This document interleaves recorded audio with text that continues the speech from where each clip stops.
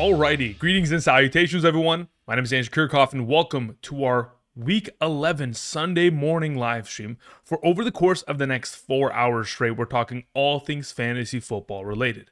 As we typically do on Sunday mornings, I'm here to answer your guys' questions. So when you guys do send in a question, whether it is via the live chat and or the super chat, make sure you include your scoring format. The more context you provide, the easier it'll be for not only myself, but other members of this community to help answer your questions so we can set our lineups and, of course, capture victories here in Week 11. Hope you guys are doing incredible on this wonderful Sunday morning prior to the Week 11 slate of games. Like we typically have on screen, we have up-to-date rankings. Again, the rankings on screen to the right are updated as of this morning. They include everybody that is not, of course, already played in this New England versus the Jets game and the two teams on bye. Of course, in about 30 minutes from now, we will have a game between the Washington Commanders and the Miami Dolphins, which is why I am here so early on this Sunday morning. This is the final game of an early slate, 6:30 a.m. PST start. But again, if you guys are looking for my rankings interpositionally, you can look at the rankings on the screen. Again, they are to the right there for a half PPR scoring format, 4-point per passing touchdown. Now, like it says here via Patreon, again, if you guys want to go ahead and get my all-encompassing rankings every Thursday and Sunday, ask me individualized questions, you can go ahead and access that down in the link down in the description. Or, of course, you can check out, of course, Betr by signing up today using code Andrew, making that first time deposit minimum of 10 and making that first time play within a real cash play. You'll be able to get those rankings sent from my email directly to yours every single Sunday morning for the remainder of the season. Thank you very much. Okay, so there's many of questions to answer. I see many of you guys in the live chat. Hope you guys are doing incredibly well. Hopefully this is going to be an entertaining game. Over the course of this entire season thus far, the Europe games have not been very much so entertaining. And now we have the Miami Dolphins taking on the Washington Commanders, which aren't the greatest teams, but luckily both of them can't play the most elite defense. So hopefully the Washington Commanders are going to absolutely let the floodgates burst open with Achane and Waddle going off. And then subsequently after, we'll see, of course, a negative script for Marcus Mariota, hopefully looking in the direction of Deebo Samuel and Zach Ertz for majority of this game. All right, let's get into answering questions, shall we? Let me go ahead and pop up some of the super chats that were sent in because I, of course, want to get to them prior to this game beginning in the event in which, of course, we have an opportunity in which your questions do include any players within this matchup. But again, if you have Achane, Waddle, you're automatically starting them, I think, regardless of the situation. As for Deebo and Ertz, I think it depends on, where they line up in comparison to other receivers. And that's why the rankings on screen are currently provided to specifically kind of, lead you in the direction as to where I would go in a half PPR scoring format. Thank you very much. Okay. Let's go ahead and let's pop up the YouTube chat above my head here, and we'll begin with Awesome KO 74089 sends in a question. Says in a half PPR, pick 3 between Waddle, Pickens, ETN, and Woody Marks. Okay, let me go ahead and pull up my rankings here from Patreon. So of these available, I think it's just a matter of, am I playing Pickens or am I playing ETN? Because I know I want to play Waddle. He's been on an incredible streak of success since the injury of Tyreek Hill. Woody Marks has been able to take over this backfield on back-to-back weeks, and now they have an opportunity of taking on the fourth best matchup at the running back position, the Tennessee Titans, in terms of running back rushing statistics allowed.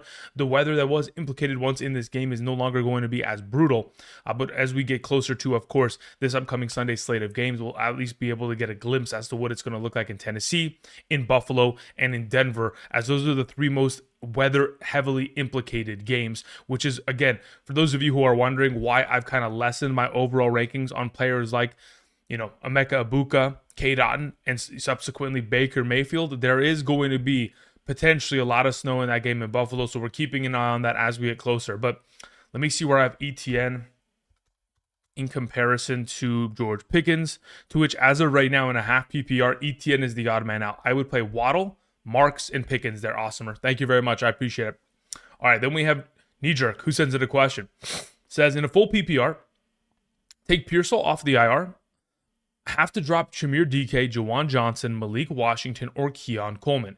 Quentin Johnson or Pearsall in the flex. I would prefer to play Quentin Johnson. I think the matchup itself is a more advantageous one, taking on the Jacksonville Jaguars, even with Will Johnson absent for the Arizona Cardinals and Pearsall playing well against them earlier this season. It was primarily in a game in which there was no George Kittle and there was no Juwan Jennings, so there was just so much opportunity for him to find success. While as of right now, even though I do find confidence in playing Pearsall with the full designation of practice on Friday and Purdy returning and the cornerback play of the Arizona Cardinals not being healthy, I do believe that Quentin Johnston is more secured play as of right now in comparison. So I'm still leaning in the direction of playing Quentin Johnston, to which you don't have to take Pearsall out of your IR spot and drop anybody. I would just play Johnston in this circumstance.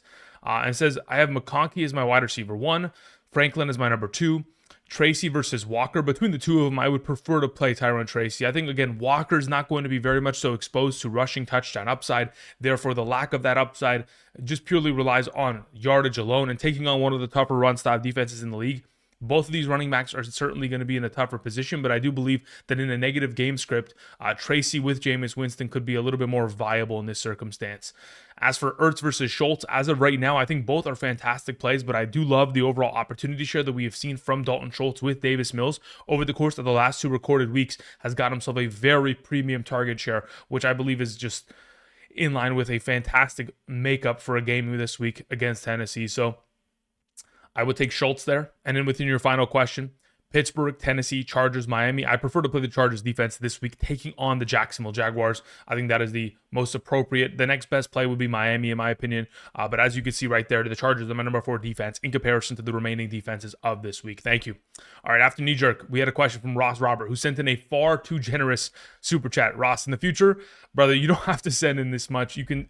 Brother, that's 2 months of Patreon, 2.5 months of Patreon. So next time in the future, I'll go about it that way, but I do greatly appreciate it. Much love. All right. This is in a half PPR, 2 wide receiver, 1 flex format, 8-team league. I'm currently in second place. I have Dart, Purdy, Christian McCaffrey, Barkley, Hall, Marks, Jones, Benson, Justin Jefferson, Waddle, AJ Brown, Roma Dunze, Jameson Williams, McBride, and Kittle. Trying to consolidate. Puka owner agreed to send him to me for Hall and Waddle, but league mates vetoed. Any tips slash targets? Okay, so here's my thought process on the matter. I don't even blame them for vetoing this, not because the trade is not fair. I think there's a lot of potential for fairness in this trade, but you've got so many better players than Hall at running back. And additionally, if your league mates were not to veto this, they would just be handing you the championship this season. Because you'd be getting Puka Nacua, who's one of the best receivers in the league, for players who, as of right now, like Hall should never touch your starting lineup. So in this circumstance, I feel like considering the position you're in, I would also tack Kittle on top of it, throw Kittle, Hall, and Waddle at it, and just go get Puka. Just make it to where it's an undeniable trade, because you're never going to play Kittle over McBride, especially with the way that McBride's playing with Jacoby Brissett as late. It's only going to continue to just be on that favor, to where at that point, I think it's a little bit more of a fair trade. I don't want to send away Woody Marks because I really do like his fantasy playoff schedule comparatively to Hall. So keeping Christian McCaffrey, Barkley, and Marks is very much so vital. So Hall, Waddle, and then, Kittle in this case, yes. Are you overpaying for the commodity? Absolutely. But in the case of an 8-team league where you're in second place and you look like you're probably going to win the chip here, if you get Puka Nacua, I feel like, making a move to where you're overpaying for that singular piece and consolidating in that manner makes it so where your league mates cannot deny this trade. And if they do so, then it's purely just them, not wanting you to win. And at that point, is that a little bit of bad manners? Yes, but at the same time, I would do the same thing if I was in your league. But then again, actually, as a commissioner, I don't veto any trades. But I would be like, you know what? As much as I don't like this, maybe we should try to...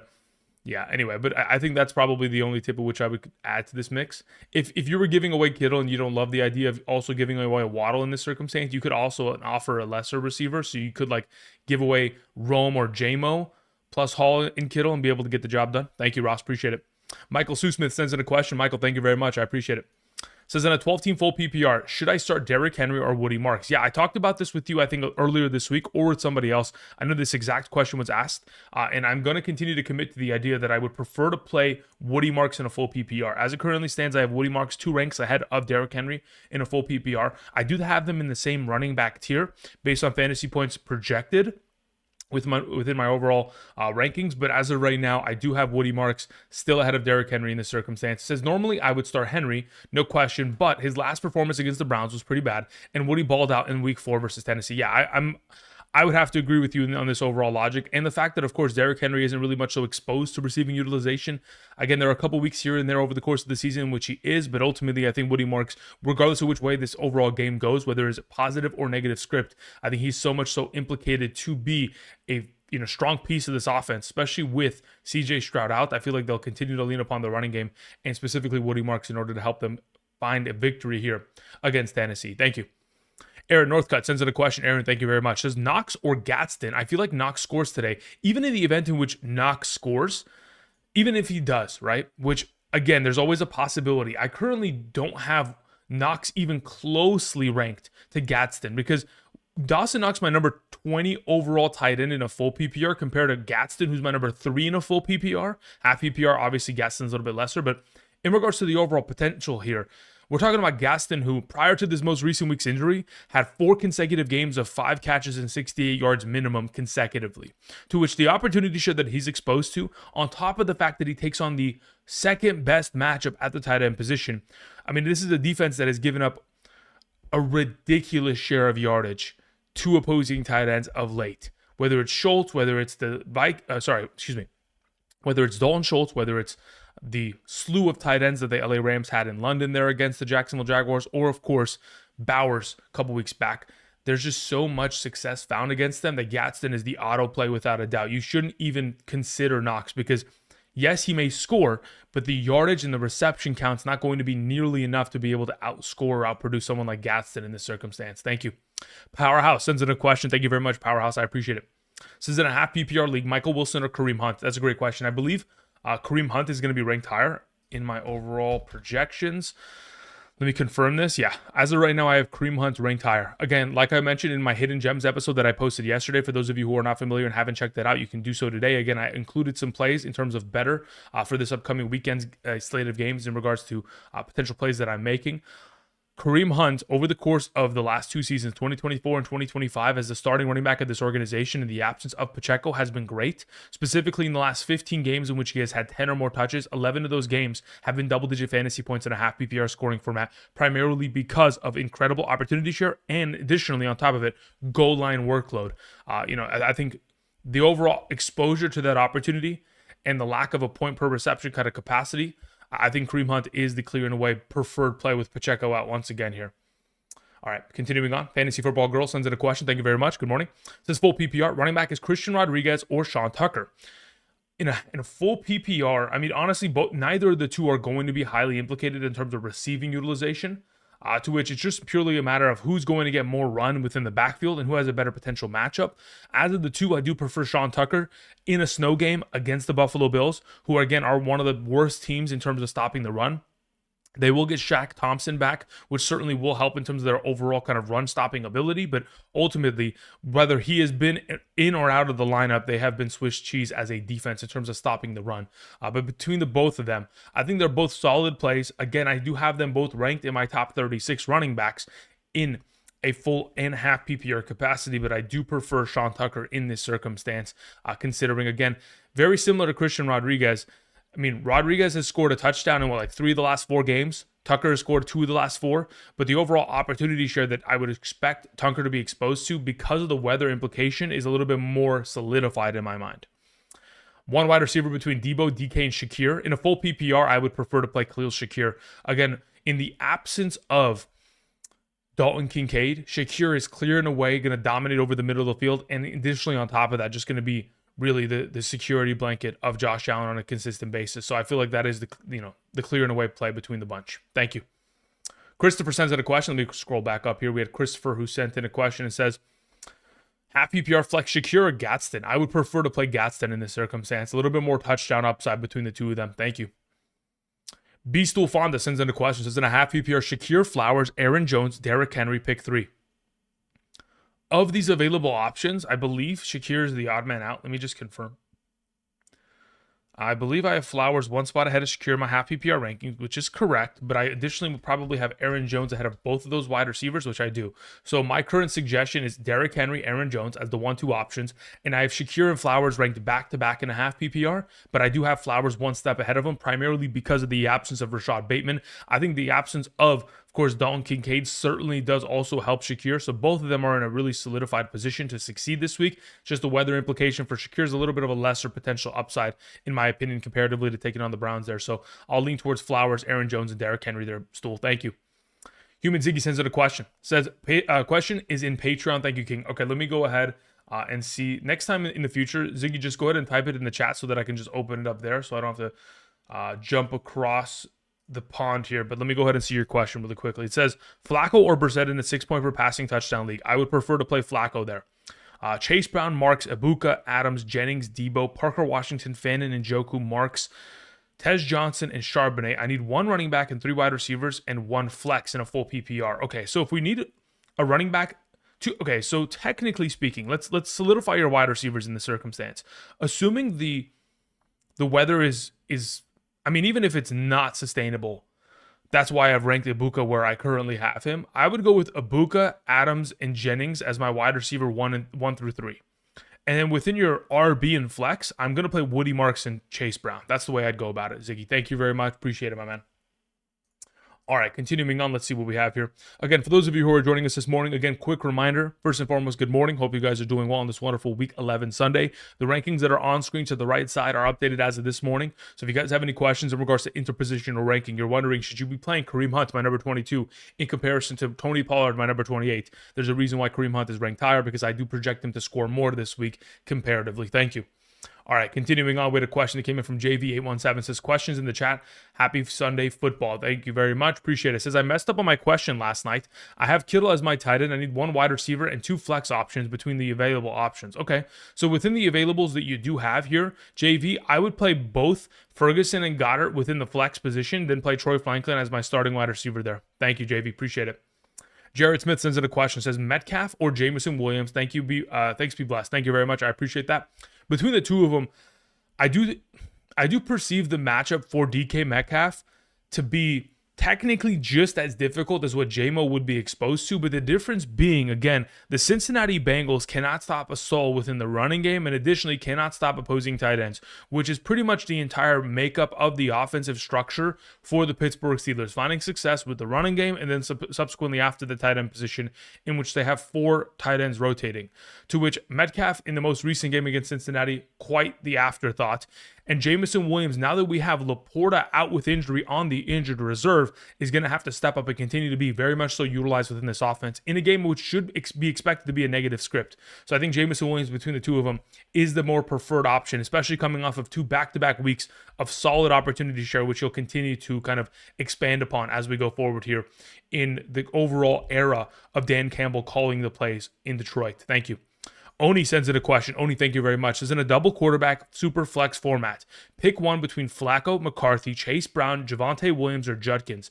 Genuinely, I would play Joe Flacco. In a super flex format, I think the quarterback position, even though Javonte Williams technically is my number 1 ranked player of all these options, Flacco is just a little bit too difficult to bench in this circumstance. I mean, if we're talking about a 4-point per passing touchdown format, the production at which he has been performing at as of late, I mean, it's too advantageous. Specifically in the last 3 games, 25.98, 24.32, and then subsequently after 30.7. Like, I don't expect to see any of these alternative options between Chase, Judkins, or Williams be able to produce that level of, volume, to which if I'm picking one out of these available 5, I'm playing Joe Flacco very comfortably against Pittsburgh today. Also, do you think Michael Wilson will have more upside than Sutton and Worthy? I do believe that is, in fact, going to be the case. Upside is a little bit of an interesting question in terms of how you phrase that, because I do currently have Michael Wilson ranked higher than Courtland Sutton as of right now. As you can see right there, Michael Wilson's my number 28, Courtland Sutton's my number 30 going into this week. I do think that the overall floor of production for Michael Wilson is very safe because of the opportunity share. I think his floor is relatively solid. In terms of touchdown potential, again, I do think that there's a potential advantageous matchup ahead, especially considering the 49ers, first and foremost, have allowed the 3rd most receiving stats to opposing wide receivers since week 5. They're allowing over 33 fantasy points per game. And additionally, Lenore is out. So I feel like Michael Wilson is the better play between the 3 options you've gone ahead and placed here. Thank you, Oni. Andrew Meyer sends in a question. Thank you very much, Andrew. Says, in a full PPR, Theo Johnson, Kate Otten, Dalton Schultz, Ravens or Chargers? Okay, first and foremost, I would like to play the Ravens defense. They've been on fire as of late, and they've been taking on lesser quarterbacks, which they should continue to expose. Taking on Dylan Gabriel should be a cakewalk in this circumstance. I'm firing up the Ravens, who last time out against this Browns defense, they won 41-17 in the game in which Joe Flacco was starting there. So I think the Ravens are in a little bit more of an advantageous position taking on Dylan Gabriel. Throw him into a blender of sorts. Now, in the case of Cade Otton, Dalton Schultz, and Theo Johnson, between the bunch, I do prefer Theo Johnson. Like I mentioned earlier this week, and I'll continue to expound upon, Jameis Winston really is going to help not only Theo Johnson, but Wan'Dale Robinson be highly relevant this week. I think there's going to be a lot of overall opportunity in the idea which Theo Johnson should pretty much service or function as the David Njoku of this offense, based purely on how Jameis Winston utilized David Njoku last season. I talked about it yesterday during our live stream. Throughout the weeks, I think it was 8 through 14 of last season, if we excluded the snow globe game, which was one of the craziest snow games of all time, David Njoku was averaging 13 targets per game with Jameis last season. So with Darius Slayton out, Theo Johnson should not only be exposed to more opportunity in terms of target share with a negative script, but also be a very primary option here to find success. So Theo Johnson, Ravens, thank you. Cool Running sends in a question. Thank you very much. Says Michael Wilson or Sean Tucker full PPR? It's not really close in my mind. I would prefer to play Michael Wilson there for all the reasons I mentioned yesterday in the Hidden Gems video. Should be, I would expect potentially 10 targets today. And anytime we can get that level of opportunity in a full PPR scoring format, I feel like the overall baseline of catching the ball 5 times for 50 yards, he's been able to catch the ball 4 times for 40 yards with Marvin Harrison active. Imagine without him active in a very advantageous position. Michael Wilson is clearing away the play there. Thank you. Andrew Meyer sends in a question. Says in a full PPR, 2 wide receivers, 1 flex between Kyron, T. Higgins, Nico Collins, Emeka Egbuka, and Devontae Smith. Okay. In a full PPR, let me see where I currently have Kyron Williams ranked comparatively to the field, because I think that is a very relevant position to be in here. Kyron is, he's actually a lot lower than you would probably expect, primarily because I don't really find, he could find himself a lot of receiving utilization. We've seen it before earlier this season against that game against the 49ers, in which he had 10 targets, 8 catches. But ultimately, the overall exposure to his opportunities, I think, is going to be a little bit less in a full PPR comparatively to the 3 wide receivers you've gone ahead and mentioned here. As of right now, in a full PPR scoring format, I genuinely feel more comfortable playing Nico, T. Higgins, and Devontae Smith. Yes, I leave Emeka Egbuka to the bench. That's primarily because of the weather. Now, if in fact we get closer to the game in about 2.5 hours from now, prior to the game beginning between the Buffalo Bills and Tampa Bay Buccaneers, if we can get a clear indication of that being a less impactful snow game, then sure, I would be willing to play Emeka Egbuka ahead of T. Higgins, to which I would go Nico, Emeka, and Devontae Smith. But I'm going to look to try to play 3 of the wide receivers, or maybe all the wide receivers, over Kyron in the circumstance. But for now, assuming the weather is a bit of a tough tread for the Tampa Bay Buccaneers offense, T. Higgins, Nico Collins, Devontae Smith, Andrew Myers. Thank you. Spencer James sends in a question. Thank you, Spencer. Says in a pick 2 in a PPR, Bam Knight, Chris Rodriguez, Sean Tucker, should I start Quentin Johnston or Parker Washington with no BTJ? Yeah, the expectation is that Brian Thomas Jr. should not be playing today. Even in the event in which he is not, I still think it's a very difficult matchup taking on the Los Angeles Chargers secondary, who has shut down opposing slot receiving options over the course of the last 2 weeks, whether it was Shamir DK and or specifically Calvin Austin in this most recent week, very much so shutting them down. But in comparison to Parker Washington, who has served as the number 1 receiving option, Parker's still relevant because, of course, the exposure to opportunity he'll see in a negative script. But Quentin Johnston is the preferred of the 2.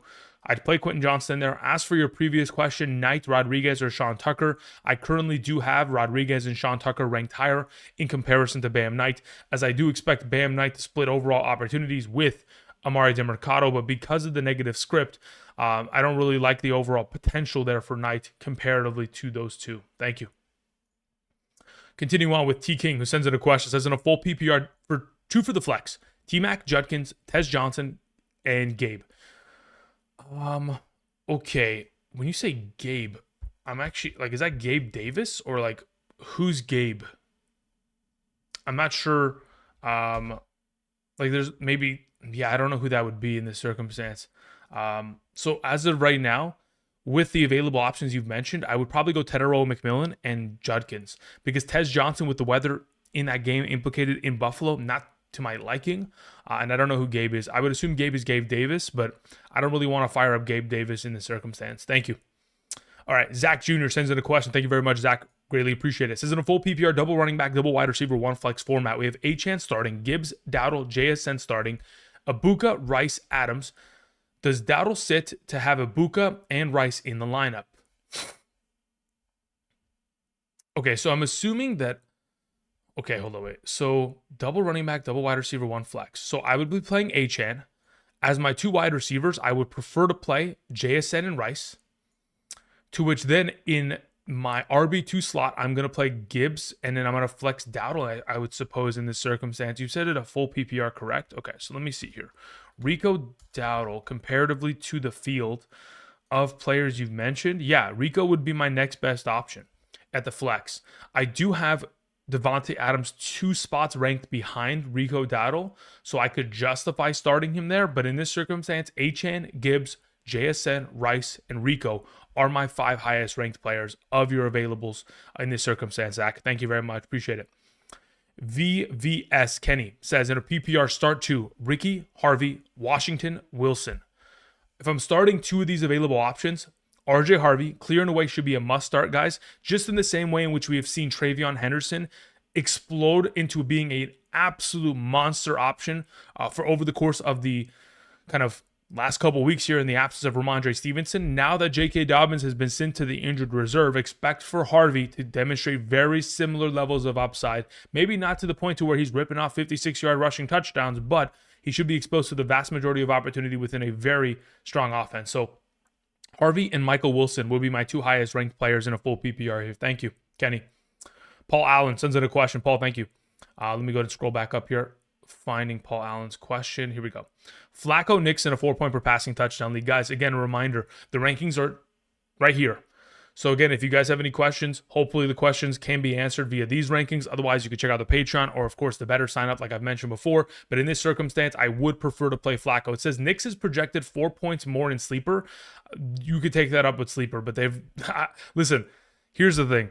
How many times this season have you been projected an X amount of points and your team has absolutely floundered that opportunity? Or how many points have you been projected less and then your team scores more than, right? Projections shouldn't always be kind of followed blindly within these overall apps as they're just like consolidated stats. I wouldn't say that the projections of Sleeper are the most accurate, so I wouldn't use them as my rule of thumb. You could definitely use that in your own regard, but in my situation, I'd much prefer to play Flacco against that Pittsburgh defense, considering how well he has played within this offense and, of course, the inability of that secondary to be able to cover. Thank you. All right, Angelo Clark says, hi, Andrew. Follow-up question from Patreon. Who should I drop for Geno Smith? Perfect. Let me go ahead and let me pull that up. I just saw your question earlier this morning because obviously yesterday I was very much so consumed by finishing the rankings, but I do appreciate you sending over that question, Angelo. Let me go ahead and see if I can follow up.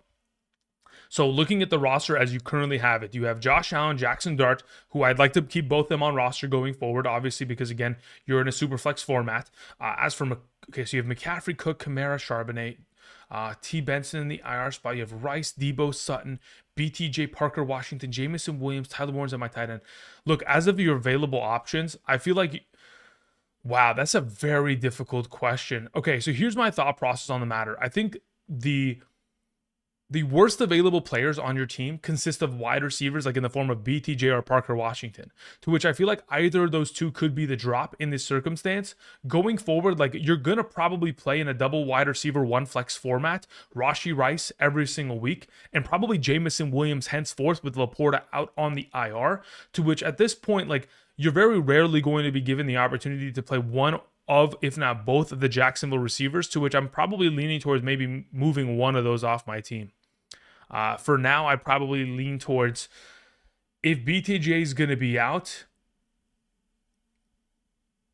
I'd probably still try to keep him, but I would. So basically, my answer is I'm getting rid of Parker Washington here because I don't see a reality in which I consistently would play him rest of season comparatively to the field that you have. Or you can go with the alternative route in which you drop Trey Benson, move BTJ to the other IR spot.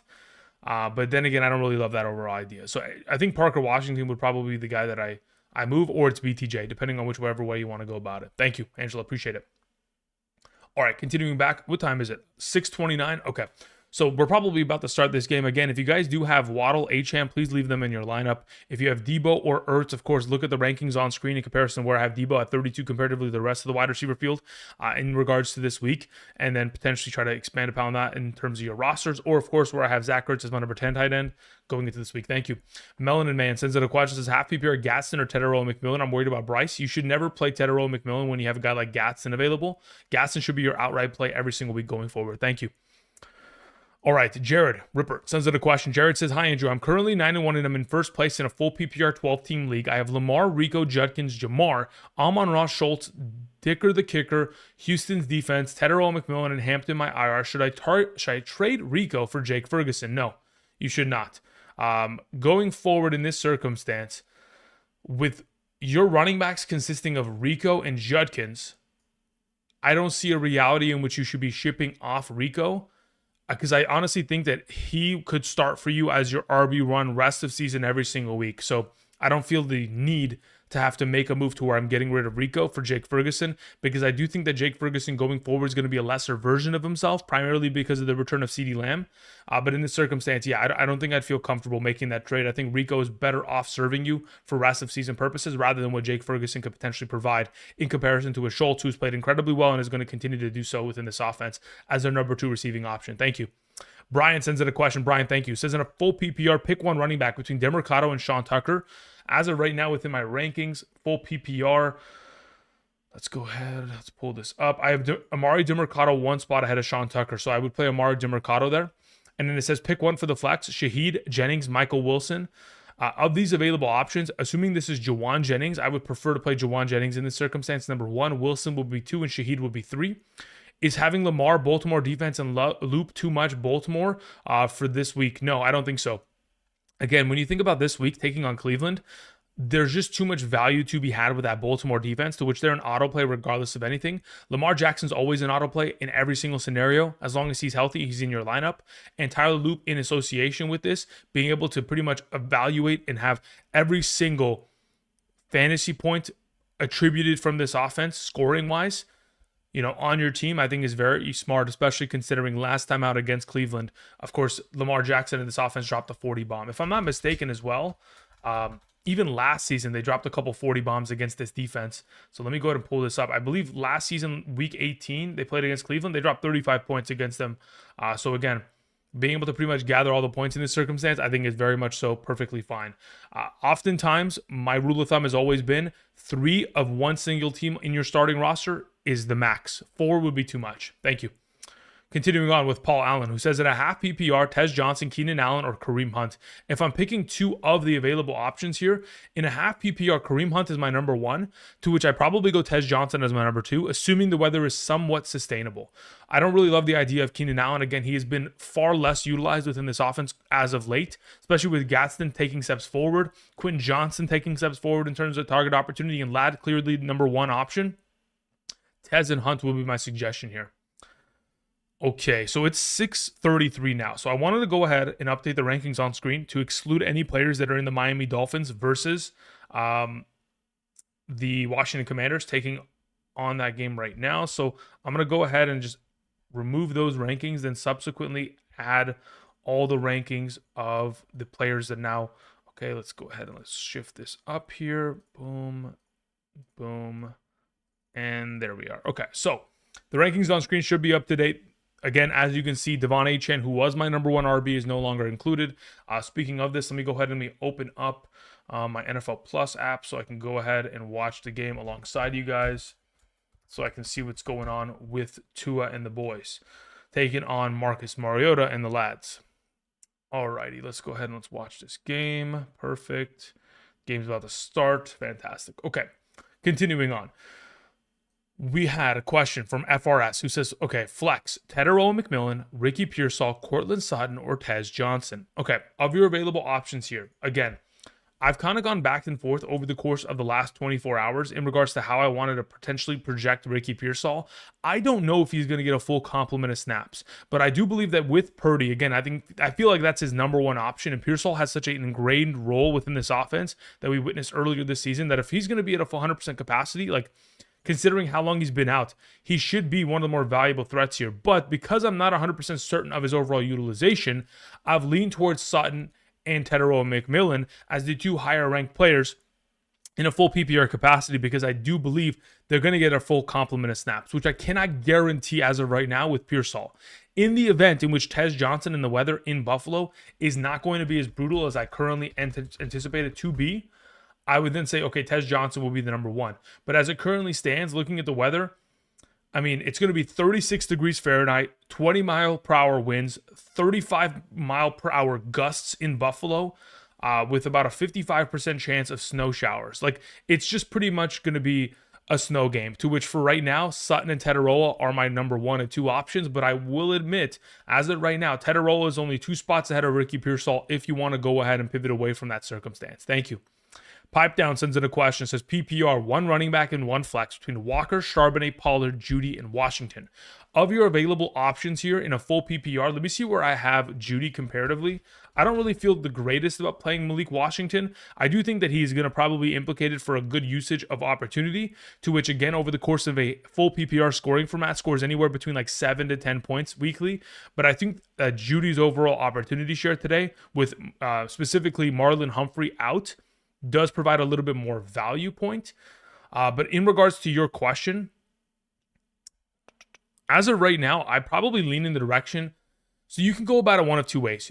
Because you have both Walker and Charbonnet, you can play both and make sure you get all the value of that backfield locked down. Or you go about playing Charbonnet and Judy, because Charbonnet is more inclined to score touchdowns and Judy is a little bit more of a valuable option in a full PPR capacity. But considering you have the opportunity of playing both Walker and Charbonnet, I'd probably suggest that first and foremost.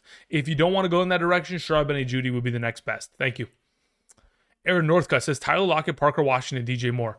Parker Washington number 1, DJ Moore number 2, Tyler Lockett number 3. That's the order. Thank you. Vomsi sends in a question. Thank you very much. Says in a full PPR, Henry, Chase Brown, Vidal, Woody, Tet, Wan'Dale Robinson, Pickens, Dobbs, Andrews, Fannin, Ertz. Pick 2 top running backs, 2 top wide receivers, and a flex and a tight end. Okay, between your available tight ends, hopefully you're rolling with Ertz. As I actually know, it's not even. It's a full PPR, correct? Let me just see where I have Ertz. Yes, I have Zach Ertz ahead of Mark Andrews in a full PPR. I would go in that direction.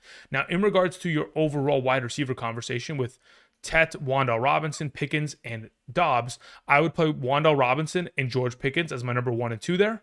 And then within your running back conversation, you have Chase Brown and Woody Marks as my number 1 and 2. And then I would play Derrick Henry within my flex. So top to bottom, again, 2 starting running backs, Chase Brown, Woody Marks. 2 top wide receivers, Wan'Dale Robinson, George Pickens. Top tight end, Zach Ertz, and the flex is Derrick Henry. Thank you very much, Vomsi. Carlos Z says, Andrew, good morning. Is Bill or Debo going off in Spain? I don't think so.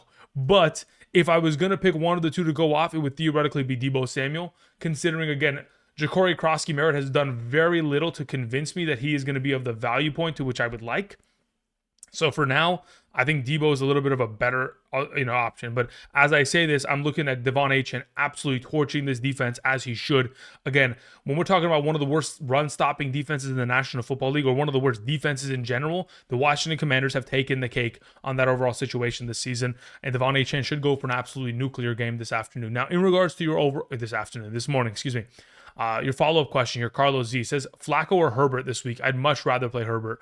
Taking on the number 1 matchup at the quarterback position. Again, the Jacksonville Jaguars since week 5, in their last 5 games, have allowed over 20 fantasy points per game to opposing quarterbacks in a 4-point per passing touchdown league in just passing statistics isolated. Doesn't even include the potential rushing upside that Herbert provides, which he certainly does. Thank you. T-Man Yo sends in a question, says, personally, would you go Ertz over Schultz in a must-win? Obviously, I wasn't able to get to this question prior to, of course, the beginning of today's live stream, beginning of this game. Regardless of scoring format, I would have probably told you to play Schultz. But again, like, I'm looking at my full PPR rankings. I have Schultz as my number 9 and Zach Ertz as my number 10. I go to my half PPR rankings, 9 and 10. I mean, they're really just going to be back-to-back, to which it's just purely a matter of like who has that upside performance kind of play to which they make a better run or force a missed tackle or find themselves with the red zone target, which again is the variables in fantasy football, which is very much a difficulty to account for, to which I would have suggested Schultz, but I'm very happy playing Ertz considering Miami has been torched by opposing tight ends on a very consistent basis of late. Thank you. Patrick sends in a question. Thank you very much, Patrick. I appreciate it. Before I look at Patrick's question here, let me see what Tua Tagovailoa and the boys are doing here. Under center, motioning the fullback, Alec Ingold. Play action. Let's rip it. And we have Greg Dulcich with a nice little reception, some yardage there. Okay, continuing on.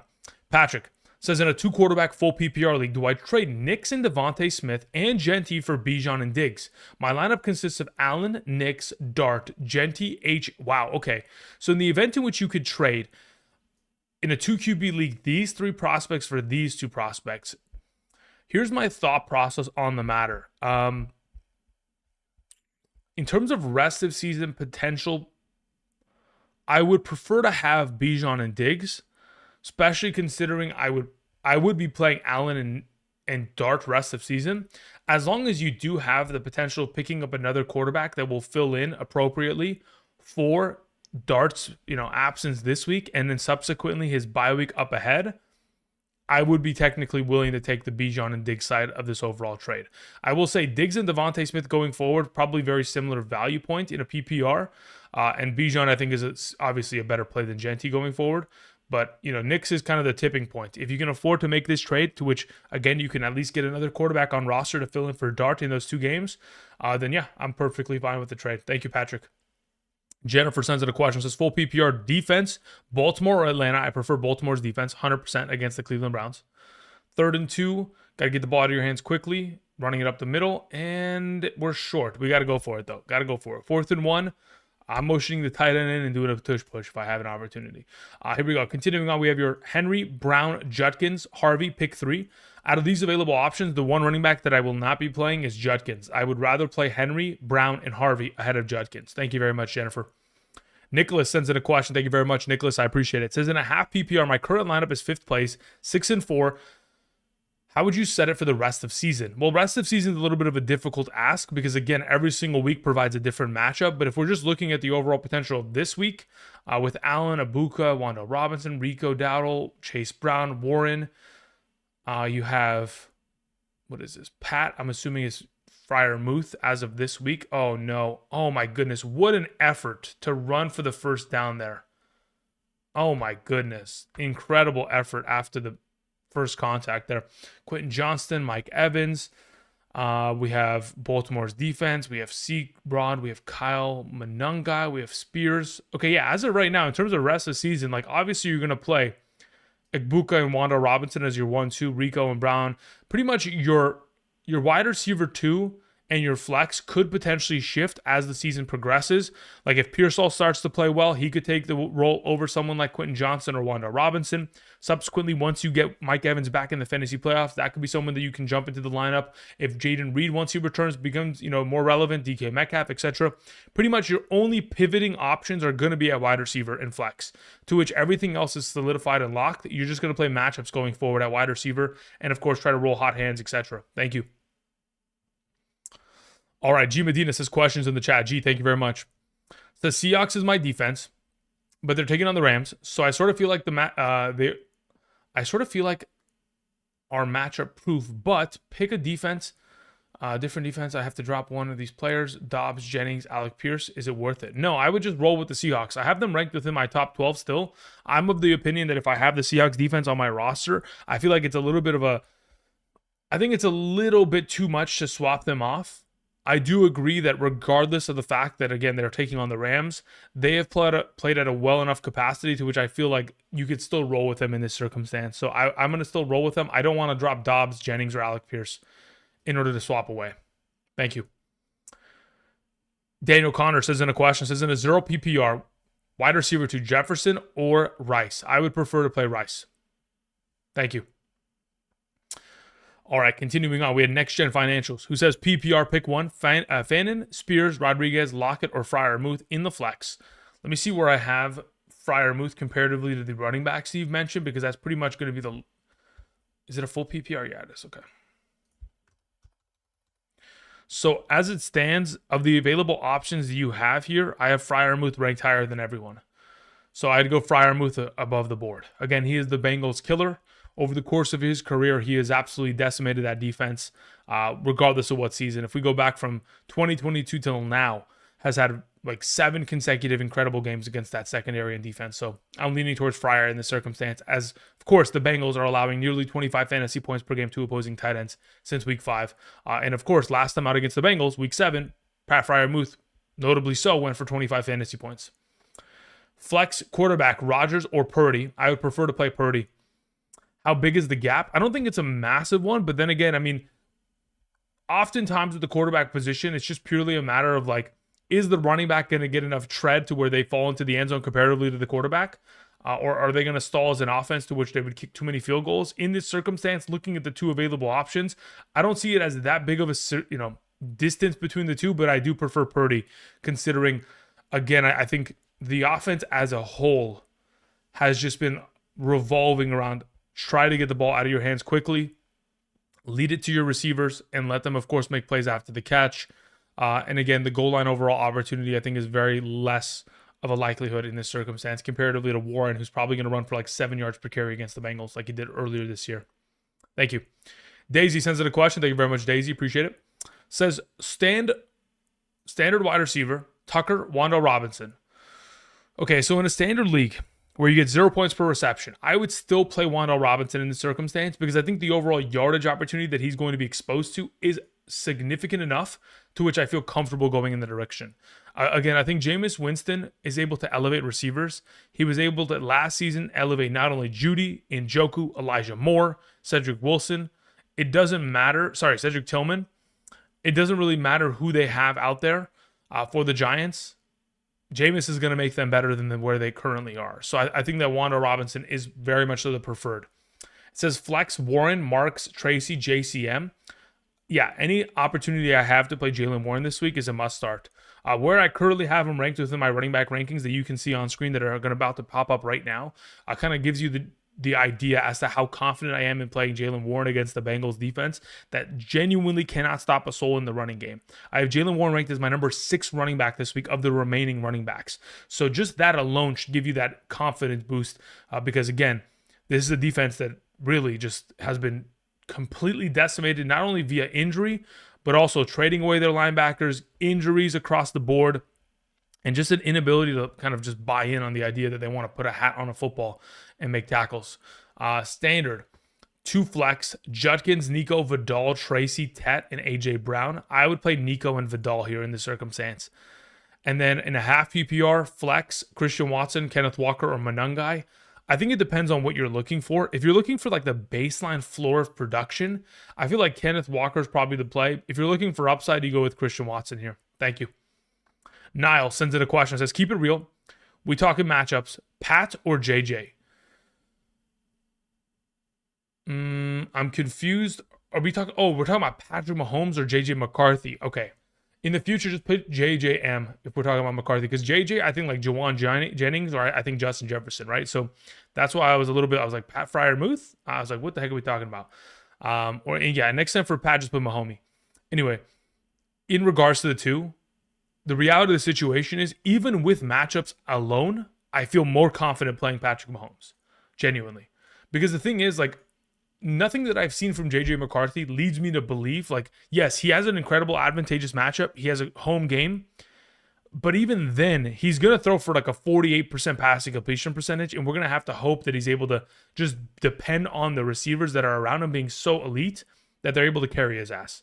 In comparison to Patrick Mahomes in this script against Denver, I feel like it provides a little bit more rushing upside in comparison to previous weeks, to which not only is he going to be able to get it done through the air with no Patrick Surtain there on the opposite side, so there's not a single side of this defense that's locked down, and then also on top of the rushing upside that he's providing, he's been balling out lately. I think Mahomes has just been the better option and continues to be as such, so that's where I would go. In no circumstance, if I had Mahomes and JJ on my roster, would I be benching Mahomes.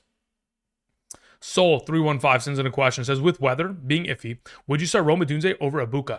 Yeah, I currently, if I'm not mistaken, in a full PPR have it as such. Let me just confirm this.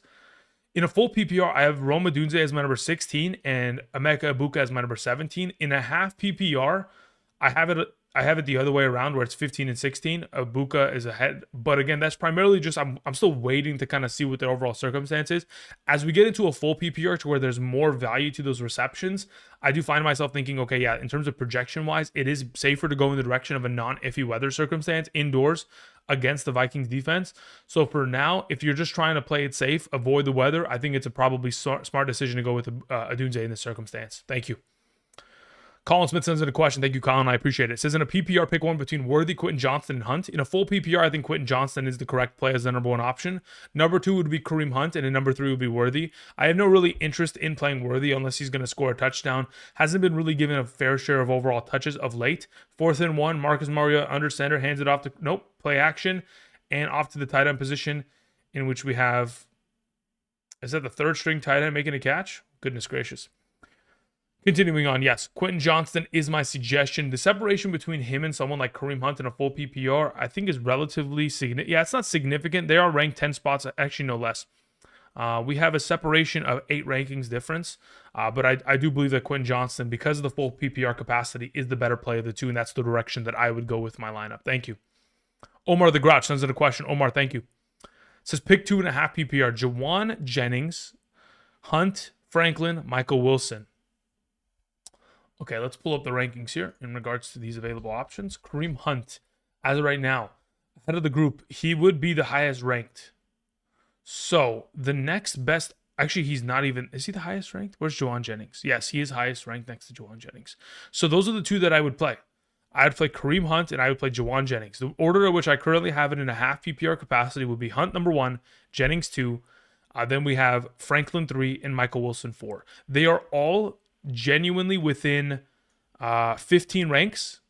So there's a 15 rank block to which they're number 1 to 15.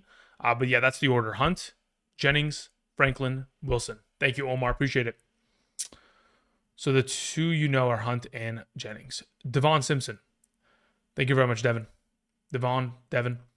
Sit 1, PPR, Jacobs, T. Higgins, McBride. I cannot sit McBride. I cannot sit Jacobs. I have to sit T. Higgins. The reality of the situation is the overall opportunity share in which McBride has been exposed to since the addition of Jacoby Brissett to this lineup is far too valuable. And the consistency of play from Jacobs on top of the potential matchup here ahead against the Giants pretty much guarantees that he's going to score 17 plus, maybe 20 plus points. I mean, just looking at the overall production of Jacobs in a full PPR capacity this season, especially, again, the games in which he scores touchdowns, because, again, he does so on a very consistent basis. In a full PPR, 19, 20, 13, 18, 32, 31. Again, the one game in which he scored 13.5 points was a game in which he was hobbled with a calf injury that week. Outside of that, the guy's been 18 plus fantasy points of late. I feel like that's just a safer play of the bunch, alongside of McBride, who has been, nuclear of late. Thank you. It's Magic sends in a question. Says, how bad is the weather in the Buffalo Bills game? I think in about a couple hours, we'll be able to fully determine it. Obviously, I'm going to keep, you guys updated based on what the overall reports look like, based on, boots on the ground in terms of the Bills' weather. But I'm going to assume that the weather is going to be, right now, relatively solid. Looking at, so 5 minutes ago, Rick Stroud on Twitter posted an image of the field. There is no snow. There is no weather. I genuinely, hold up. How do I share this? Let me do it this way. I don't know if this is probably the best way to demonstrate it, but let me try to display capture this. Do you guys see this? This is a photo taken 5 minutes ago by Rick Stroud on Twitter. Okay, this is the weather in Buffalo right now. So in this capacity, we're playing Ibuka, we're playing Tez Johnson, right? We're gonna have to wait about 2 hours from now, 3 hours from now. Yeah, actually more like 3 hours from now before we can determine, are we going to fire these players up effectively, right? So I'd give it some time. That's pretty much where we're going to go for now. Again, we got to keep an eye on it. If it gets out of control, we'll pivot away. If it's okay, then we'll play him. It says, I have Ibuka. Should I move Smith from my flex to wide receiver and bench Ibuka and then start Harvey? I think that is a great alternative option in the event in which, again, you are in need of the potential pivoting option there. Again, I think we're going to wait and see in 3 hours what it looks like. We're going to have boots on the ground there, which, of course, there are many of reporters there. And I'm sure there's people in the chat right now. Somebody's got to live near the stadium, to which, at this point, we have an opportunity of getting an idea as to how bad the weather is once we get to prior to the game starting. But again, in the event in which it is a tougher situation, I think that is a great potential pivoting option for yourself. Coin flip says AJ Brown, Devontae Smith, Harvey. Thanks. Between the three, I'm playing Harvey. Clear and away, not even close. Harvey's the best play. Thank you. Mike Alvarez says, hey, Andrew, questions in the chat. Thank you, Mike. Appreciate it. Mike says, Judkins, Rashad White, or Harvey? I'd prefer to play Harvey out of the group. Says standard league. Yeah, even in a standard format, I'm still very much so comfortable playing Harvey. Says I'm also thinking of sending Harvey for Bucky Irving in a trade. I'm 7-3. I'm in first place, and Bucky's schedule is better. I would agree to do that.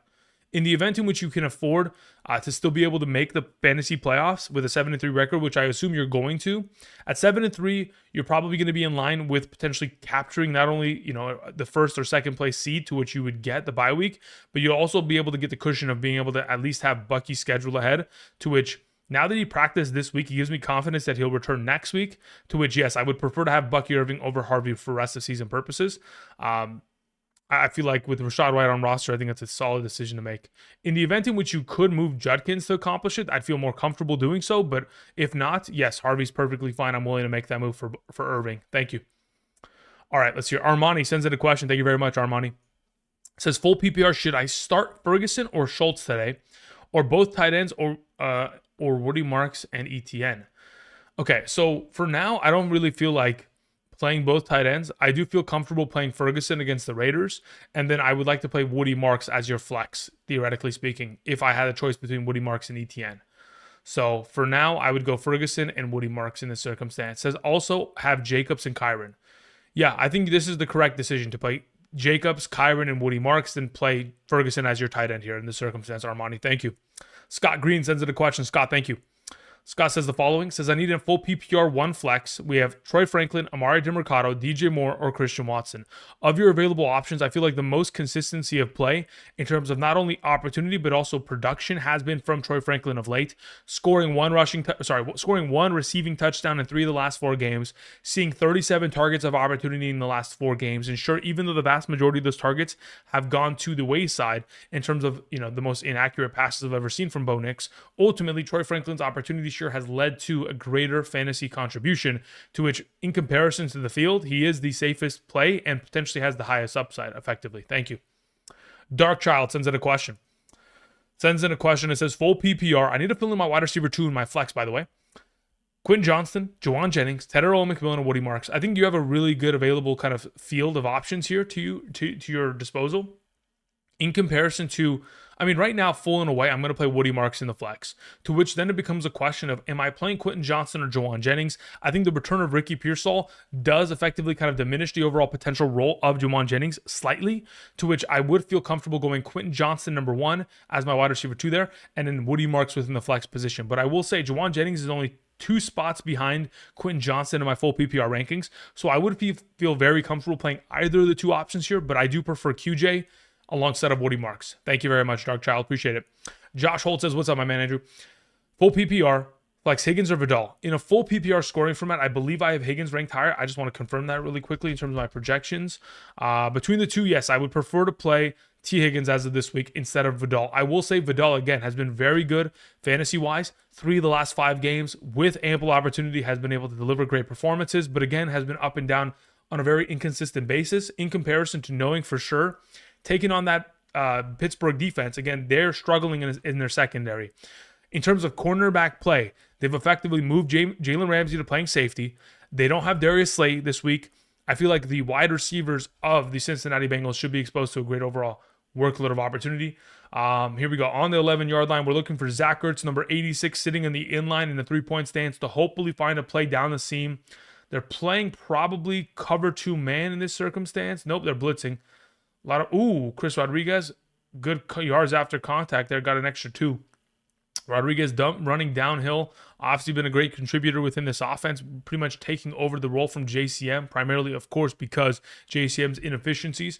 All right, continuing on with your question, I would play Higgins there in a full PPR, assuming that's T. Higgins, of course, not Jaden. Also, pick 2, my other league, Marks, Jennings, JMO. I would play Woody Marks, and I would play Jamison Williams. Thank you very much, Josh. I appreciate it. Nathan Salazar sends in a question. Nathan, hope you're doing well, my man. All right. Before I get to Nathan's question, I want to see what happens in this game. Mariota in the gun, 3rd and 1. Please look for Zach Ertz here. Maybe, well, actually, we're running the football here. We got a double tight end set. Mariota with carry. Mariota stuffed in the backfield, -2 yards. Now we're 4th and 3. Should have thrown the football. I don't really love the overall play call there by Kingsbury, but out of the formation itself, I feel like if you were going to run that play, I feel like maybe motioning someone to the play side would have been a little bit more advantageous so that at least you have a lead block. But I guess it's really just up to Mariota to make somebody miss or run through somebody. Here we go. 4th and 2. Looking for Zach Ertz in the red zone. Playing top side, 2-point stance. Need one-on-one here. And we have a false start on the offense. What are we doing, guys? I mean, are we joking? Okay, sorry about that. All right, continuing on. Okay, this is from Nathan Salazar. It says, would you trade Diggs for Daniel Jones? I'm 8-2 currently. My quarterbacks are Nix and Dart. My wide receivers are Rice, London, Lamb. Trying to making my team in championship form. A little bit of broken English, but I understand what you meant. You confident in playing London today, being questionable all week? Yeah, he's only dealing with an illness. I know that, again, that is something of a concern, but this is a Jordan flu game for London. He's coming off of, 5 of the last 6 games with 100-plus yards? Expect for London to do what he does, and that's ball out. In regards to the overall circumstance here, am I trading Diggs for Daniel Jones? I mean, you're never going to play Diggs over Rice, London, or Lamb, effectively, right? And considering Rice, London, and Lamb are all past their bye weeks here, I don't mind the idea, which I'm moving Diggs in order to try to accomplish a deal here, but I feel like Jackson Dart, if he continues to run the ball at the effectiveness at which he has lately, he would be preferred over Daniel Jones. Otherwise, yes, I prefer to have Daniel Jones over Bo Nix rest of season. To which, if you feel more comfortable having Daniel Jones and Dart as your 1-2 combo there, then yeah, let's make that trade. Let's bring in Daniel Jones because he has a ridiculously advantageous schedule for the fantasy playoffs, like I mentioned before. Top 4 at the position there with those matchups ahead. Thank you. Prankster's Nightmare sends in a question. Thank you very much, Pranksters. Says, no Xavier Worthy in the top 36. Is he not worthy? No, he's not worthy. Look at his fantasy production of late and tell me that he's worthy of the overall opportunity to start in our leagues. In the last couple weeks in a full PPR, 10, 7, 10, and 6. Again, there's very, very few opportunities in which he can make huge plays over the course of a given week, to which I feel like the team itself has designated him to being the number 4 kind of option within this own offense.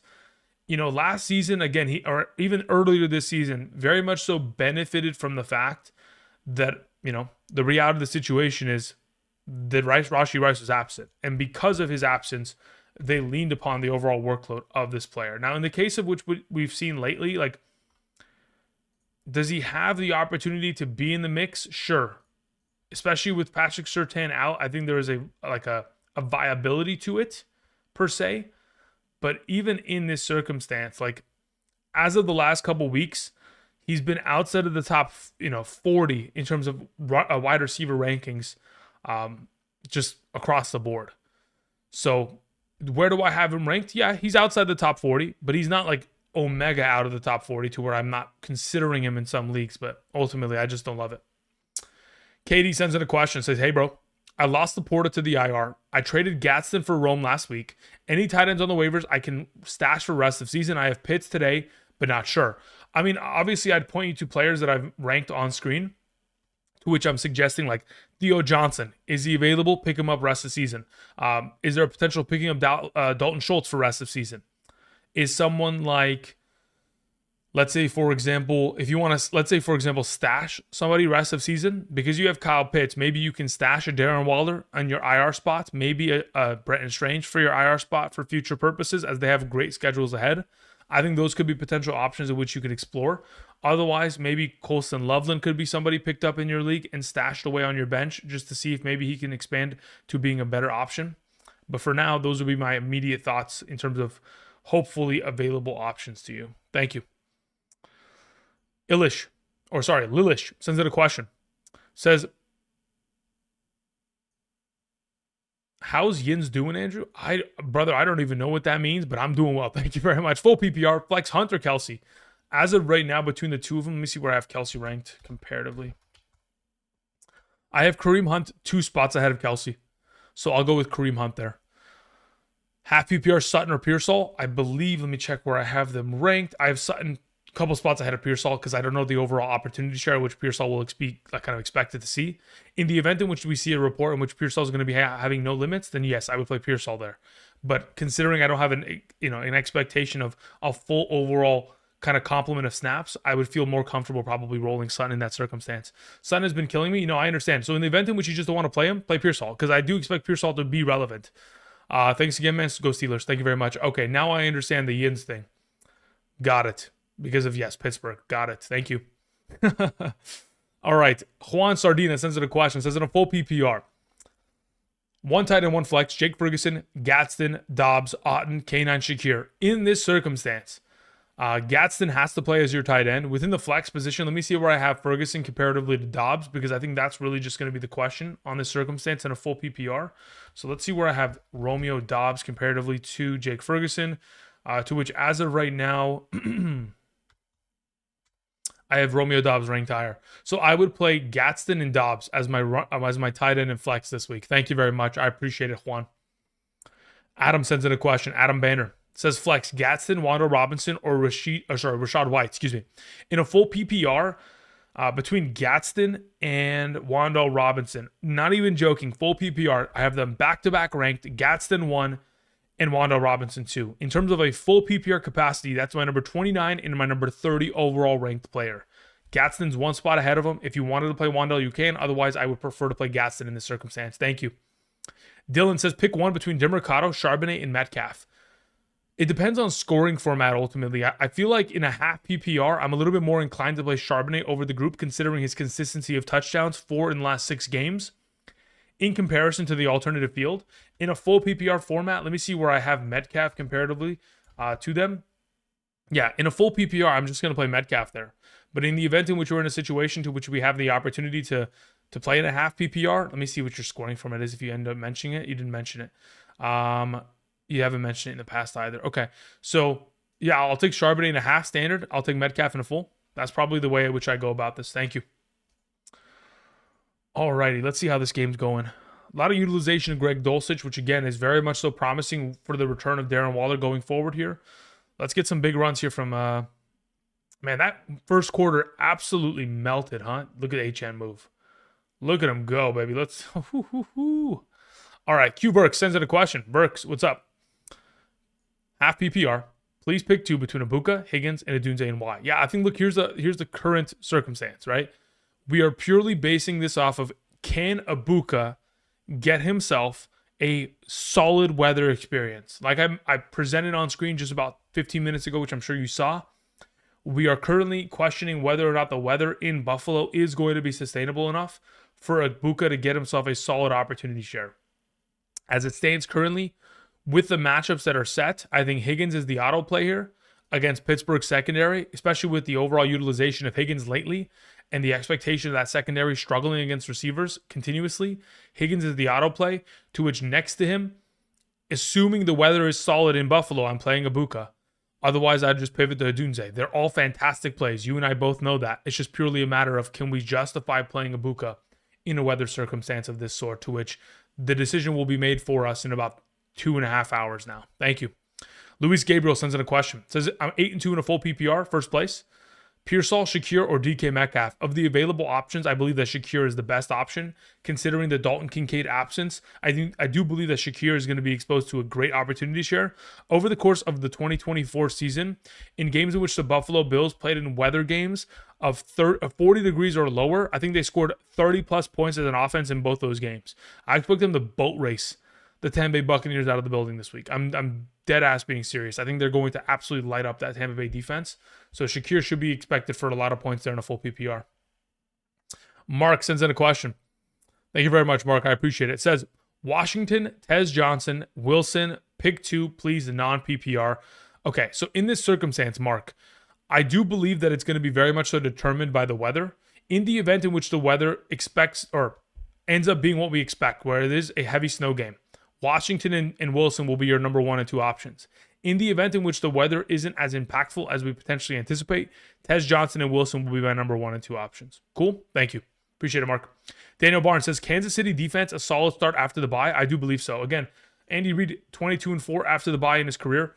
I think there's a lot of potential for upside here for this offense and defense to get it right against their division rival. Again, typically division rival games have typically been closer in terms of scoring over the course of the NFL's history.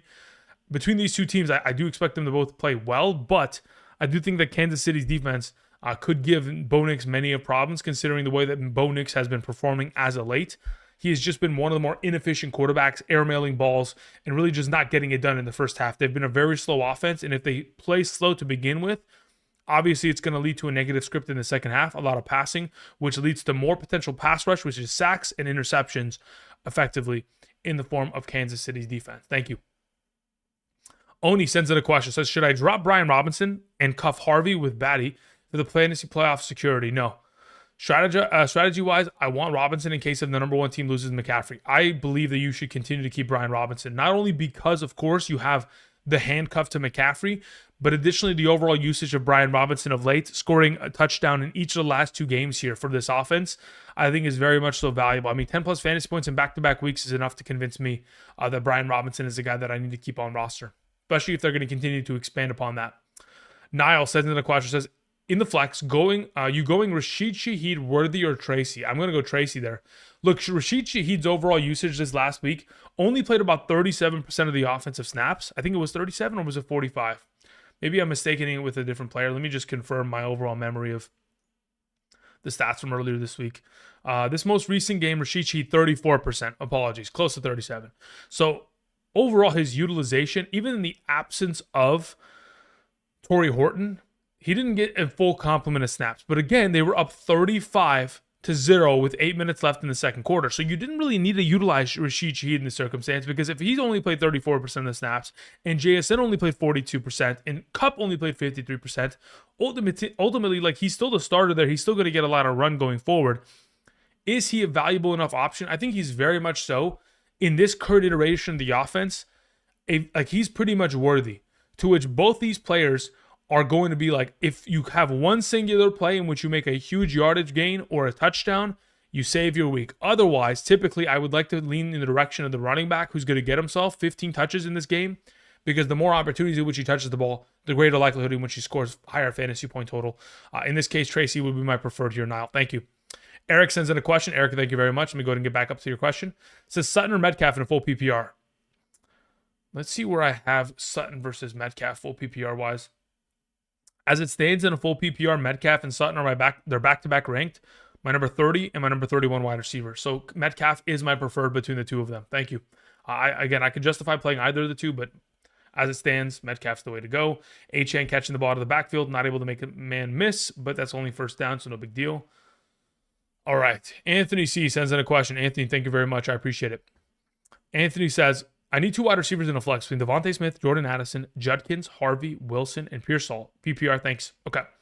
So, wide receiver number 1 should be Devontae Smith. That's a given. Your flex, in my opinion, should be RJ Harvey. So then it's a matter of Addison, Wilson, and Pearsall, to which, as of right now, I feel most comfortable playing Jordan Addison of the available options you have. Again, in his most recent week, if it wasn't for those 2 tipped passes at the line of scrimmage, he has himself an additional 2 receptions, 50 yards, and a tutty in his scoreline against Baltimore. Again, Addison, I think, is going to be a far more implicated play this week in terms of potential for upside in comparison to the rest of the field, primarily because of the matchup against Chicago's secondary as well, to which at home, in a little bit of a more comfortable situation against that secondary, considering McCarthy has already taken them on earlier this season, can utilize that film to, of course, kind of expand his potential expectation for what that team's going to throw at him in terms of blitz coverages and all that kind of jazz. I think Addison's the play alongside of Devontae Smith, the wide receiver. Harvey's your flex. Thank you. CK Dine sends in a question. Tua in the pocket. Nice pass. Malik Washington at a baby. Start 1. Swift, Judkins, White, Vidal, RJ Harvey. RJ Harvey's my start there. Dine, thank you. Rusty Wright. Rusty, what's up, my man? Hope you're doing well. Says PPR flex 1. Trey Tucker, Bam Knight, Nick Chubb. As of the available in a full PPR, I feel most comfortable playing Trey Tucker. Again, against the Dallas Cowboys secondary that has struggled as much as they have all season long, especially against receivers on the outside, I feel like even with Trey Tucker not getting a lot of opportunity share as of late, and we still do believe that there is going to be a potential which Brock Bowers continues to be the number 1 option here. I mean, number 2 and 3 is Trey Tucker and Tyler Lockett, and I think both of them should be expected to have big games here today. Again, this is implicated to being the highest scoring game of the week, not by accident, but purely because of the fact that the secondary for the Cowboys has been awful. Cairo sends in a question. Cairo, thank you. This is Andrew, questions in the chat. Okay. Sorry to clarify, we're battling for number 1 seed. This is a big win. Okay, big game to win. PPR Superflex, 4-point per passing touchdown. I have Josh Allen, Mahomes, and Jared Goff. My opponent has St. Brown. Is there a world where I play Goff over Mahomes to snipe off points that may go to St. Brown? Current matchup is 50-50 with number 1 seed. No, I don't really feel like that's really the appropriate play. I don't feel like you're sniping points away. The reality of the situation is like, oh, Dulcich, if you had a... Come on. Tua, we got to put it on his back shoulder there. At least lead him. Why are we throwing it to the pylon, brother? They get tipped? No. That's just way too far on the outside shoulder. Could have been made, but I mean, Dulcich did not expect the ball to get there. It's okay. Anyway, in terms of your circumstance, I'm always trying to play the best player. I'm not really trying to nullify points from the opposing team because I have his quarterback or I have the receiver compared to his quarterback. I'm just trying to play the best players, which I do believe that Mahomes' rushing upside has provided so much potential for fantasy purposes. And of course, the effectiveness of this offense over the course of the last 2 months of the season has been unstoppable. Goff with no Laporta, an injured offensive line, and with an injured defense and a negative script could lead to a little bit of a muddy situation there. Yes, St. Brown, regardless of whether or not you play Goff, is going to go off. But I think Mahomes is the better play between the two by a pretty significant margin in this circumstance. So Allen and Mahomes should be your play here, Cairo. Thank you. Kenny sends in a question. Thank you very much, Kenny. I appreciate it. Says we have full PPR, Hurts or Matthew Stafford. Okay, here's the reality of the situation. Matthew Stafford has been incredible. Okay, but Jalen Hurts at home has been a different quarterback than he has been on the road. Whether it's this season or whether it's last season, his home and away splits are significantly altered to where it's like, if he's at home, you should probably be firing him up. To which I would feel very much so comfortable going in the direction. Again, over the course of this season alone in 4 games at home, has scored 12 touchdowns. He's scoring 3 touchdowns per game on average at home. In comparison to on the road, in 5 games, he has scored 9 touchdowns. So he's only scoring about 2.2 touchdowns per game. So again, I think the overall upside in terms of the comfort of playing at home today against that Detroit Lions secondary and defense that, again, is missing Kirby Joseph and Terrion Arnold. And again, probably also missing a couple other defenders besides Marcus Davenport and a couple of the other safety, potential mixing around kind of like pass rush options. Additionally, Rodriguez, one of the linebackers, is going to be out. Another safety is going to be out. I think Jalen Hurts is the potential play here. But if you wanted to play Stafford, I don't have an issue with it. Because again, Stafford's just been unstoppable. MVP Stafford is legitimately a thing at this point, considering he's on pace for like 47 touchdowns. It's an absolutely insane circumstance, considering how great that run-stop defense has been for the Seattle Seahawks. It will force Stafford through the air. Earlier this week, I in fact did have Stafford ranked higher, but I've gone ahead and just been a little bit more conservative on that overall potential because it could be a matchup which it is a little bit of a potential back and forth, slugfest, to which maybe Stafford doesn't reach that upside of 4 touchdowns. And I do think that Jalen Hurts is going to be a really solid play here. So with a rushing upside and a 4-point per passing touchdown league, I'm going Jalen. Flex pick 2 between Trey Tucker, Troy Franklin, and Rachaad White. Of these available options, I feel most comfortable probably going with Rachaad White and Troy Franklin here. Let me see where I have Tucker comparatively to White. Rachaad White compared to Trey Tucker. Yeah, Tucker's there. I mean, again, I could justify it, but I mean,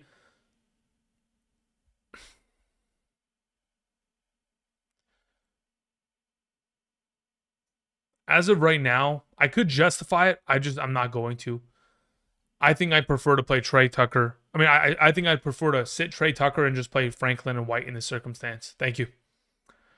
Ash sends in a question. Thank you very much, Ash. I appreciate it.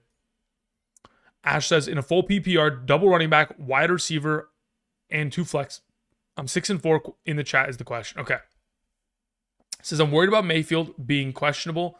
If I should drop someone and pick up Purdy. Yeah, I would pick up Purdy. Again, Mayfield's weather circumstance in this week, very much so in question, to where I would like to potentially have the pivoting option of Purdy. I mean, honestly, I'm going to play Purdy outright anyway. Even if the weather is solid, I'm still playing Purdy. Looking at your roster, you have Ladd, Michael Wilson, Pickens, Shaheed, Slayton, Bijan, Chase Brown, Rachaad White, Charbonnet, Ferguson, Schultz, Aubrey, Texans, and Seahawks defense, Godwin on my IR. Okay. And Benson on my IR. Okay. So of your available options, theoretically speaking, if you were going to technically make a swap, your worst player on roster is either Schultz or Slayton. Slayton is currently injured, to which I feel like, considering it is a hamstring injury, and this is the second time in the last month of the season which he has missed time with a hamstring, I feel like there is a possibility in which Slayton is pretty much hamstrung for the rest of the season, maybe even is a candidate for the IR going forward, to which even though I really do like their schedule going ahead, that would probably be the guy that I end up shipping off. If I'm not going to ship off Schultz, it would be Slayton there. In order to pick up Purdy, play him this week, and then you can reevaluate quarterback after this week and how, based on how Purdy plays. Thank you. All right, let's see here. Galaxius sends in a question. Says in a PPR, I need 2 running backs and a flex. Okay, you have Henry, Judkins, Aaron Jones, Harvey, Devontae Adams.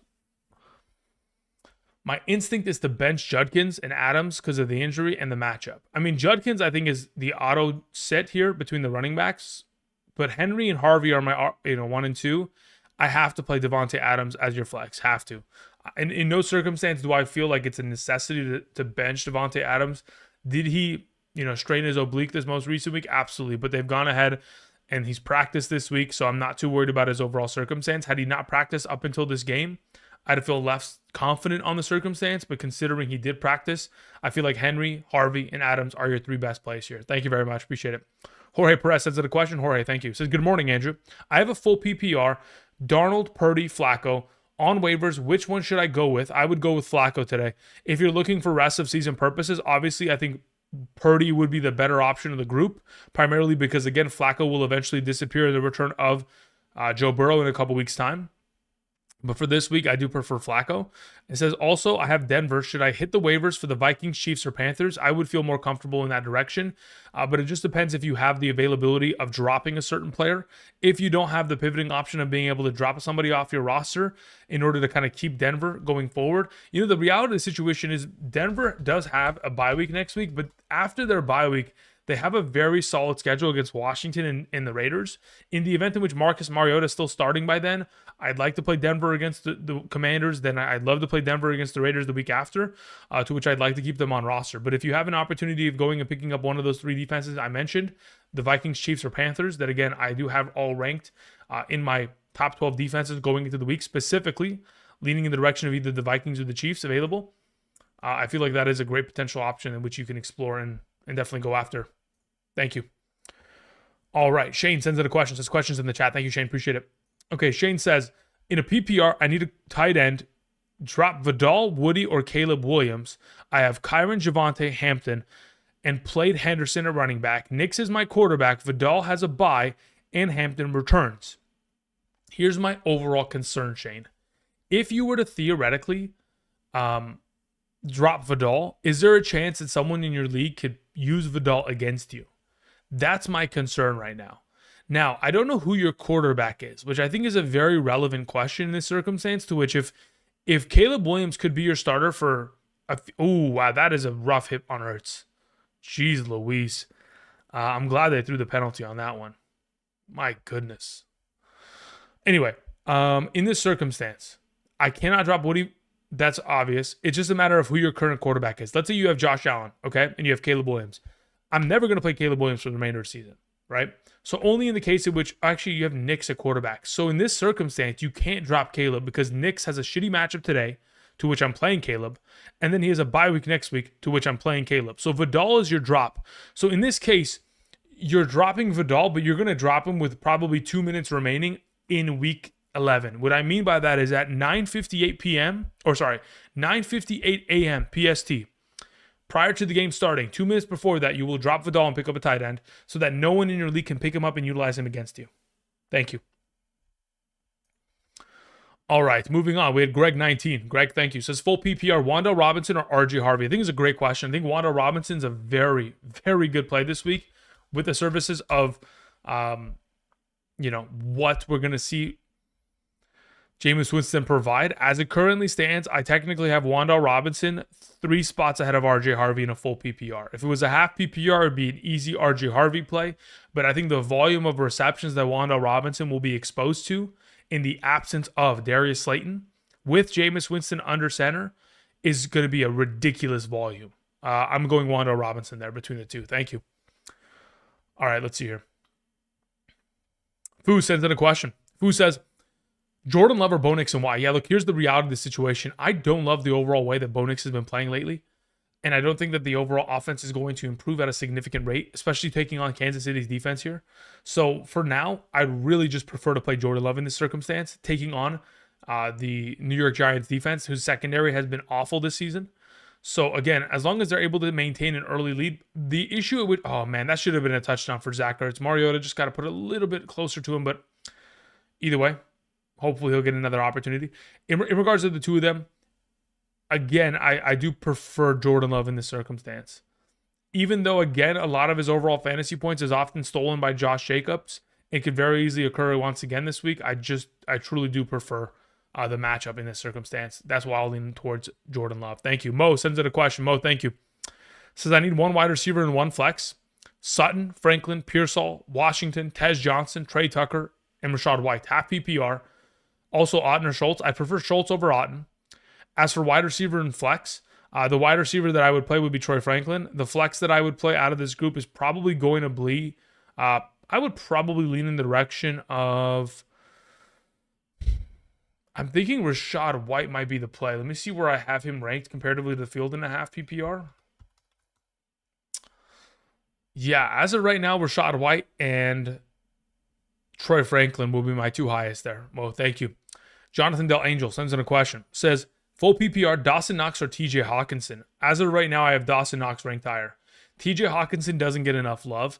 I understand that the Chicago Bears matchup could be an advantageous one, but ultimately, JJ McCarthy just ignores TJ Hawkinson in his overall usage, to which I do think that there's a little bit more upside for the potential of a touchdown for someone like Dawson Knox, considering the tight end usage within that offense. Now, last season in the games in which we did see Dalton Kincaid miss, Dalton Schultz wasn't the most relevant fantasy tight end. Even earlier this season, in the games in which, of course, Dalton Kincaid has missed, we haven't seen Knox be the most relevant potential option that he has been in the past. So it doesn't make me think, oh, he has to be a great play. But technically speaking, in the game in which we did see Dalton Kincaid miss earlier this season, Dawson Knox did find the end zone, which is relatively promising against the defense that, again, has played not the greatest football against the tight end position of late. So I'm confident in that. Okay, so we basically just have a field goal game here. And speaking of a field goal game, we have a missed kick here. 51 yards, absolutely just pushed right. Disaster. Okay, continuing on. Logan Semple, what's up, Logan? Says, hi, Andrew. Can't believe it's week 11 already. Standard scoring. Listen, it's week 11, but I mean, I believe it. It's been a long season so far, especially with all the injuries, man. This has felt like one of the most brutal seasons that we've had in years. Maybe it's recency bias more than anything, but man, the amount of significant injuries and the amount of overall kind of randomness that has occurred this season, it's been quite the interesting year. Standard scoring, I need a flex play between A.J. Brown, Monungai, and Brian Robinson Jr. Let's get the likes up, people. Thank you very much, Logan. I appreciate that. Let's go A.J. Brown of the available options. Thank you. A.J. Brown's my suggestion. Johnny Kilroy says, weather update in Buffalo. Is Ibuka a go? Let me see what the weather update looks like as of right now via Twitter. Let me see if there's any screenshots as to boots on the ground in Buffalo Bills Stadium right now. Let's see what the latest currently has for us.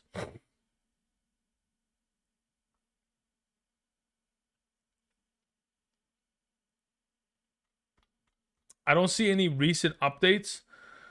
I see. Let's see. Yeah, look, I think just looking at the weather report, if you look at the weather report in terms of a per hour basis, they are projecting that in a couple hours from now, it's going to look a lot more brutal than where it is right now at Orchard Park. I want to see if I just look up Orchard Park. Let's see what it looks like right now. As of 19 minutes ago. Okay, so again, there's a couple people on Twitter, but looking at what the weather looks like. Okay, what does this say? It says precipitation depiction at 8:34 a.m. Snow coming down south of Orchard Park. It says this morning, going to be interesting in this game. Yeah, I think, listen, I mean, as of right now, I'm looking at people that are like weather specialists. This guy's an actual okay. Just give it 2 hours. It's going to look brutal. So for right now, Ibuka is a go, but only if the weather is somewhat doable. When I see doable, I mean like you can at least see. Otherwise, we probably pivot to an alternative option. Xavier Pert says, flex, 1 point per reception. RJ Harvey, Woody Marks, Rome Odunze, Trey Tucker. I think all of them are incredible options. As of right now, between those available in a full PPR scoring format, I do in fact have, as of this moment, RJ Harvey ranked the highest. So Harvey would be 1. Woody Marks would be 2. Let me see where I have Odunze comparatively. Actually, I didn't even check where I had Odunze. Actually, oh man. Okay, here we go. So in my current rankings, full PPR, Rome Odunze 1, Harvey 2, Woody Marks 3. They are all legitimately back-to-back ranked. 32, 33, 34. So genuinely could play any of them, but right now I currently have Rome Odunze projected for a higher point total because of the point per reception format. Thank you. The Beaver sends out a question. Beaver, thank you. Says in a full PPR, hi Andrew, who do I flex? And who do I start at wide receiver between Quentin Johnson, Romeo Doubs, Theo Johnson, Tez Johnson, and Jameson Williams? As of right now, of the players that you have currently mentioned in a full PPR scoring format, I currently do in fact have Jameson Williams and Romeo Doubs as my 2 highest ranked players of the bunch. I don't think I'm going to play Theo Johnson ahead of them. I'm in fact not going to do so. I would prefer to play Romeo Doubs and Jameson Williams in this circumstance. Yeah, that's the direction that I'm going to go in. Your third best option will be Quentin Johnson. Then fourth will be Theo. Then fifth will be Tess. But yeah, for right now, Dobbs and JMO. Thank you, Beaver. Johnny Kilroy says, I noticed you have Tampa and Kansas City with 2 of the most disadvantageous schedules for receivers. I have Rice and Ibuka. Should I be worried? No. Here's the reality of the situation. The elite number 1 wide receivers are going to still be exposed to a very clean share of opportunity. I think that's more speaking to the options that don't get as many targets, that those players are going to be less likely to get themselves the opportunity they require to be relevant, especially against defenses that are great against opposing receiving options. So I wouldn't be too worried about Ibuka and Rice. The reality of the situation is I'm worried about Ibuka once Godwin and Evans return. Like, is his opportunity share going to diminish at that point? Rice is baked in to be incredible rest of the season. It doesn't matter who they play. They're going to always look in the direction of Rice between the 20s or, of course, in the red zone. So I'm not too worried about their 2 situations. I'm still going to fire them up rest of the season as they're both fantastic options, Johnny. Thank you. G. Hefe says, T-Mac or Pearsall this week? As of right now, I do have technically Tetero McMillan ranked higher. That's purely because I don't know if Pearsall is going to play a full complement of overall snaps. I do think there's a possibility in which he does, but again, very difficult to potentially predict that, considering he is coming off of missing a significant volume of time with injury, to which in the event in which he is limited in terms of his overall snap share and utilization, I do feel, let me see here.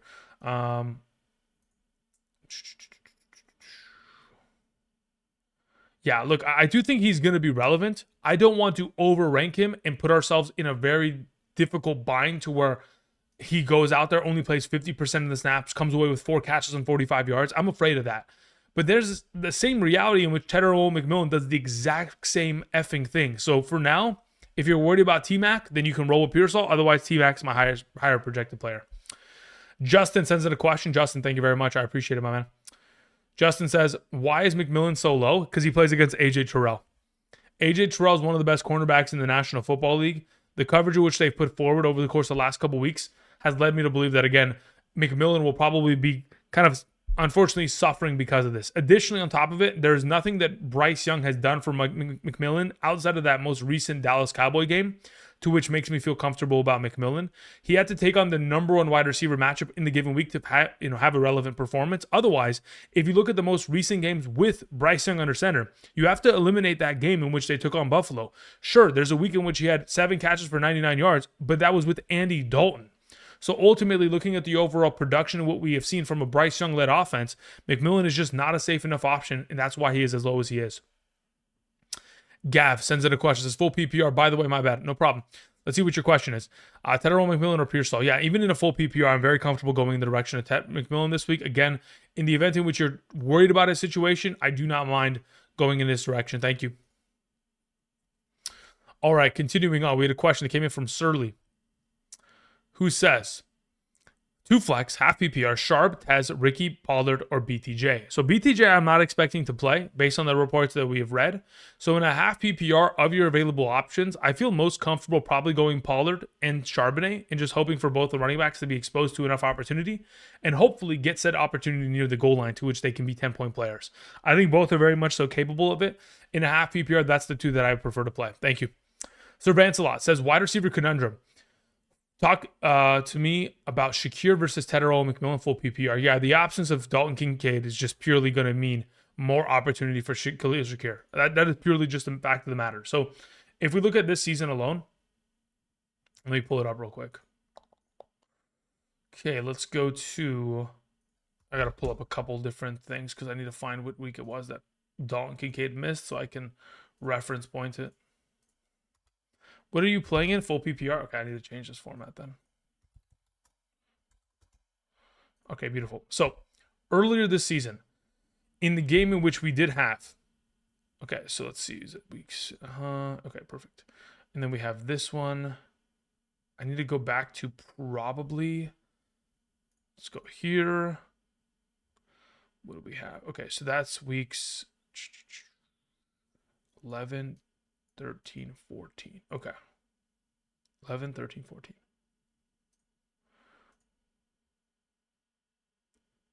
Perfect. So last season, in games in which Khalil Shakir had the absence of Dalton Kincaid, 12, 8, 7 targets. So when you have the opportunity of Khalil Shakir, who's already the number one wide receiver of this offense, now the middle of the field can be dominated by Khalil Shakir, considering how much inline and slot usage we see from Dalton Kincaid. I do anticipate the overall opportunity share, just like I mentioned from last season, the boost of target opportunity looking like that's 27 targets in 3 games. That's 9 targets per game in the absence of Schultz from 2024. I feel like that is a very much so indicative potential as to what we're going to be able to see in this game. Assuming the weather does allow for it, I do think he is the better play in comparison to Tetherall McMillan. Thank you. All right, continuing on, Johnny Kilroy says, will the weather affect McLaughlin as well? That's why I don't have McLaughlin ranked in my kicker rankings. So as of right now, I do believe that it'll affect him because I don't know what kind of a kicker he is within the weather. But for right now, again, I'm going to be a little bit safe until I can see what the weather looks like in that circumstance. Thank you. Zay sends in a question. Says, good morning, brother love. Okay. Pick one, Vidal, Gadsden, or JMO. Of those 3 options, it depends on scoring format. Let me see what I have him in a full PPR. Jamison Williams in a full PPR is below Gadsden, and I think Gadsden's also ahead of Vidal. Yeah. As of right now, full PPR, Gadsden, JMO, Vidal. That's the order which I go about it. In a half PPR, slightly different, to which I would go Gadsden, Vidal, JMO. Thank you. Prod sends in a question. Prod, thank you.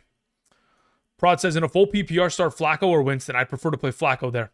Theo Johnson or Ferguson. I think Ferguson is a solid play. I think, again, the consistency there has just been very much so as of late. Obviously not as relevant as he was earlier this year. So if you wanted to play Theo, you certainly can. I do have them back-to-back ranked, and they are the same tier of tight end right now. But I do prefer to still roll with Jake Ferguson there. If I can, should I trade T. Higgins and Joe Flacco for Stafford and RJ Harvey? Yes, you should. If you can do it right now, you should. Because, again, Stafford is a better commodity rest of season because, again, Flacco's going to disappear for Burrow in due time. And Harvey, I think, arguably, with the absence of Dobbins, is a more valuable prospect than T. Higgins for rest of season purposes as well. Thank you. Caveman sends in a question. Thank you very much, Caveman. I appreciate it. Says, good morning, Andrew. Flex Aronde, Gadsden, or Hunt in a PPR, half PPR, brother. As of the 2, I would prefer to play Gadsden. Again, that Jacksonville Jaguars matchup, in my opinion, is far too advantageous to pivot away from it. Thank you. MTD sends in a question. Says, trade PPR. Do I trade Bijan, Quentin Johnston, Drake May, Tracy for Jamar Benson, RJ, and Pearsall? I have Lamar Jackson, Puka Nacua, McBride, Achane, Chase Brown, Shakir, and Tez Johnson. Okay, hold up. So you would be trading so Bijan and Jamar. I feel like in a full PPR, I truly do believe that Jamar Chase has more value, especially with the potential return of Joe Flacco in the not too distant future. Then we have a question of where you have Benson here, which I don't really love his value because you're never going to play him in comparison to what you have at your current position of Achane, Chase Brown. And then if we look at the potential of RJ Harvey, I mean, yeah, RJ Harvey's a pretty nice haul there in that circumstance. Pearsall is a decent haul in the circumstance. As a whole, considering what you're giving and what you're getting, you don't really need Drake May. You're going to play Lamar rest of season. I like this trade. I mean, ultimately, being able to start Achane, Chase Brown, Puka, Jamar Chase, RJ Harvey in the flex, McBride at tight end every game rest of season. I really like that combination. I'd go in that direction. I'm cool with that. Thank you. Chase sends in a question, says questions in the chat. Full PPR. I have RJ Harvey and Diggs in my flex. Just not sure who to drop. I was thinking of playing no tight end and leaving Warren in the slot, but I'm not sure. Who do you have available to drop, brother? You got to let me know. Otherwise, I don't know who I can drop off your team, brother. So just let me know. I mean, maybe you typed it in and just... Oh, here we go. Here's more context. Says, I need a quarterback off the waiver with Dart out and Daniel Jones on my bye. Droppable players include Kamara, Rashad White, Alec Pierce, Daniel Jones, Sutton, Pearsall is still on my IR. Had to sub Tyler Warren as well. Just not sure who to drop. I'm thinking of playing... Okay, so here's the situation. So if you were to have to make a move, you would not only need to drop Pearsall, but you would need to drop another player in order to be able to accomplish a pickup for a tight end. So the question just becomes, Chase, how much of a necessity is this win? Because if you're going to need to drop 2 players in order to pick up somebody, in order to pick up a win here, then at that point, you're probably in a position to which you're dropping like Rashad White, you're dropping Pearsall because you have to. So like you drop Rashad White because you need to open up a bench spot. Then you need to move Pearsall out of your IR, to which he then joins the regular roster. And in comparison to Alec Pierce and Sutton, I guess, I mean, as of right now, still, I would probably prioritize the alternatives. Maybe you drop Daniel Jones here, considering you have Dart for rest season, but I would like to have Daniel Jones for rest season purposes. Actually, that is preferred in this circumstance. You would technically have to drop White and Pearsall in order to go pick up a tight end. And in the event in which you do so, and you could accomplish so, and you need a victory this week, then that's what you do. And you just take it on the chin and just try to keep it moving forward. And hope that, again, the tight end pickup this week is at least justifiable enough to where losing the value which you lose, doesn't hurt too much in the future. Thank you very much, Chase. Chris, DBRD, sends in a question. Chris B, the RD, says, full PPR, pick 2, plus 5-point bonus for 100+ receiving yards. Troy Franklin, Addison, McMillan. Troy Franklin and Addison are my 2 highest ranked. That is my suggestion. Thank you.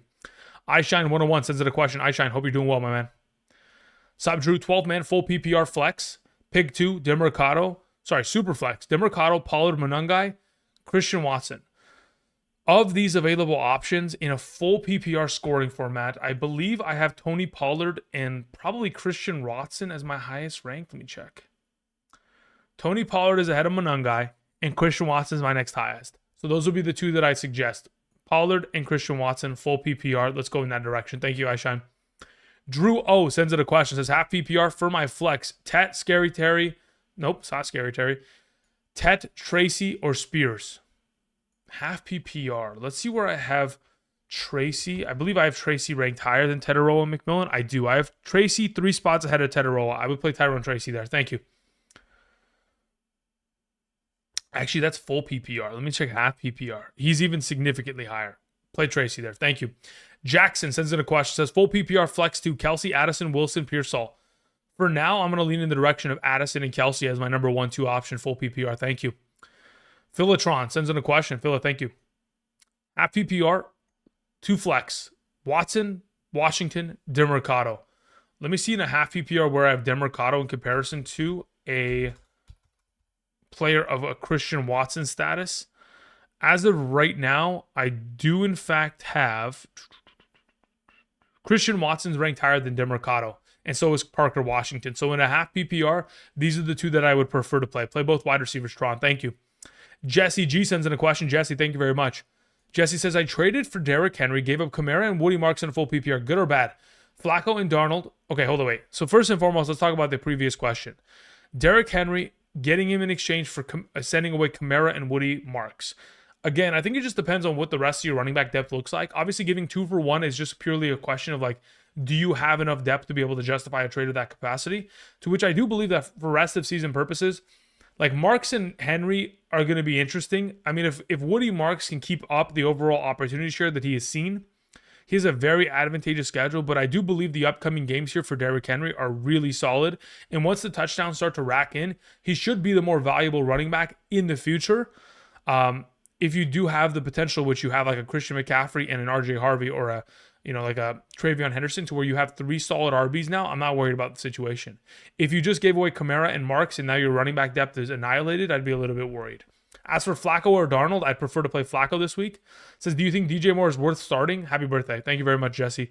Do I think he's worth starting? I mean, technically speaking, he is in my top 36 wide receiver rankings only now after we've excluded Stephon Diggs, Jalen Waddle, and Deebo Samuel. So he was my number 39 ranked wide receiver, and now he's in the mix. So is he worth starting? Sure, as a wide receiver 4, technically speaking, based on projection, because of the advantageous nature of the matchup against this Minnesota defense. But I will say, DJ Moore last time out earlier this season didn't have much success. If you were going to play him, it's just a matter of who you are playing him against in terms of like, what are your alternatives? Like, if I can go back to your week 2 lineup, who else do you have? Yeah, it just depends. Like, if you still have, in this circumstance, Ladd, JSN, and Higgins, like, those guys should all play instead of him. If you still have those players. Thank you. All right, continuing on. We had a question that came in from Nick, who says, in a full PPR, Parker Washington or Cortland Sutton, I need this W. I would prefer to play Parker Washington, as I don't expect to see BTJ out there today. Thank you. Enlo sends in a question, says, full PPR, 1 point per first down, Brissett, Harvey, or Swift. Ooh, I don't know how that works. Do you get a point per passing first down as well, or is it only rushing or receiving? I think that is really just a question. Because if we're getting a point per passing first down as well, I'm going to play Brissett there at that point. Otherwise, in a super flex kind of scenario, in a point per first down format, let me see real quick. Got to go see how many first downs someone like Harvey would theoretically be exposed to.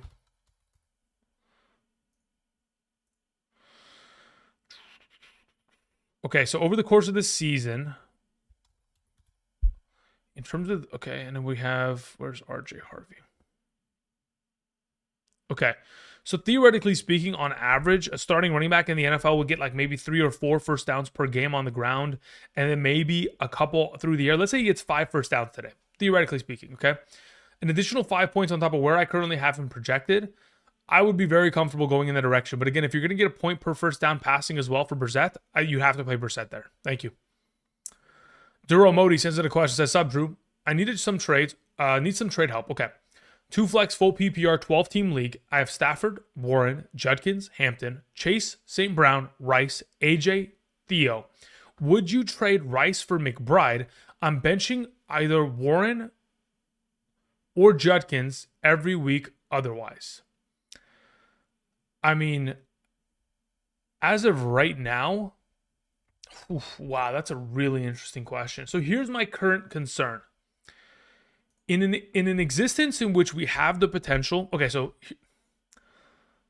let me just go pull this up just so I have a reference point. Beautiful. Okay. So right now, with what we have seen with Jacoby Brissett, right? In a full PPR, in the last 4 games, McBride has been 21.2, 29.4, 16.5, and 27.5.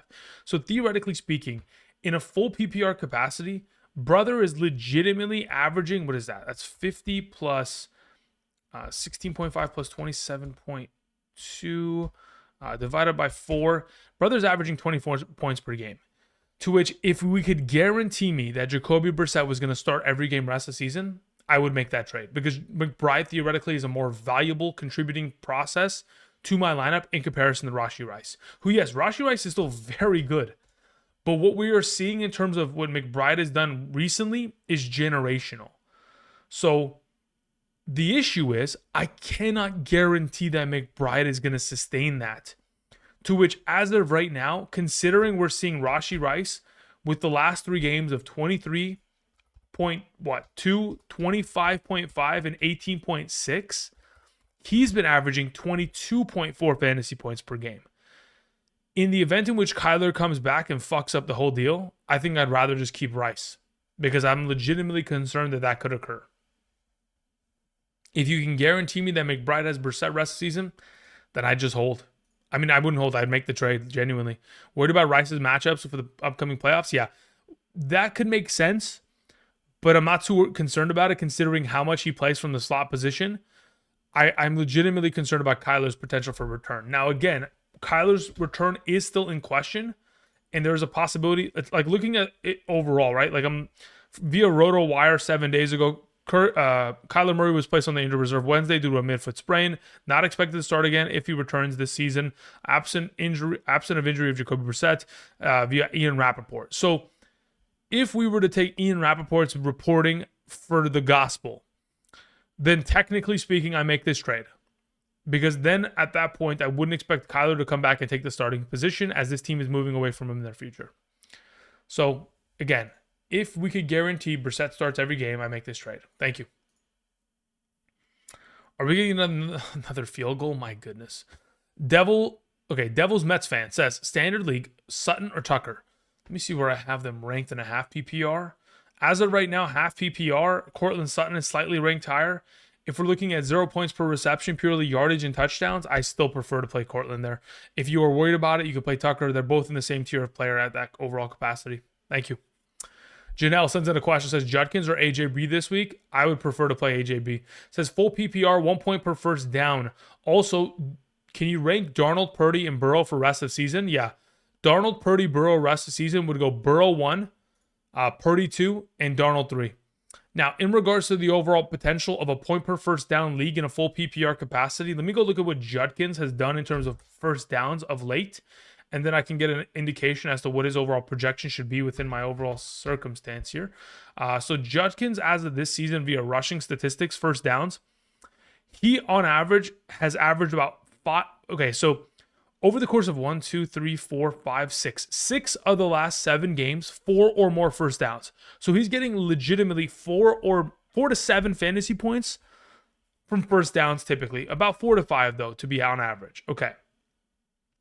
So if we're going to get an additional 5 points, pretty much a full touchdown worth of first down points in comparison to AJ Brown, who over the course of his season thus far, in terms of overall utilization of first downs, he's gotten 4, 1, 3, 3, 4, 0. So he gets about 3 to 4 receptions as well. So it's just purely a matter of if they're going to have very similar, if not identical, first down contribution in a full PPR, looking at their projections, if I was just to give Judkins a 1 point edge in that circumstance, let me see where I have AJ Brown. Yeah, I'm going to play AJ Brown there. Purely based off of that, I'll play AJ Brown. I do think that Judkins has a safer floor, but I think that taking on that secondary and that defense, I think is actually, I think that's a fantastic option. Fantastic option. All right, Jonathan sends in a question. Thank you very much, Jonathan. Full PPR, pick 2 of 3 or 3, or all 3 with flex. Judkins, Etienne, or Harvey.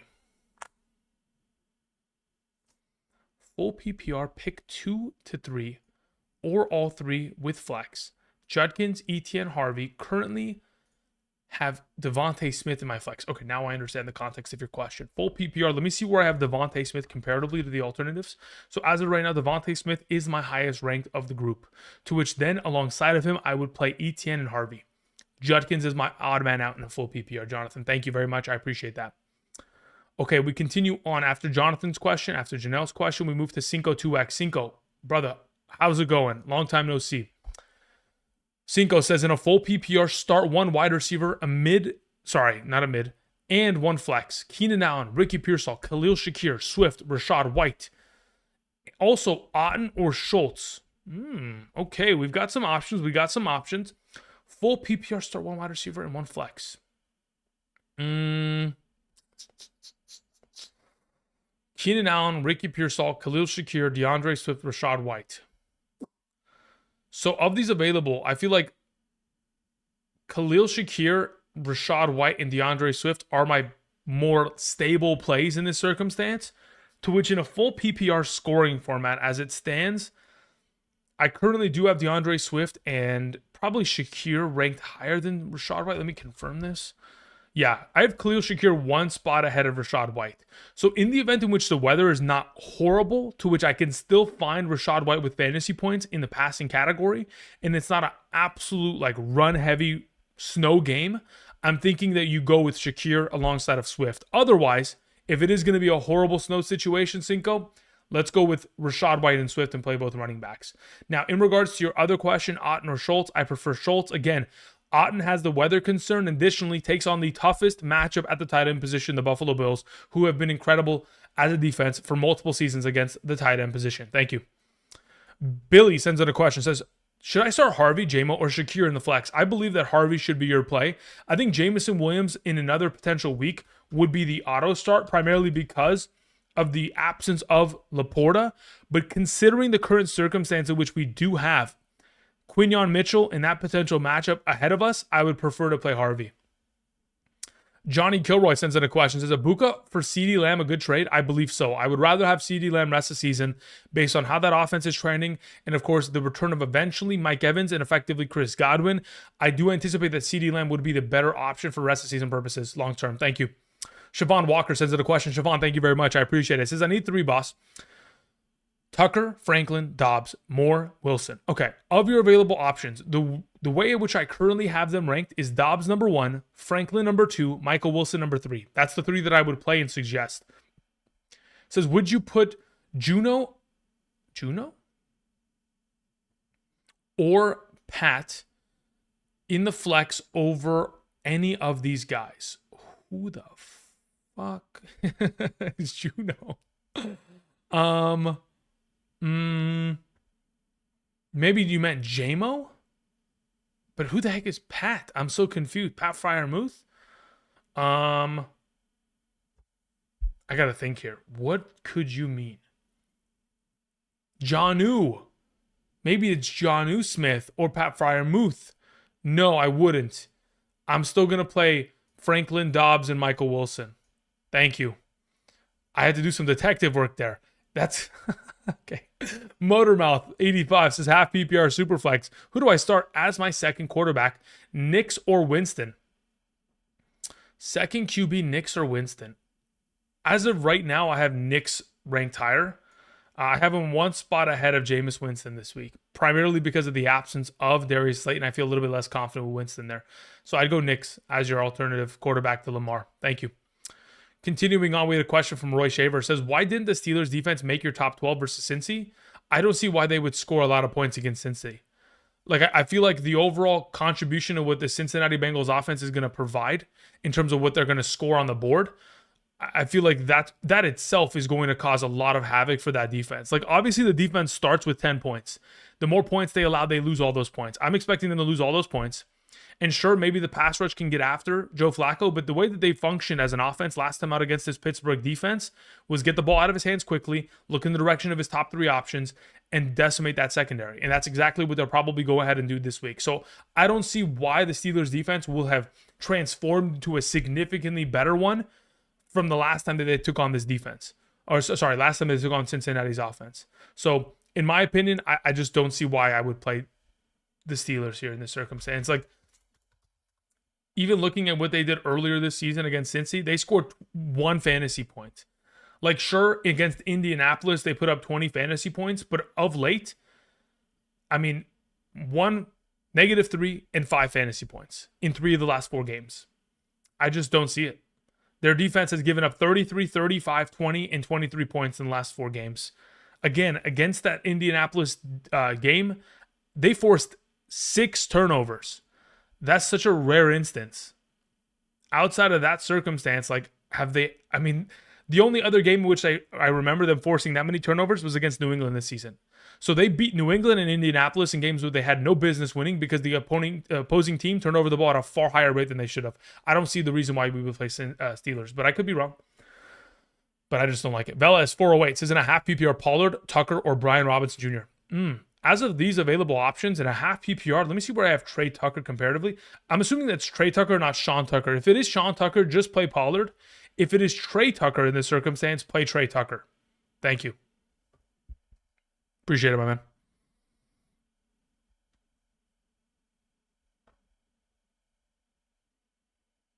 Okay, I just need to text someone really quickly here. What time is it right now? We're at almost 8 a.m. Again, for those of you guys who are joining us this morning, welcome. Good morning. Hope you guys are doing well on this wonderful Sunday. Again, we've been here live on the channel for about the last 2 hours. I'm sure you guys are aware. Again, if you guys have any questions, again, I'm answering questions via the super chat here to claim priority.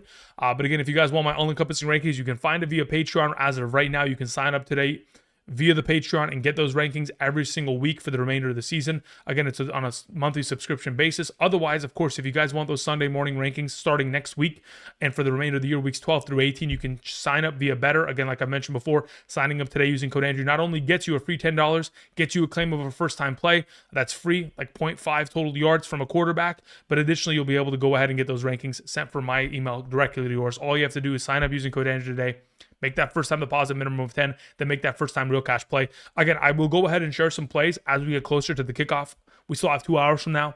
So again, there's still a lot of time between now and then, but there's a lot of plays that I did go ahead and put together in yesterday's Hidden Gems video. If you guys haven't checked that out, we'll go ahead and share them prior to getting into today's games. But in regards to your question, Velez, assuming it is assuming it is Trey Tucker, I'll take Trey. Assuming it's Sean, I'll take Pollard. Thank you. Chris B, the RD, had a follow-up question.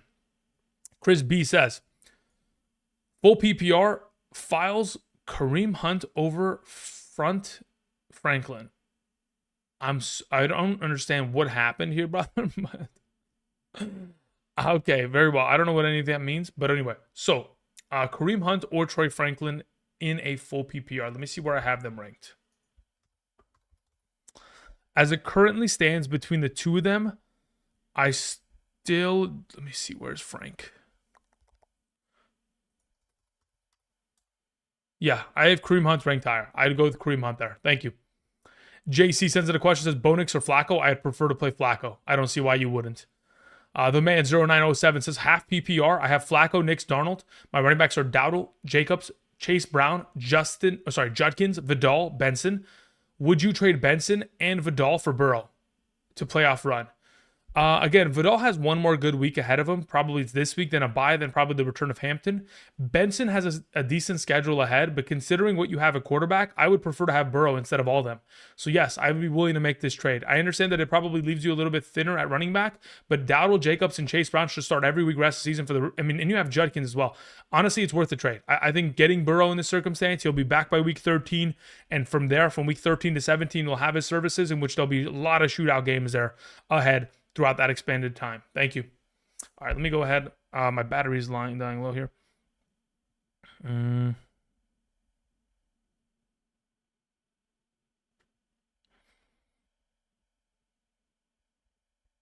Gotta send a text really quickly.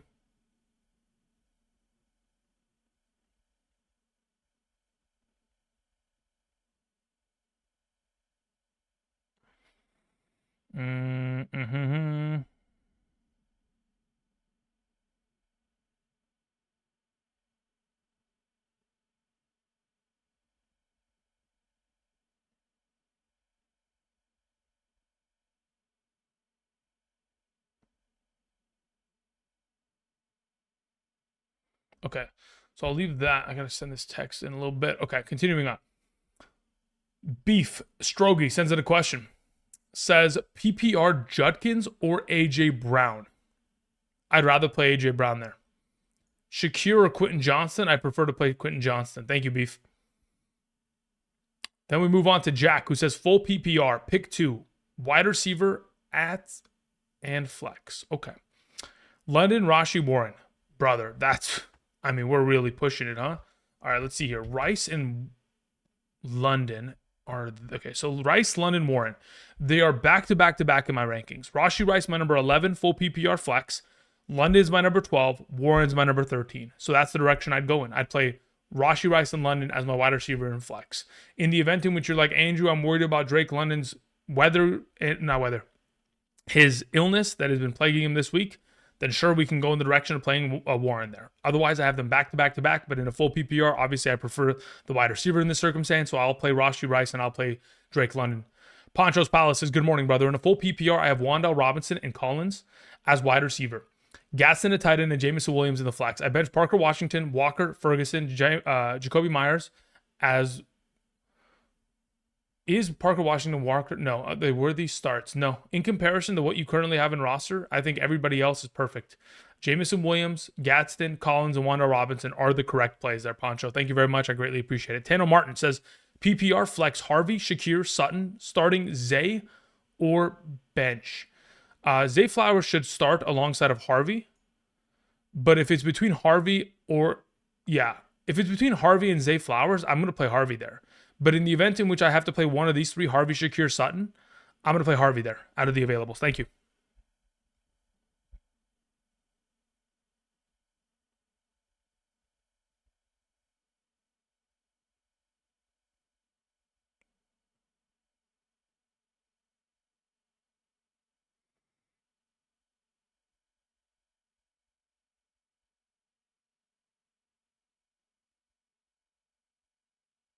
Okay, I'll finish the text. I might have to try. I'm typing a paragraph, guys. This is like one of the longest texts I've ever sent in my entire life.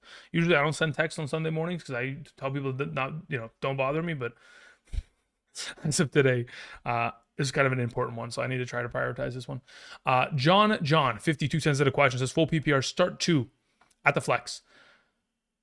Tyrone Tracy, Tez Johnson, Romeo Dobbs, Jacoby Myers. If I'm starting 2, I'm playing Tracy and I'm playing Romeo Dobbs. That's under the assumption that, of course, the weather for Tez Johnson in Buffalo is it's just not ideal. That's under that assumption. Tracy and Dobbs will be the play. In the event in which the weather is actually not as bad as we anticipate, then I'd play Tez Johnson and Romeo Dobbs. Thank you. Kevin, the credit guy. Thank you, Kevin. Zay or Wandell. I'd prefer to play Wandell Robinson. I have Lamar as my quarterback. In that circumstance, potentially could end up playing Zay Flowers, but man, with Jameis Winston, I just feel like Wandell Robinson's just the go-to. I think it's just too easy of a play there. I'm going Wandell Robinson, brother. Jakey says normal PPR Sean Tucker or Tyjae Spears. Much rather play Tyjae Spears purely because of the point per reception format. That alone gives him the prioritization, in my opinion. Thank you. Jojo sends in a question. Jojo, thank you very much. Half PPR drop Cortland Sutton for Troy Franklin or Ricky Pearsall, or just hold him. Do I bench Henry for Chase? Stash Burrow instead of Mahomes? I have Lamar. Okay, hold up. That's a lot of information. First and foremost, you have Cortland Sutton. Am I dropping Cortland to pick up Troy Franklin or Ricky Pearsall? Technically, no. I'm still willing to hold out hope that Cortland Sutton can figure it out. So no, not yet. Now, in regards to the potential of benching Derrick Henry for Chase Brown, in a half PPR, let me see where I have them ranked. I believe I am going to which I would suggest you do so. Yes, I would. I would bench Derrick Henry for Chase Brown. If you don't want to, you don't have to. Then, the idea of picking up Burrow and dropping Mahomes, I wouldn't do so.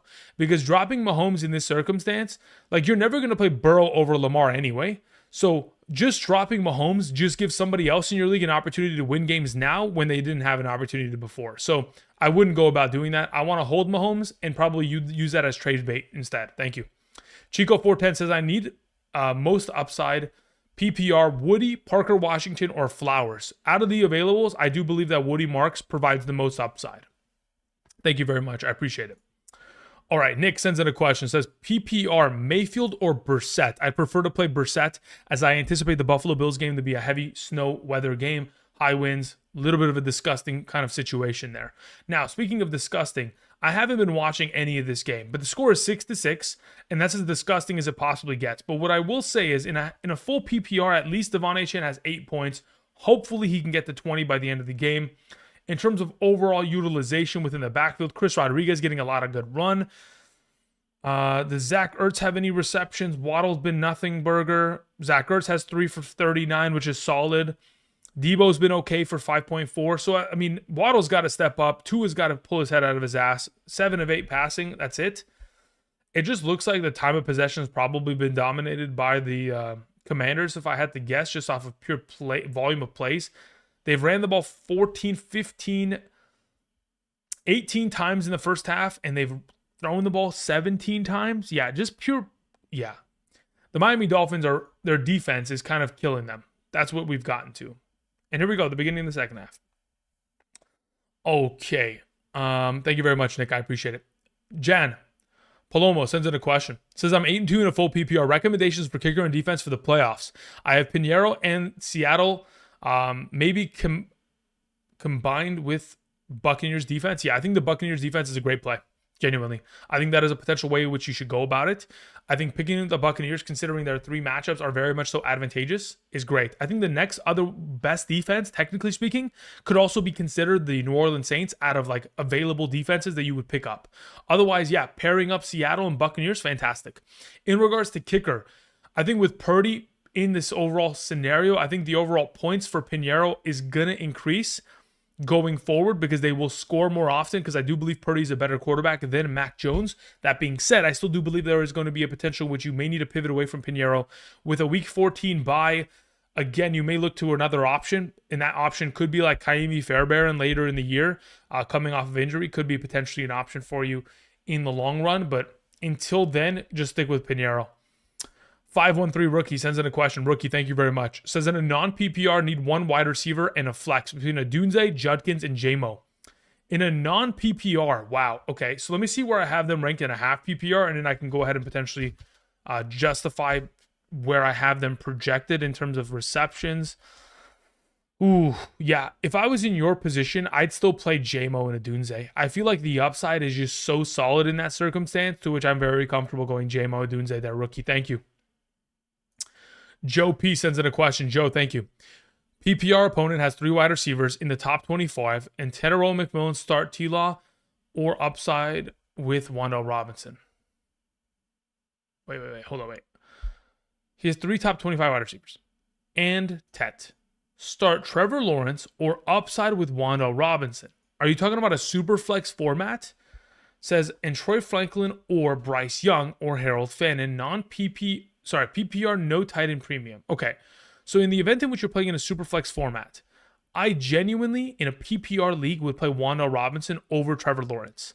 Now, as for Troy Franklin, Harold Fannin, and Bryce Young, I would play Troy Franklin. So I'm playing both the receivers in a PPR format over the alternative of playing these 2 quarterbacks, which I really do not have much hope in either of the 2 as of this week. Thank you.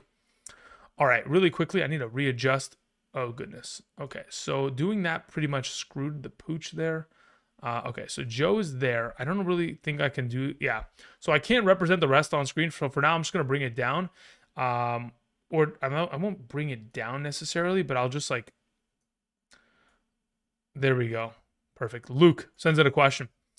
Luke says, half PPR, star 1, Michael Wilson, Parker Washington, or Wando Robinson. Wando Robinson should be your play. Thank you. Precision Building says, hey, bud. Let me see if I can scoot this up. Yeah, okay, that's fine. Precision Building says, would you still start Tez over Worthy? In the event in which the weather is brutal, no. Only if the weather is like sustainable would I play Tez Johnson. Again, I only lowered his ranking because I'm worried about it, and I don't want to over potentially rank him and put ourselves in a very disadvantageous position, assuming the weather is a really disastrous position.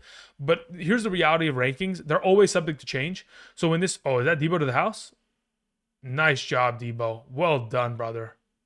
Fuck yeah, that's fantastic.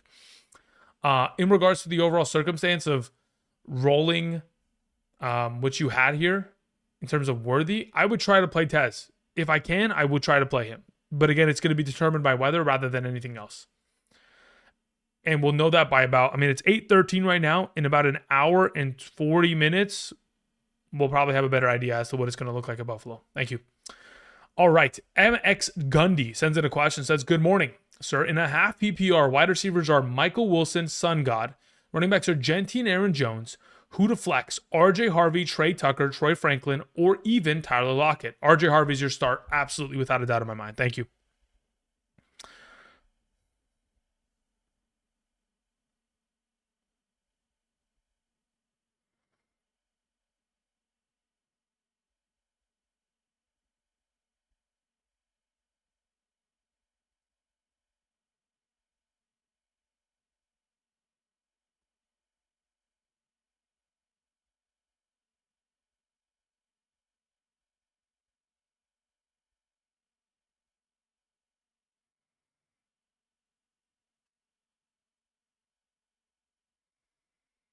I'm still finishing my text. My apologies.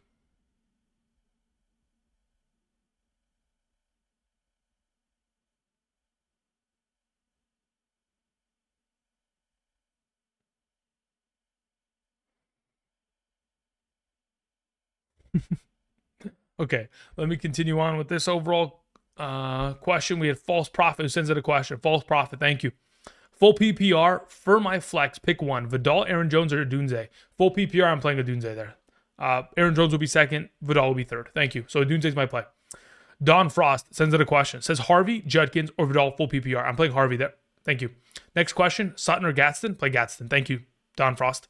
Jimmy sends it a question. Says full PPR Myers, DJ Moore, Michael Wilson. Michael Wilson's my suggestion there.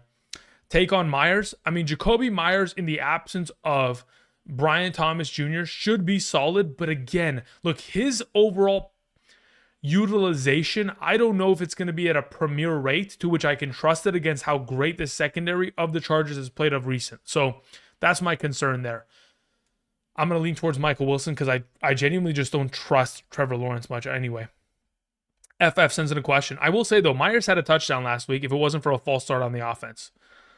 He would have had 4 catches for 40 and a tutty, which would have been great. So, again, I think Myers has value, but it's just very much so difficult to predict how much overall opportunity he'll get of quality form from the likes of Trevor Lawrence if he doesn't get a full complement of snaps as of yet. Let's see here. FF says half PPR start Stafford or Jalen Hurts. Honestly, I talked about this earlier. In a 4-point per passing touchdown league, it feels like Jalen Hurts at home is the play. His home and away splits are ridiculous. He's averaging 4 targets per game on the road. He's targeting, wow. He's averaging 3 touchdowns per game at home in comparison to about 2 touchdowns per game on the road. He is a better home player. They are favorites against a defense that is very much so battered with injury. Jalen is my suggestion. Thank you. Sergio Rio says, Pearsall versus the Cardinals or Johnston versus the Jags. I'd play Johnston versus the Jags. Thank you. Is that Jalen Waddle? Atta baby Waddle. Let's go. Come on. Rack him up. All right. Let's see here. TWD Nations says, start ETN, Harvey, or Flowers PPR. I'd play Harvey there. Thank you. Rafa sends in a question. Rafa, thank you very much. Rafa says, I need 1 wide receiver and 1 flex in a standard format. Rashid Rice. I think you meant Rashid, not Rashid. Rashid Rice or Emeka Ibuka or Jalen Warren.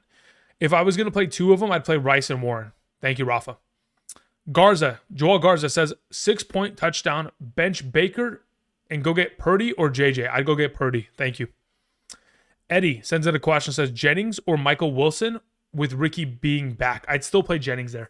Again, I don't expect to see a full complement of overall opportunity snaps for Pearsall as of just yet. He'll still be relevant at a pretty good capacity considering the matchup against the Cardinals is an advantageous one and the rapport between him and Purdy being very strong. But I do prefer to, as of right now, go in the direction of Jennings as it stands. Yes.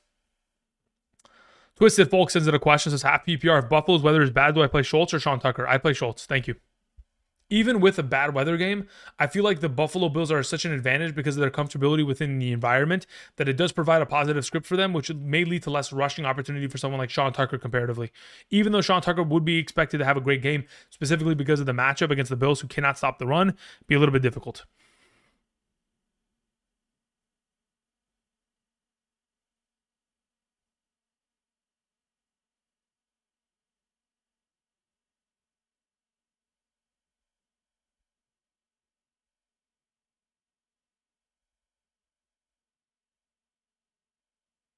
All right, that works. Where are we at? Next question after Joel Garza sends in a question. We have Eddie, we took care of Eddie. We're going to go with Jennings there. Twisted Folk, we took care of. Akshay sends in a question. Akshay, thank you very much. I appreciate it. All right, Akshay, let's see what you have here, brother. Start 1 in the flex full PPR. Judkins, Harvey, Flowers, Metcalf, J-Mo. Judkins, Harvey, Flowers, Metcalf, J-Mo. Out of those availables, it's between Harvey and J-Mo, like genuinely. And I think I'm just going to prefer to play Harvey in this circumstance. Let me see where I have Harvey ranked. Yeah, I'm playing RJ Harvey there this week. So RJ Harvey would be number 1. J-Mo would be 2. Flowers 3. Judkins 4. Metcalf 5. Thank you, Akshay. RJ Harvey's the play. Aaron Van Dyke sends in a question. Says, good morning, boss. Theo Johnson with the upside of Winston or Oronde Gadsden for tight end. I would play Gadsden. Again, even with Winston there, I think there's so much opportunity for Gadsden to just absolutely annihilate the Jacksonville Jaguars defense. The second best tight end matchup. They've gotten absolutely torched as of late in the opportunity share which Gadsden has gotten. is just far too valuable in my mind to pass up on. So I'll lean towards Gaston in that circumstance. Otherwise, again, based on where I have both them ranked, they are both incredible plays this week. Shane sends in a question, says PPR, bottom of the barrel stream, Knox or Musgrave? I prefer to play Dawson Knox there. Don't really like the overall usage of Musgrave, genuinely. Moving on to a question that came in from, let's see here. After Shane, we had a question from Paul who says, hey, Andrew, I need to fill one more spot in my full PPR league. It's a double flex. For the last spot, I'm deciding between Worthy and Schultz. I'd prefer to play Dalton Schultz in a full PPR. Again, the complement of overall targets that we have seen between Schultz and Davis Mills over the course of the last 2 weeks has been such a very valuable piece of the equation that really, in my opinion, continues to lead me to thinking that he is just like one of the security blankets of him. And within an advantageous matchup against the Tennessee Titans, I feel like that is the correct play, going Schultz in this circumstance. Thank you. Dave14 sends out a question. Dave, thank you very much. I appreciate it, my man. Dave says the following. Says that, hi, in a full PPR Superflex format, my quarterbacks are Josh Allen, Daniel Jones, Joe Flacco, and Joe Burrow.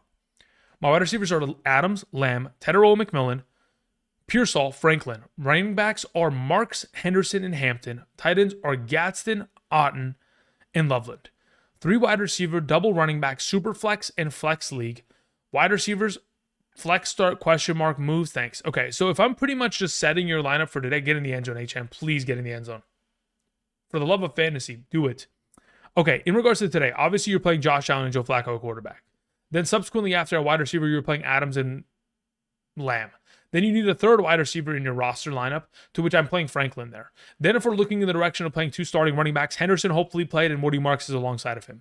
To which if we're looking towards a potential flex on top of that, again, your only available option is between Tetterow, McMillan, and Pearsall, to which as of right now, you're going to lean in the direction of probably going Tetterow and McMillan because of the comfortability of which we know he is going to play at a good amount.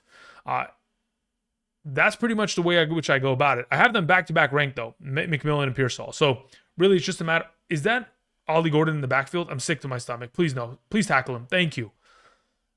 Honestly, that's karma. That's the fantasy gods locking him down. There's no reason we don't have HN in there right now. On 3rd and goal, brother, I don't understand. I don't care. Throw a pitch to the outside and let HN run to the pylon. Like, what are we doing? Come on. And Waddle obviously is not blocking anybody. Waddle took the play off. He literally put a hand on Sandstrom and then turned his head to watch. I'm done. Okay. I can't watch these games. I get frustrated too much with this. In regards to the overall positioning here. Yeah, T-Max, my suggestion there in the flex, Dave. Thank you. Youngblood Priest sends in a question. Says in a full PPR double wide receiver 1 flex format, Nico, Emeka, Devontae Smith, Chase Brown, Harvey. Wow, Waddle could have scored. That sucks. Okay. In your circumstance, Nico, Devontae Smith, Chase Brown. Those are my 3 highest ranked of the bunch. The 2 wide receivers and 1 running back. So I'd go Nico, Devontae Smith, Chase Brown. I'd avoid the Tampa Bay weather considering you have the... My goodness, he dropped that pass. I'm sick. Okay, continuing. Sergio sends in a question. Says, Pearsall's playing the decimated card secondary, but Kareem Hunt has touchdown upside. So one of the flex full PPR, I would prefer to play Kareem Hunt. Again, I do agree that Pearsall is taking on a very advantageous matchup. So even with the less complemented snap count that he may receive because he's coming off of injury, I'm still thinking he's going to play well. Again, Will Johnson's been one of the best corners in the league in terms of one-on-one coverage, in terms of stopping opposing wide receivers. In his absence, again, Pearsall and Jennings should both be valuable. But as of right now, Kareem Hunt, his consistency of play in the absence of Pacheco leads me in his direction. Thank you. Alucard says, I've got 2 questions in the chat, Andrew. Good luck to everybody today. Thank you very much, Alucard. I appreciate it. All right, Alucard says the following. Says, yo, Andrew, I set my lineup this week. Question mark, okay? 1 quarterback, 1 running back, 2 wide receivers, and 3 flex. We have Jalen Hurts, Joe Flacco, Derrick Henry, Judkins, Harvey, Dowdle, Metcalf, CeeDee Lamb, Pearsall, Parker Washington, and Emeka Ibuka. Also for my... Okay, let's just answer the first one, then we'll get to the second one. So in regards to your lineup, I'm playing Jalen Hurts at quarterback. As for your RBs, I am playing Dowdle in a full PPR alongside of Harvey. Okay, so I'm going to play Dowdle at RB1. I'm going to play Harvey as 1 flex. Then I'm going to position myself to look at the wide receiver position, to which I'm playing CeeDee Lamb and Emeka Ibuka.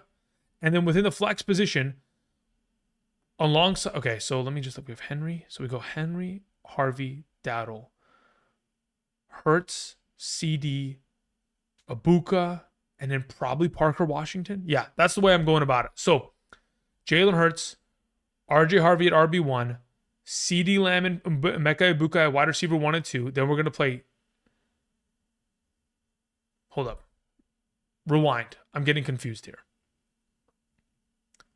2, 3, 4, 5. Then we need 6. 6. Yeah, that's it. So, Hurts, Henry, Harvey, Dowdle, Lamb, Washington, Egbuka. Thank you. Second question. Also for my survival league. Set my receivers in a half PPR. Pick 3 between Egbuka, Jefferson, Chase, Nico, and Rice. Yeah, I think this is easy. I'm playing Jamar Chase. I am playing Rashee Rice. And between Jefferson and Nico Collins, I think both have incredible options, but I prefer to play Jefferson there. Thank you. All right, continuing on. We had a question that came in from... Okay, no, that was it. Okay, beautiful. Effectively caught up. Let me make sure my text went through and we're good to go there. K-Man, if you're listening, let's see. Maybe I can message back K-Man here. What is my... I have 16% battery. What is he saying? Let me know as soon as you can without service soon. My lineup, unless it's... Okay, let's see here.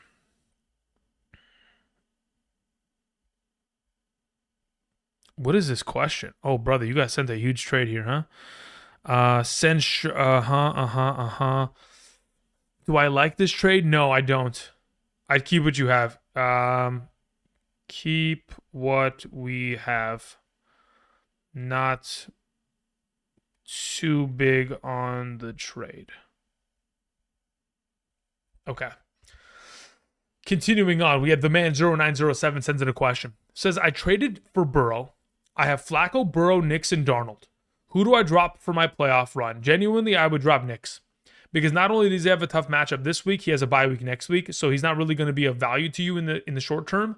And additionally, like, again, I think of the available quarterbacks, he's played the worst comparatively to what Darnold has presented, and technically what Flacco and Burrow would provide, theoretically speaking. So yeah, that's the direction I go in. Thank you. Siobhan Walker sends in a question. Says, I'm not sure if you saw my question, boss. I did. Says, but pick 2, more Franklin Dobbs. Yeah, so I answered this earlier. Maybe you got hit with an ad, or maybe you had to step away. No problem. Apologies if you weren't able to hear it earlier. I suggested that you should play Troy Franklin and Romeo Dobbs as the number 1 and 2 option within that scenario. And then, or do I start one of the Steelers tight ends? My answer was no, because I answered it earlier. I was like, because you put Juno, and I was like, is that Juno or Jonnu? And then I figured it out. And yeah, for right now, I play Troy Franklin and Romeo Dobbs in your scenario there, Siobhan. Thank you. All right, let's see here. Ryan Kennedy sends in a question. Ryan, thank you. Marcus Mariota throwing a ball out of bounds. Okay. Ryan says, on a full PPR, pick 2 between Harvey, Etienne, Gadsden, Pearsall, Worthy. Yeah, if I was the GM of your team, I would play Gadsden and Harvey. Thank you. Luis Alcantar sends in a question. Says, in a full PPR, I need 2 to flex between Parker Washington, Trey Tucker, Michael Wilson, Pearsall, and Spears. Okay, need 2 to flex between Parker Washington, Trey Tucker, Michael Wilson, and Pearsall and Spears. So my immediate thought on this matter is like, Parker Washington and Michael Wilson are probably your 2 most valuable in this circumstance in a full PPR. That's the direction I'd go in. Michael Wilson, Parker Washington. Thank you. All right, what's going on in this game? Let's see here. So we have Washington winning. It's a low-scoring game, field goal bonanza, 39 on the 1 or on the 2-yard line. If I was the Commanders, honestly, I'd run the football here just to get it out from the behind so you don't get your punt blocked here on special teams, because you're not converting this most likely. Dumping it off to the running back, and he got it. I'm sick to my stomach to Miami Dolphins defense. I'm literally, oh my God. Mick Nichols. That's insane. Anyway, continuing on. Okay. Caught up there. Good to go. Let's see here. Aaron in the live chat was saying, dude, I'm in a bind. Would you go with Robinson or Williams at running back? So you're asking if I would go with Bijan or if I would go with Javonte? Is that what you're asking? I'd go with Bijan every time of the week. Primarily because Bijan's overall receiving workload, especially if you're playing in a full PPR, is so stable. Like, I understand this most recent game because they were in a positive script. Like, his overall receiving utilization wasn't as, like, impactful as it normally is. But, dude, the volume of receptions he has gotten this season is so significant that if you play in any sort of PPR, I feel like he's just that much more of a valuable play. I understand that he's been relatively underwhelming in 2 of the last 3 games. but I'm not really going to worry about utilizing that against him. I think he's the better play of the two. Thank you. Full PPR, why is Pollard over Spears? He's not. Again, you guys have to remember that the rankings that are on screen are for a half PPR. Again, I've typically made content that revolves around half PPR just to meet everyone in the middle. So whether you do play in a standard league or a full PPR league, we kind of meet in the middle in this circumstance. So the rankings that are on screen are for a half PPR. In a full PPR ranking, I do have Spears ahead of Tony Pollard. So I would play Spears there if that's what you're asking.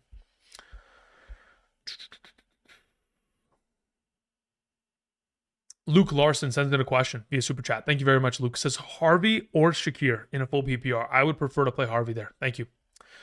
Tyler Scott says that Devontae Adams a start. Absolutely. Devontae Adams, I understand, is dealing with an oblique injury.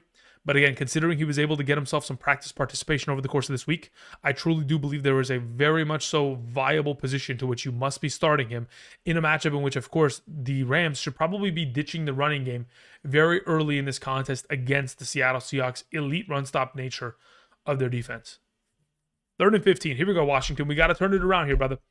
We got to get after. You just got to make him uncomfortable. Get him off of his spot.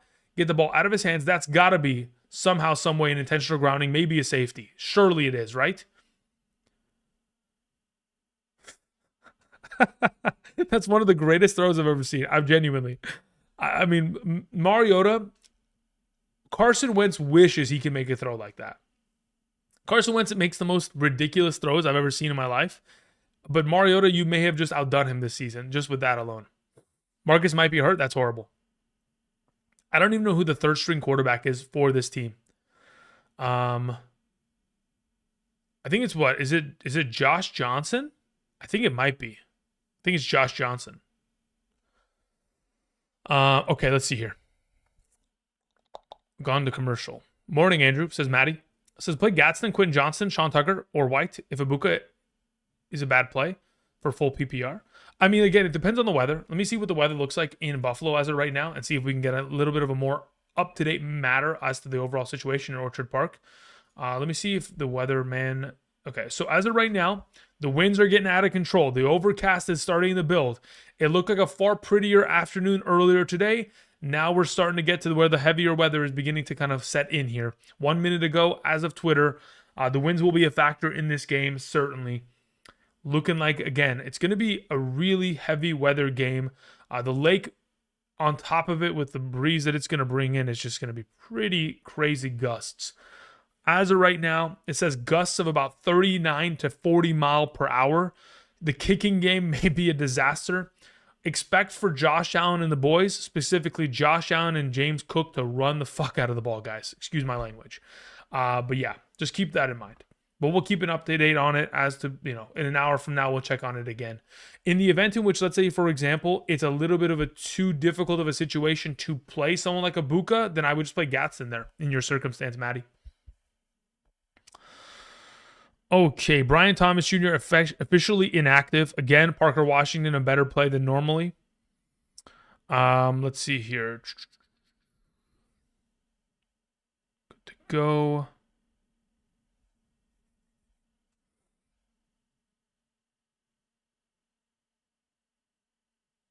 What is this report from Ian Rappaport? Keon Coleman with a healthy scratch today. Okay, so yeah, we're all in on Shakir, guys. Genuinely, we're all in on Shakir. So Keon Coleman, healthy scratch today. This is his third known disciplinary issue with the organization. Earlier this season, benched against the Patriots, and then additionally in the first quarter against the Jaguars. So he's a healthy scratch. They don't have him active. Josh Palmer, I guess, technically gets an upgrade. Maybe Elijah Moore, maybe Curtis Samuel. But ultimately, the biggest benefactor of this is Khalil Shakir in the absence of both now Keon Coleman and Dalton Kincaid continues to kind of rise up the boards in terms of his relevancy for this week. Thank you. All right, continuing on. We had a question from Dave 14. Dave, thank you very much. Dave says, team is above. Any moves for rest of season? We'll also need to drop some bench spots when Burrow and Hampton come back. Need to rack up some wins to make the playoffs. Okay, so looking at your team as a whole, Dave, in this circumstance, when you have all these available options, once Burrow and Hampton return, Flacco gets dropped, as you would know.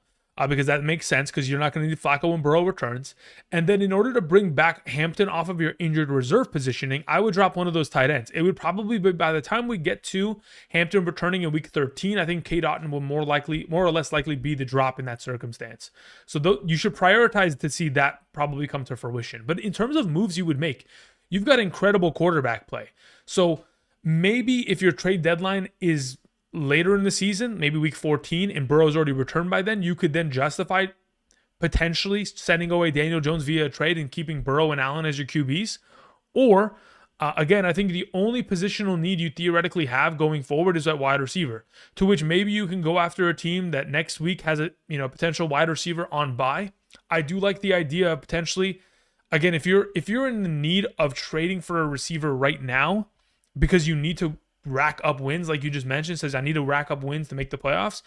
Trading for a receiver is going to be a little bit of a difficult situation because there's a lot of wide receivers that I would like to trade for, but that are going on bye next week or are currently on a bye. Like I'd love to trade for Pittman Jr. or Olave right now in the event in which, the manager in your league that has them on their team can't utilize them because they're on bye but need a win. So you can take advantage of their necessity for a wide receiver, give them a lesser wide receiver and get one of those players back. Or next week trading for Jalen Waddle or Wan'Dale Robinson, very much of value. But in the case in which you need wins now, I just keep what you have. I think Adams and Lamb get the job done at wide receiver. And I think T-Mac, Pearsall, and Franklin are also very much so justifiable keeps. I don't think you need to make any moves here, except for maybe moving off of Daniel Jones in the future if your trade deadline is not in the recent upcoming games here ahead. Okay, we had a question that came in from Chris Owens. Chris, thank you. Says, in a full PPR, start Freiermuth or Harold Fannin Jr. for tight end today. Freiermuth or Harold Fannin. As of right now, on screen, I'm going to lean in the direction of Pat Freiermuth. Again, I've mentioned before, the Cincinnati Bengals are the number one matchup at the tight end position, allowing over 24.5 fantasy points per game to opposing tight ends. In a full PPR, it's even more. It's probably closer to 30 points per game. The fact of the matter is, Cincinnati cannot stop tight ends, and Pat Freiermuth has dominated against them not only this season, but over the course of the last 3 consecutive years. He has been the Bengals killer. Freiermuth is my answer there. Thank you.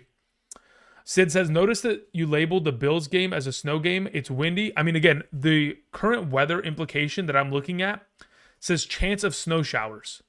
That's what I'm looking at as of right now. So in terms of rain potential, it says 55%. Otherwise, yes, it is very much so a wind game. As of right now, gusts of 30, consistent wind of 18 to 20 miles per hour. So again, I have labeled it as a snow game primarily because of the report that I am reading that says that eventually there is going to be a slight chance of snow showers. That's why I've labeled it as such. Now, as of right now, it doesn't look like there are snow showers, but it certainly could still occur later on in the game as we go forward here. Let's see here. We had a question from Flotation. Says, good day, G. Just wanted to say thank you. LFG, thank you very much. I appreciate it, Flotation. Hope you're doing well. Tyler Scott says, is Devontae Adams to start this week? Absolutely. I think Devontae Adams has to be started. Again, guys, the volume of contributions that he has made within the red zone alone, as the number one player in the red zone this season in terms of total targets and receiving touchdowns amongst all in the National Football League, in a match, oh my goodness, Tua's just airmailing passes now. Goodness gracious. In a current situation in which we have this offense functioning against the defense who struggles in their secondary because of how great they have been in terms of their run stopping ability, Adams is going to be highlighted even more than he normally is, I would assume. Even with the potential of a little bit of a lesser version of himself because of the injury, I still think he is much so a startable option. Okay, Riff sends out a question. It says, in a half PPR play 2 between Judkins, ETN, and Theo Johnson. Between those available 3, let me see where I have Judkins in comparison to Theo. I think I'm playing Theo genuinely. Nope, I'm not. Okay, between the 3 of them, half PPR, I have Judkins and the ETN ranked higher. I have Judkins 3 spots ahead of Theo Johnson, but Judkins and ETN are my answer. Thank you. Gabriel Martin says, in a standard scoring format, Marks or Aaron Jones, who has the higher upside? I do believe that Marks has the higher upside because he takes on Tennessee, and additionally, earlier this year absolutely went nuclear against them. So they shut out that offense. The Houston Texans won, I think, 26-0 earlier this year against the Titans. Let me check. Texans versus Titans. Yeah, earlier this year, they absolutely, I mean, geez Louise Papa Cheese, 2025. Okay, can I get like, okay, what the flying? Why is it like this? There we go. Houston Texans. Am I looking at this season? Yes. 26-0. That's what I thought. Very much so a potential possibility in which that occurs again. Get a first down. Thank you. Get some yards after the catch. Beautiful. Breaking tackles left, right, and center. Well done. Good blocking up front. Okay. Moving on to the next question. We had Triple Crown X who says, got Woody Marks in a bad trade I made.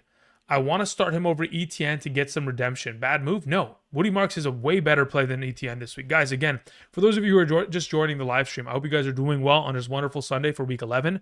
Do not forget that the rankings that are right here are legitimately here for your help and for me to provide rankings to the best of my ability to try to answer questions that otherwise could just be easily answered via these, this overall circumstance. I have this on screen to be able to rank players against one another interpositionally in a half PPR 4-point per passing touchdown league, to which I can probably, get you in the right direction. To which, in the case of Parker Washington versus JMO, which I see in the chat, I have JMO ranked higher.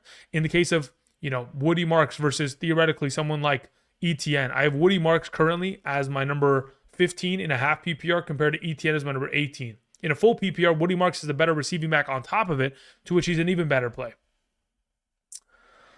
iShine101 sends out a question, says, if I end up sitting a Buka, should I start Kareem Hunt or Troy Franklin? I would rather play Kareem Hunt in the event in which you were to miss out on a Buka. But honestly, we'll see how the weather looks. Let's just wait on that. We'll see how it goes. Tua trying to turn over the ball. There's a reason why they call him Tua turn the ball over, right?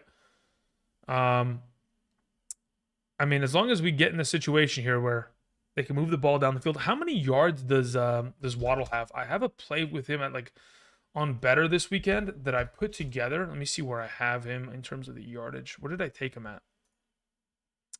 So in terms of his Betr play, I took him at 69.5 yards. He has 52 thus far. I think that's still good. We got 1 quarter left to play.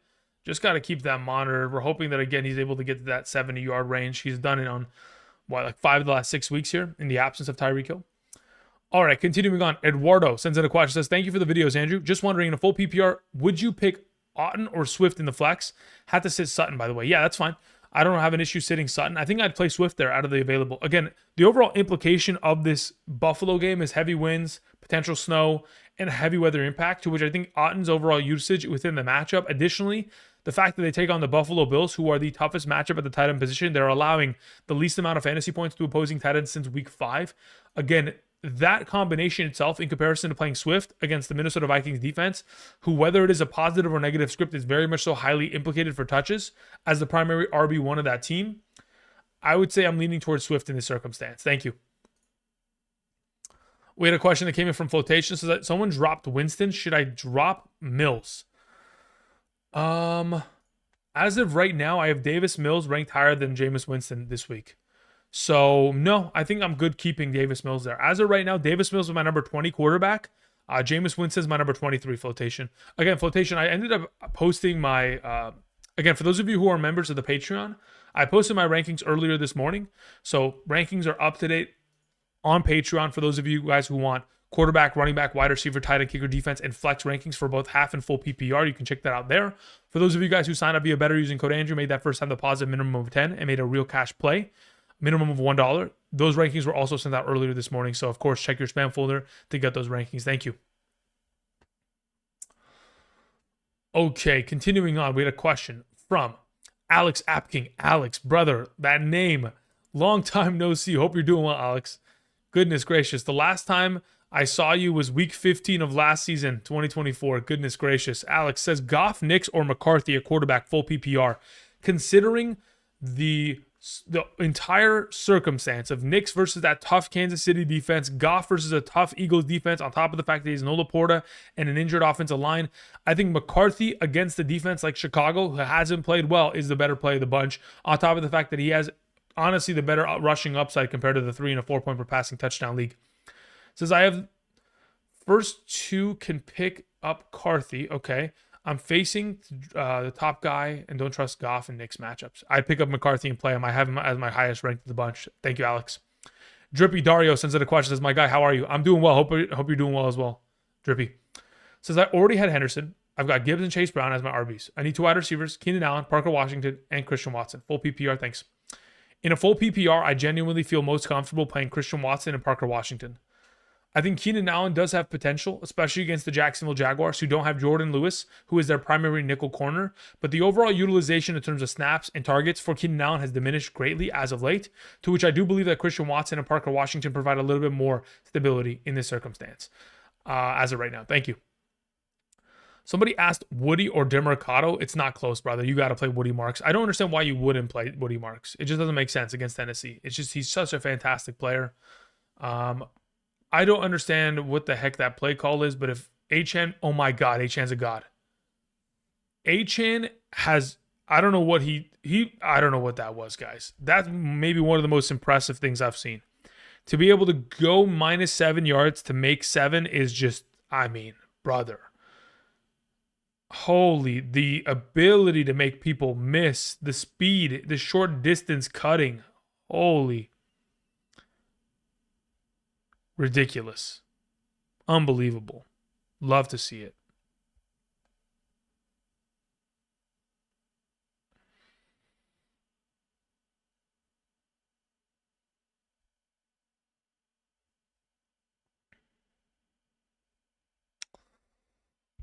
Can we get Achane into the end zone, please? Okay, continuing on. Sorry about that. So in your oh, you have Trey Tucker as well? Okay. So, Drippy, if you have Trey Tucker as well, then I would play Trey Tucker and I would play Parker Washington. That's who I would go with as your duo. Thank you. Tyler Scott says, favorite Sunday beer. I'm going to be totally honest, Tyler. I don't drink beer at all. Ever. Like, legitimately ever. Yeah, that's, if I was going to drink, it wouldn't be beer. I'll put it that way. It'll be, yeah. Yeah, too many carbs. Can't do it. Can't do it. Appreciate it. Also, favorite player, OAT. What the heck does that mean?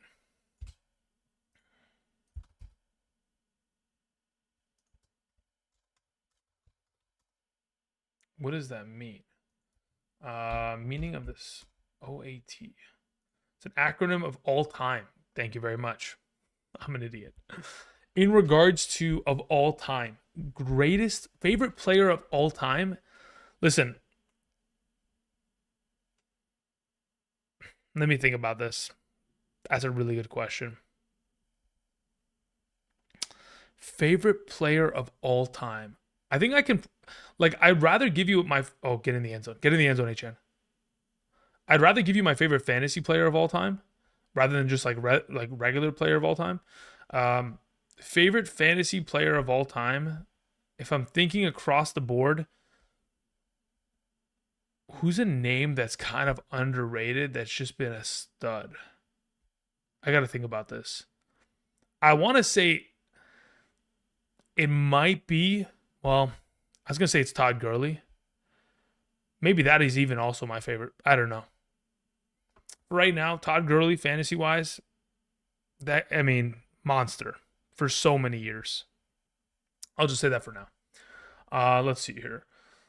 And, oh my God, why do we got to give Ollie Gordon the ball? Why do we have to do this? Miami, why? Why do you have to spite us? Why? McDaniel, play, please, brother. I can't even see anymore. I just like clawed on my own eyeballs. Okay, continuing on. I got to keep going. I can't watch this game, guys. It's literally giving me anxiety. Niner 86 says half PPR Vidal or Aaron Jones / Jennings or Johnston. Thanks. Okay, so between Vidal and Aaron Jones, I think both of them are fantastic plays this week in a half PPR. As I currently have it ranked between the two, I do have Vidal and Aaron Jones back-to-back, but Aaron Jones one spot ahead of him. As for Jennings and Johnston, I would prefer to play Quentin Johnston, primarily because of the matchup. I think both of them are in advantageous positions, but I think the overall target opportunity will be in the favor of Quentin Johnston comparatively, to which if you get more opportunity, you have a higher likelihood of scoring. So Johnston and Aaron Jones. Thank you. Joel Garza says questions in the chat. Thank you. Says full PPR, I have Dowdle, Chase Brown, Javonte Williams, and Swift. JJ McCarthy at quarterback. Should I bench Swift to get Brissett and pair him up with Michael Wilson? It's 2-flex league.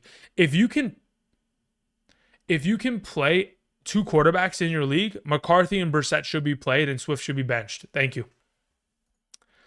Tim Schwartz sends in a question. Says full trade Henry for Devontae Smith. I need more context, Tim. Do me a favor, type in your entire team in the live chat. Thank you. People were saying Kamara, Arian Foster, Tomlinson, Priest Holmes. Listen, here's the thing, guys.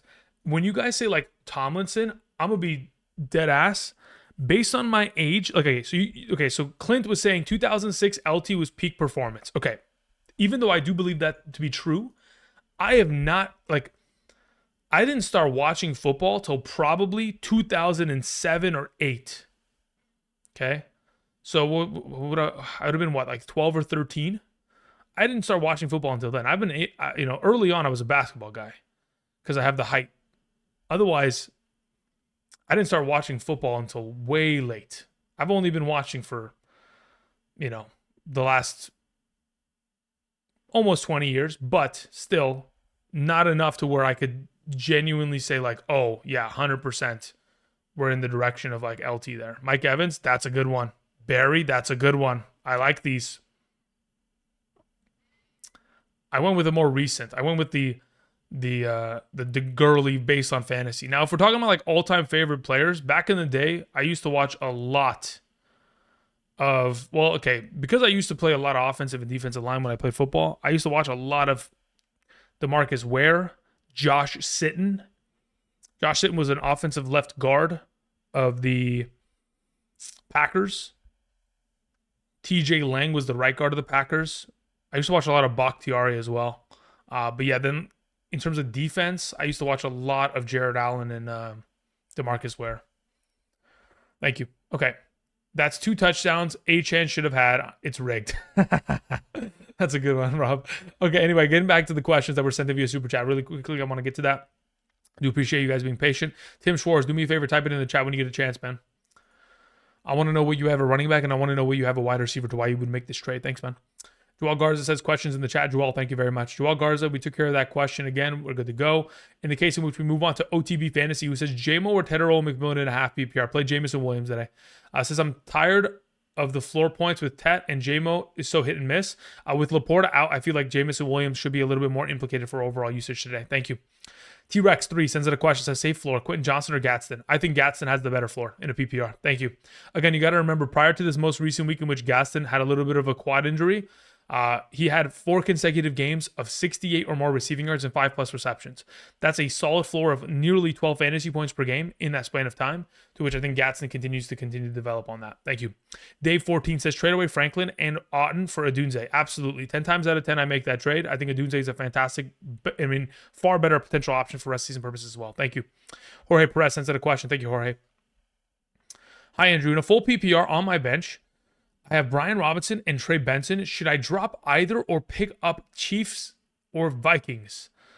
Currently have Denver. Okay, so here's the thing. Trey Benson will have value. I don't know if he's going to play for you rest of season, but he certainly is going to have value to the point to where I might want to... Let me see what we have here. So currently have an option to where you could pick up the Chiefs and Vikings. Could stick with Denver.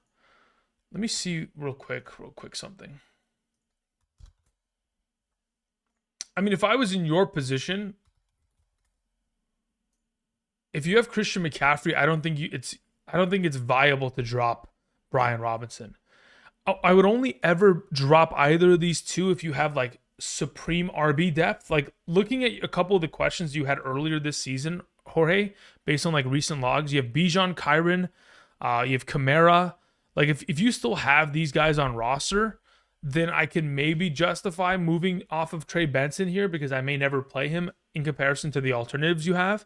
But in the case in which, I mean, if you were to move off of Trey Benson, yeah, I'd be willing to go pick up the Chiefs or the Vikings and roll with either of the two over Denver because I don't really trust Denver as of today. Otherwise, if you don't have the depth you previously had and Trey Benson's going to have to start for you in the upcoming, then I just continue to stick with Denver because I like their upcoming matchup in week 13 and 14. Thank you. All right, moving on to a question that came in from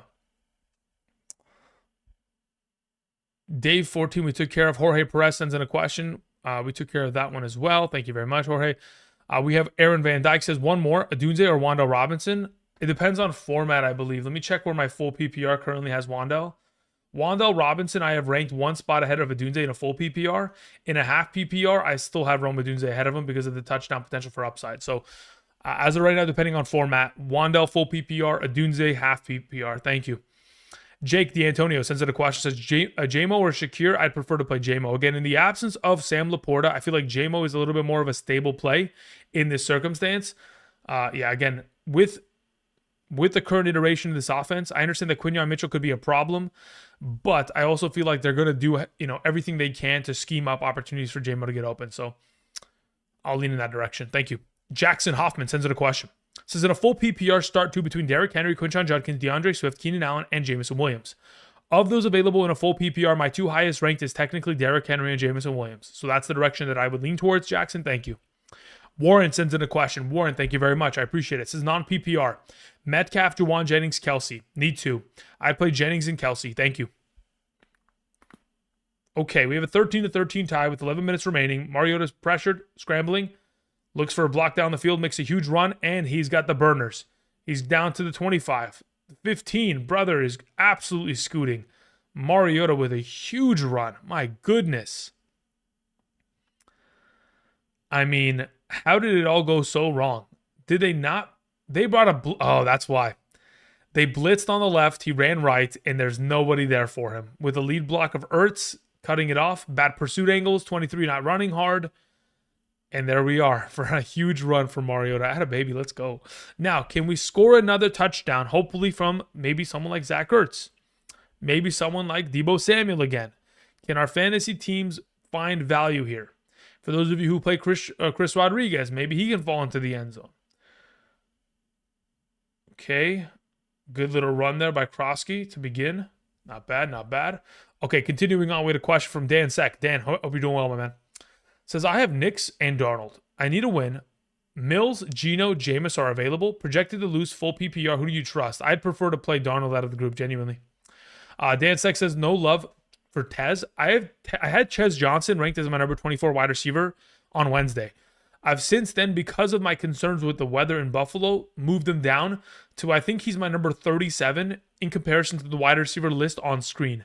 So he's just outside the top 36. I kind of wanted to wait before I wanted to wait to see what the weather looked like before fully establishing whether I'm going to play Abuka and Tez and Otten at the capacities of where I have them ranked.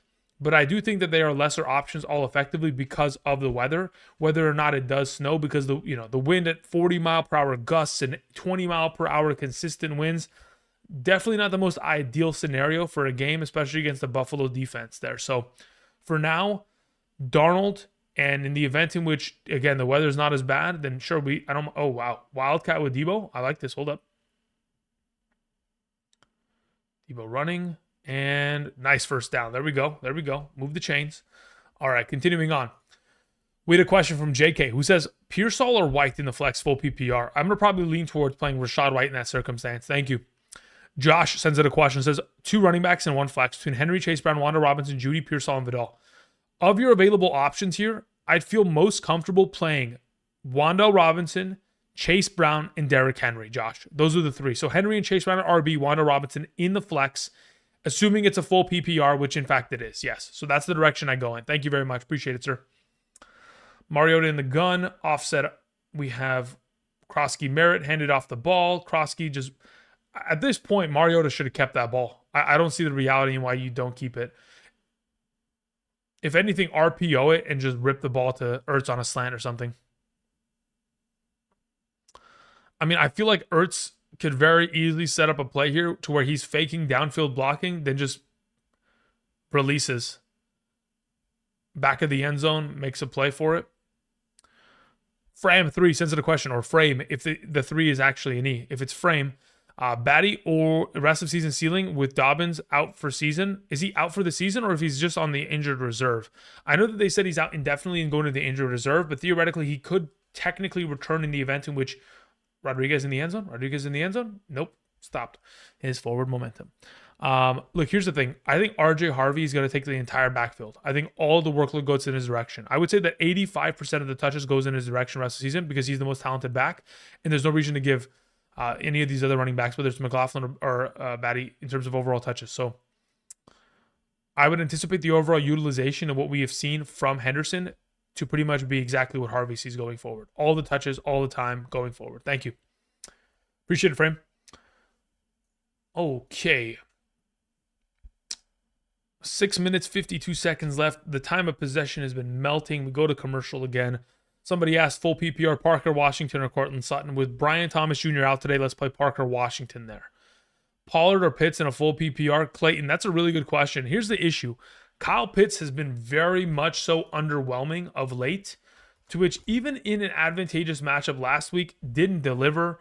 I feel like, yes, if he gets himself a high volume of receptions today, he could be solid, but I just don't trust it. I think I'm just going to play Pollard there and just try to hope for the best. Chase Brown or Harvey? As of right now, Brandon, I have Chase Brown ranked higher. Both are very much so highly ranked on screen, though. Thank you. Josh had a follow-up, says, I worded it wrong. I need to pick one running back and one flex. Understood. Okay. Is that what you asked? Maybe I'm mistaken? Okay, got it. So one running back, one flex. Of your available in a full PPR, let me see where I have Henry comparatively to Wan'Dale Robinson, and I'll let you know where I'm going there. As it currently stands within my rankings, I would play Wan'Dale Robinson and Chase Brown. Those are my two highest ranked players. Chase Brown at RB, Wan'Dale Robinson at the flex. Thank you, Josh. Appreciate it.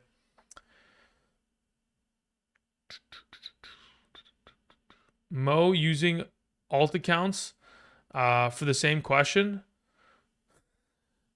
Definitely not the same account. How would he have either way? Mo's been around the channel for so long. Much love, Mo. Andrew, last week you picked White out of all the options. He scored the least. I still won, but do I really roll with him again? Again, the matchup this week is a far more advantageous one. The only reason I picked White as much as I did last week is because I expected him to get a lot of receiving utilization.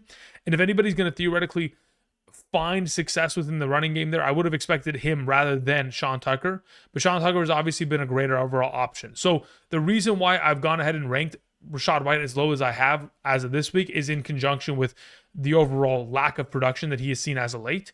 That's why I currently, in a half PPR scoring format, have him as my number 23 RB. Even though he's the starter of his offense in an advantageous matchup, I still have him lowly ranked. So in the event in which you have an alternative option that is better, then you roll with it. Otherwise, what's the alternative of playing White? Who else could we theoretically roll with here, Mo?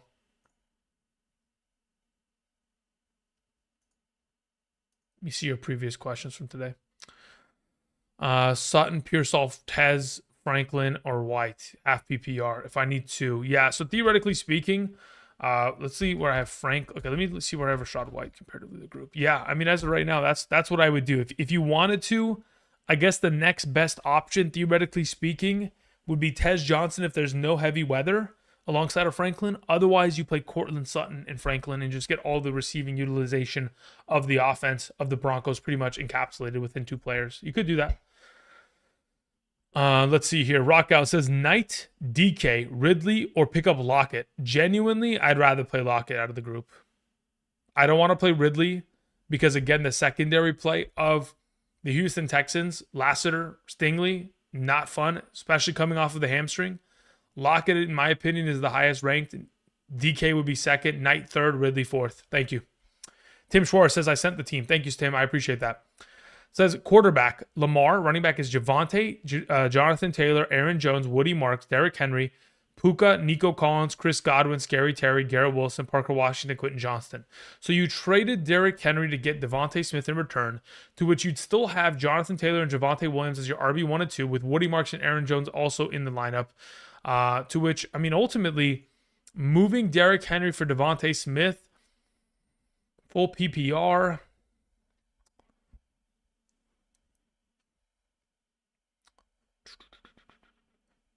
I think it depends on what kind of a format we're in. Let's say, for example, you play in a 3 wide receiver, 1 flex league. I'm okay with the trade. If we play in a double wide receiver, double flex format, full PPR, I'm okay with the trade. If it's a 2-2-1, 2 running back, 2 wide receivers, 1 flex, at that point, I probably say you can make the trade. It's fine. I just, it's not like the greatest trade of all time because really the value between the two of them is like so similar and you're just filling them in the flex position, right? So in terms of rest of season purposes, in a full PPR capacity, I probably prefer to have Derrick Henry if I could keep it. because I think there's a little bit more ceiling there. But as of right now, if you were to make this trade, it definitely does help wide receiver out if you play in a 3 wide receiver league. Thank you, Tim. Alrighty. Rodgers or Purdy? I prefer to play Purdy there.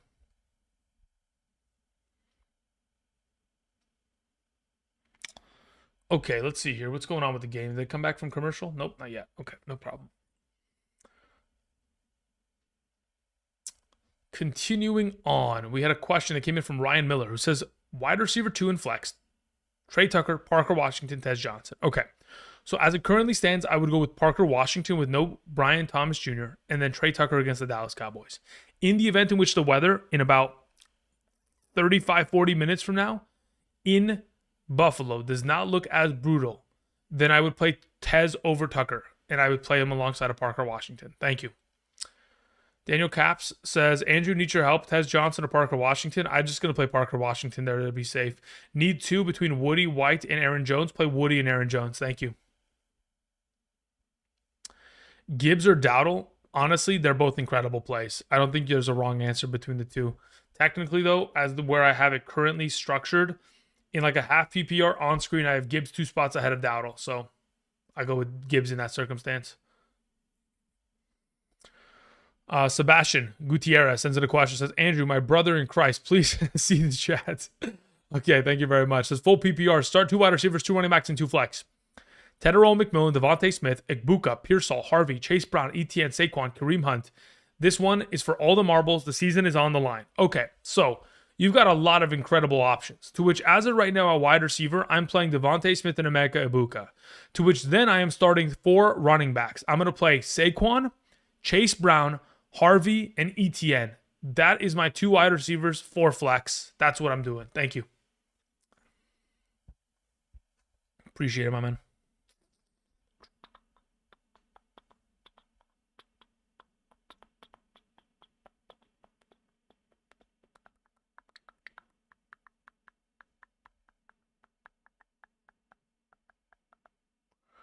Okay, cool.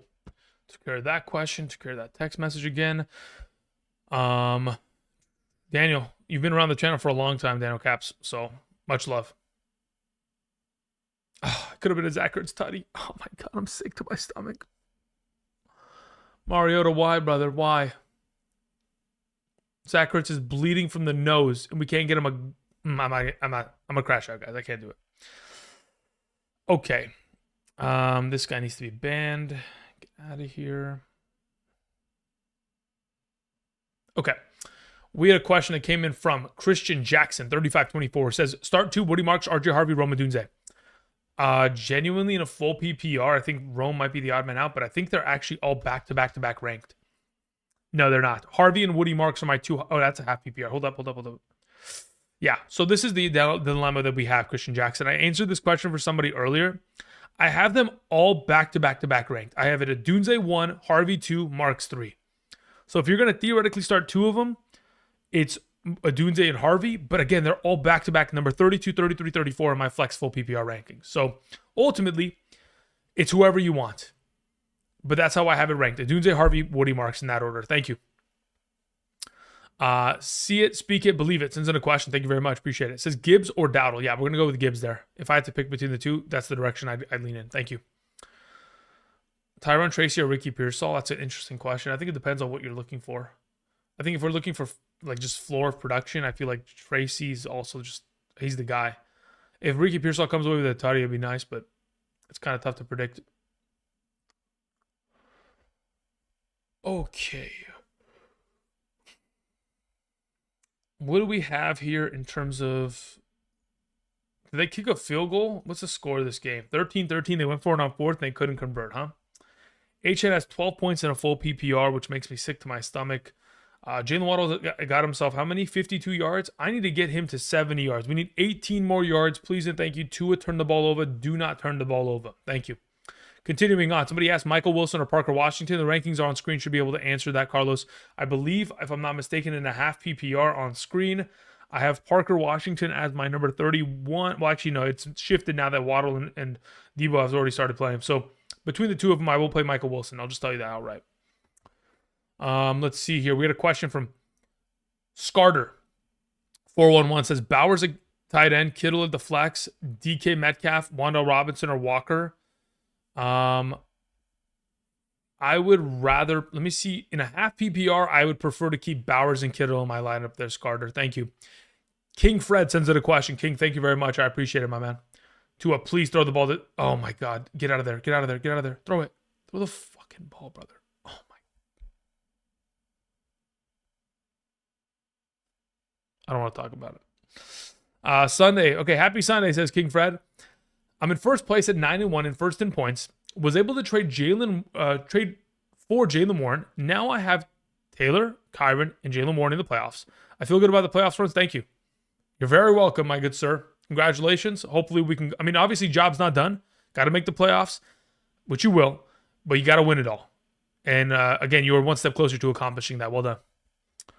Gets Knowledge sends in a question. Says, good morning, brother. I'm 3-7 in a full PPR and a double wide receiver and a flex between Nico, Rice, Ibuka, and Pickens. Out of these available options that you currently have laid out, I'm playing Nico and Rice 100% a wide receiver. Ibuka versus Pickens is purely going to be determined on the weather overall situation. So in the event in which we have the opportunity of the weather being solid, I'm going to probably play Ibuka there. Otherwise, if it looks like it's going to be a heavy weather game, by the time we get to about 40 minutes from now, I'm going to play Pickens because it's just safe there indoors, not really worried about the overall environment. Walker or Kyle Manunga as your final question. As of right now, I have Kenneth Walker ranked higher. Thank you. Rogo sends in a question. Says, Miami's defense is taking a poop on me. Why is Butker not listed? Butker doesn't do anything for fantasy points. At least over the course of this season thus far, I think it's like the last 7 games, Harrison Butker hasn't put up more than 10 fantasy points. So just not really interested in his overall production there. Okay, so Miami got the ball back. Beautiful. I love that. You obviously can't, as you guys know, for the rules of the NFL or just football in general, you cannot advance a muffed punt. So now we have an opportunity. Please, Jalen Waddle, catch the ball for 18 yards. For the love of all that is holy and fish moly, let's get it done. Scarter says, thank you, Andrew, for being prompt.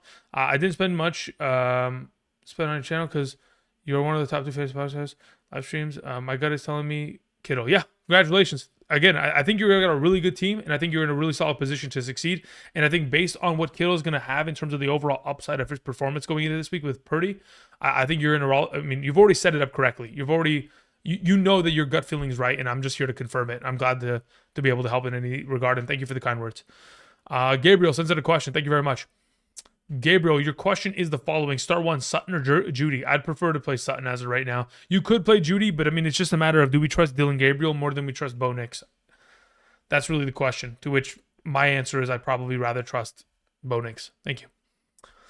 Guy Humble in the chat says, good morning, Drew. I'm looking for rest of season quarterback stash, Darnold, Purdy, or Brissett. I'd probably rather stash Purdy over the group. Jorge Perez sends in a follow-up question. Jorge, thank you, sir. Says, in a full PPR, I have Shaheed Sutton as my wide receiver 2 and 3, and Pearsall on my flex. Only other options are Brian Robinson on my bench. Should I leave as is or swap somebody? I would leave as is, brother. You don't need to make a swap there. Just leave it as is. Thank you. GOS, Pearsall not startable, question mark? I think he's startable. Again, the Arizona Cardinals secondary is a little bit beat up. And I mean, their defense as a whole is a little bit beat up in terms of some of their primary starters being out with injury. Will Johnson being the primary one that we need to keep an eye on. But in regards to the overall potential here of this situation, I think Pearsall is startable if you're in a bind. Because he does have value considering his overall rapport with Purdy. But I'm just worried about how much he's going to play effectively. Why is Harvey over ETN in a full PPR? If you're not aware, but Dobbins got sent to the injured reserve, so the entire backfield of opportunity for the Denver Broncos is now available to Harvey alone. So that entire workload of opportunity is such a valuable proposition to which I am expecting him to ball out. All right, thank you. Let's see here. We move on to a question from Mayo, who says, trade Rome and ETN plus Quentin Johnston or Kyron plus Flowers. Okay. I don't understand the trade question. Oh, I understand. It's okay. So it's Rome, ETN, and Quentin Johnston, not or. It's for Kyron and Flowers. Got it. Says I have Justin Jefferson's son, got him, my wide receivers. I have Etienne and Chase Brown and Aaron Jones as my running backs. So you would theoretically be shipping off these players to try to go get those players, to which I think to myself, genuinely, rest of season purposes, I think I'd rather keep what you have. I'd rather keep Rome Odunze and Etienne, genuinely. I think that's what I would rather keep for rest of season purposes. Because at this point, like, Etienne, Chase Brown, being able to have like Rome in the flex comparatively to having to play Flowers in the flex, I think is a little bit more preferred as of right now. That's the direction I go in. I'd probably just keep what you have in terms of the Johnston, Etienne, Rome side. Thank you. Okie dokie. Dan Campbell will call offensive plays for the rest of the season. Yeah, we already knew that. Okay, continuing on, we had a question from Niz, who says, or Nice, I guess, Amon-Ra and Harvey for Gibbs and Flowers. 14-team dynasty. Oof, brother, I think it depends on a couple factors there. Again, I do think that the life of a receiver in terms of the longevity of their career is significantly longer than a running back. If we're talking about Amon-Ra Harvey versus Gibbs and Flowers, I think technically speaking, I mean, Gibbs is probably if it's a full PPR, brother, I think I want to have Amon-Ra, but Montgomery's not going to be there his whole career. He's effectively eventually going to disappear, but how long of a career could Gibbs have? He could probably go as long as like Kamara has. He goes to like 29, 30 years old maybe. He's currently like 23? Let me see here. Gibbs age. As of right now, Jahmyr Gibbs at the age of 23 years old, born in 2002, which is wild. I would probably say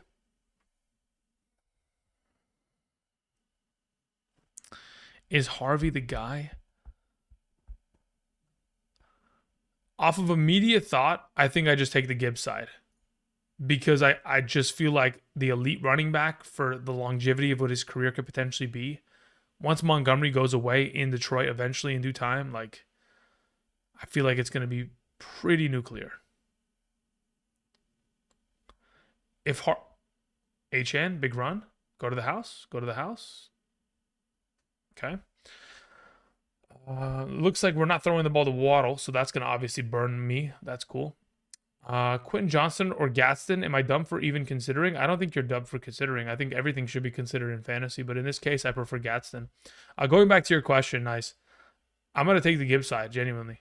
I think in terms of like short term, Harvey and Amon-Ra obviously have more value because Harvey and the Dobbins injury, to which the injury of Dobbins going forward, maybe next season, could be impactful. Maybe they don't re-sign Dobbins. Man, I don't know. That's a tough one. I want to have Gibbs, but to give Amon-Ra and Harvey is really sketch. I think for now, if you're on the same like wavelength as me and which we want Gibbs outright, great. Otherwise, I think the duo of Amon-Ra and Harvey is actually more valuable for long-term purposes. Actually, short-term. Actually, also long-term, because I don't know what Flowers is going to do in that offense going forward. Doesn't really catch tutties. Carson Hughes says, Andrew, morning. Zay Flowers, Lad McConkey, Emeka Ibuka, AJ Brown, pace pick 3 in a full PPR. Okay. In a full PPR, under the assumption that the weather is a problem, we would pivot away from Emeka Ibuka. If it's not a problem, we'll play Lad, Emeka, and AJ Brown. Thank you. Appreciate it. Continuing on, we had a question from Tommy D, who says, hi, Andrew. In a non-PPR, I'm probably overthinking the flex choice, Emeka Ibuka or Woody Marks. Also, Green Bay or Atlanta's defense for upside. I honestly would play Woody Marks in your flex. With what the weather is going to potentially look like and the worries that we have, I don't want to get too cute with it. I think I just want to play Woody Marks with the stability he has against a Tennessee matchup. As for Green Bay or Atlanta defense, I prefer to go after Green Bay because just in the same way in which Jameis Winston can give it fantasy points, he can take it by throwing 10 picks. I mean, I genuinely think that, please tell me that's a touchdown for Achane. Please, guys, please. Please. Don't tell me he's down at the 1. If he's down at the 1 and Ollie Gordon comes in, I'll stop watching the game. I don't really want to watch after that. I will just be I'd be so upset. Okay, continuing on. Harmon Singh sends in a question. Harmon, thank you. Says, good morning, Andrew. In a half PPR, I need two flex this week between White, AJ Brown, Pearsall, Robinson, and Goddard. Cool. My opponent already put up 50 points with May and Henderson, so I need all the upside I can get. Okay, so of your available options in a, what is the format? Half PPR. Cool. Let me check where I have Goddard comparatively to the field so I can kind of get an idea as to where I want to go here. So as of right now, the way at which I currently have it ranked is White and AJ Brown as my two highest ranked. I'm thinking maybe perhaps the upside play is going both Goddard and AJ Brown. But for right now, I think where I have it currently projected, it's Rachaad White and AJ Brown. Thank you. But if you wanted to play Goddard there instead of Rachaad White, I could understand it. Moving on, we had the man 09 says J.K. Dobbins confirmed droppable for rest of the season. I don't know. I mean, I don't know what reports you guys are seeing in terms of him being out for the rest of the season. As far as I'm concerned, he's going to the injury reserve. Is it a season-ending IR? I did not read that yesterday. Maybe that is in fact the case. And after the report of him going to the IR, they may have released even further information in terms of it being season-ending. But the most recent report that I read as of yesterday, 20 hours ago, it says the foot injury occurred in the illegal hip drop on Thursday night against the Raiders in Week 10. The injury reportedly requires surgery, likely ending the season. Okay, there you go, guys. So yes, if it is going to require the surgery in which they are indicating here, he would be out for the remainder of the season, and RJ Harvey is just absolutely going to cook. So yeah, he's droppable at that point. Gets Knowledge says, I have to win Purdy or Caleb. I prefer Purdy. Thank you. Alrighty. Let's see here.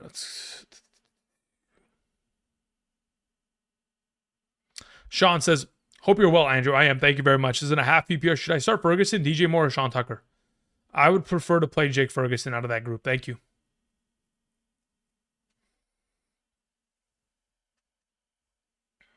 All right, HN, please get in the end zone. Please and thank you. Let's not get cute with it. 3rd and goal. Just hand the ball off. Outside zone. Brother, there's no fucking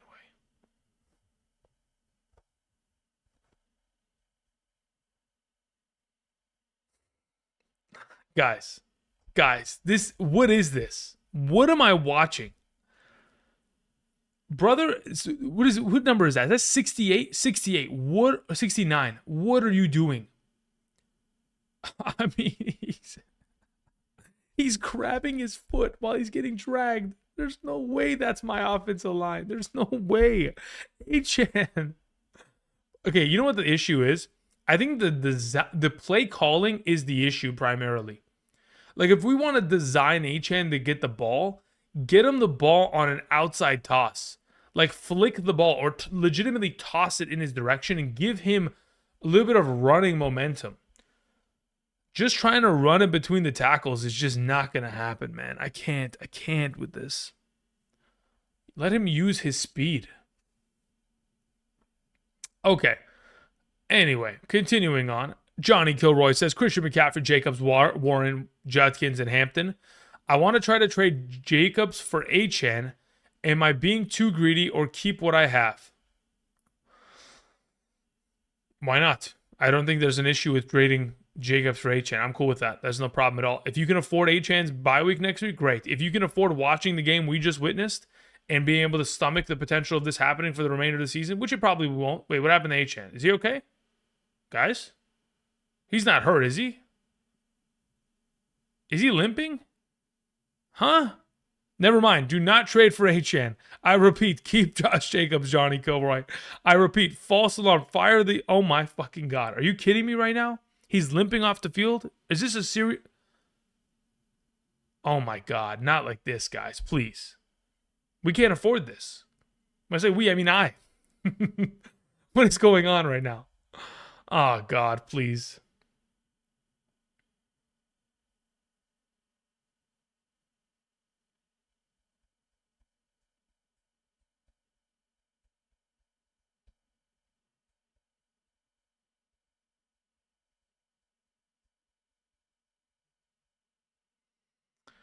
I'm just watching the play. Give me a moment, everybody. Good. You deserve to get stuffed on the 1 yard line. Why are you still running the... I can't. Someone needs to tell me, are the Miami Dolphins effectively trying to get a better pick in the draft? I want to know. Do they want to lose to Washington today? Because it looks like they do. Genuinely. They went and they ass whooped belt to ass against the Buffalo Bills. And then this is what I'm watching? You're joking me. I can't. Keep it moving. I got to answer more questions. I can't do this anymore. I'm getting sick. John sends it a question. Says, I have Dart on my bench. Would you drop Nix for Purdy or McCarthy? I would. I would drop Nix for Purdy. Or let it ride. No, I would drop Nix for Purdy. I'm not letting that ride. Also, I have a bunch of 49ers starting. Should I diversify? Lock it in. The Arizona Cardinals suck. Thank you. Johnny Kilroy says, weather update in Buffalo. Let's check it out right now. In this current circumstance, let's go to Orchard Park and let's see what we're looking at here. Any updates as of late?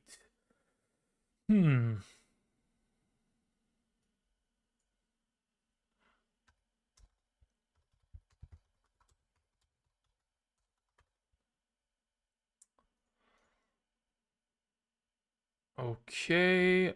Is there anything? As of 8 minutes ago, watching Josh Allen in the field.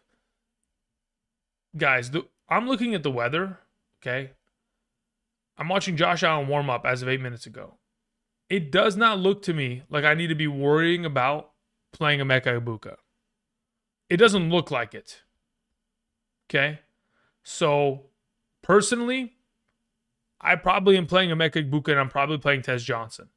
As to if you're wondering where I'm playing Tez Johnson because of what I'm looking at right now, because I legitimately thought the weather was going to be a little bit of a tough situation, I probably play Tez Johnson. You see where Jordan Addison is there? I probably play him ahead of Jordan Addison there. That's probably where I put him. And then Egbuka would probably, I'm okay with, hold up, let me go ahead and reset that.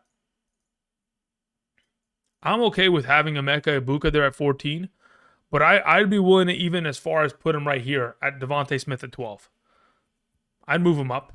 That's fine. I'm not looking at anything to where I'm like Omega scared. I know the win's going to be an interesting, circumstance here, but I've seen players dominate in 20-mile-per-hour winds. Genuinely, I've seen it. For all the games I've watched over the last 7 years here, I've seen so many instances of games in which you're like, it's a terrible weather game. And then the quarterbacks come out there and both throw for over 300. Like, it's crazy business. But again, we'll see. All right, Mariota, can you lead this team to a victory here? Victory Royale. Let's see what you have here, brother. Dumping it off to Zach Ertz. If Zach Ertz at least gets me like 10 points in a full PPR, I'd be pretty happy here. Full PPR, sitting at 8.2, 4 catches for 42 yards. Should have had a tutty if he didn't drop the... Anyway, or if it wasn't the drop, it was actually Jalen Waddle that dropped it. It was... Okay, anyway, continuing on. There's my update in terms of the weather in Buffalo, Johnny. Thank you. Big Swole sends it a question. Says, one flex, PPR Henry, Rome, Judkins, AJ Brown, RJ Harvey. Of those available in a full PPR, I have Rome Odunze ranked number 1, RJ Harvey number 2. Thank you. Jan sends it a question. Says, May or Dart for the playoffs? Thank you. As of right now, I'd still lean towards playing probably Drake May in this circumstance. I know Jackson Dart, I think he may run the ball less going forward because of the concussion protocol. And considering he just sustained a concussion, the potential of him sustaining another one and then being out for the remainder of the season scares me. So I'm just going to go with Drake May there. Eric Tran says, Marks or Henry non-PPR? Derrick Henry's my answer. Devin sends in a question. Says, Darnold over Rodgers? I would play Darnold over Rodgers, absolutely. Again, Darnold's overall fantasy contributions of late, even though they may look like, when you look at it, like in terms of just box scores, the most like inconsistent production, you have to remember that this most recent game against Arizona, he threw the ball 12 times because they were up 35-0 with 8 minutes left in the second quarter. He did not have to play football after that point. So I'm not really too worried about it. Otherwise, prior to this most recent game, 3 of the last 4 have consisted of 20 or more fantasy points. Sutton or Tucker in a full PPR. Looking at the available between the two, Sutton is my number 31. Tucker's my number 34. I'll go with Cortland there. Thank you. Brandon McDaniel sends in a question. Says, start 3 between JSN, Rice, Jefferson, and Egbuka. I'm going to still play Jefferson, Jackson Smith, and Rice. Egbuka would still be the odd man out in this circumstance. Thank you. Auntie Slayer says, thoughts on Gabriel Davis rest of the season? If Gabe Davis is starting, with Keon Coleman being a healthy scratch, we know what Gabe Davis and Josh Allen can do. We know it. We've seen it and it's very much so high potential for upside. The report is already built. We have seen in the past Gabriel Davis catch 4 touchdowns in a playoff game with the likes of Josh Allen. So Gabe Davis, if he is healthy, if he's still in the mix of being a great receiver, I understand last season with the Jacksonville Jaguars, not the greatest year, got injured for a season ender. If he's healthy and he's ready to go, he's already very much so familiar with the offense, should be able to fill in and play well. He's been on the practice squad for the last couple weeks here, so now that they've elevated him, I mean, again, he could be a name I'm mentioning tomorrow in terms of a waiver wire pickup and play. Speaking of, I need to go and pick up some. I need to do something real quick. Now that BTJ has been designated out, I can move him to my IR in this one league. Why can't I move him to the IR? Oh, that's why. And then effectively, I can go pick up somebody else just in case for the future of this business.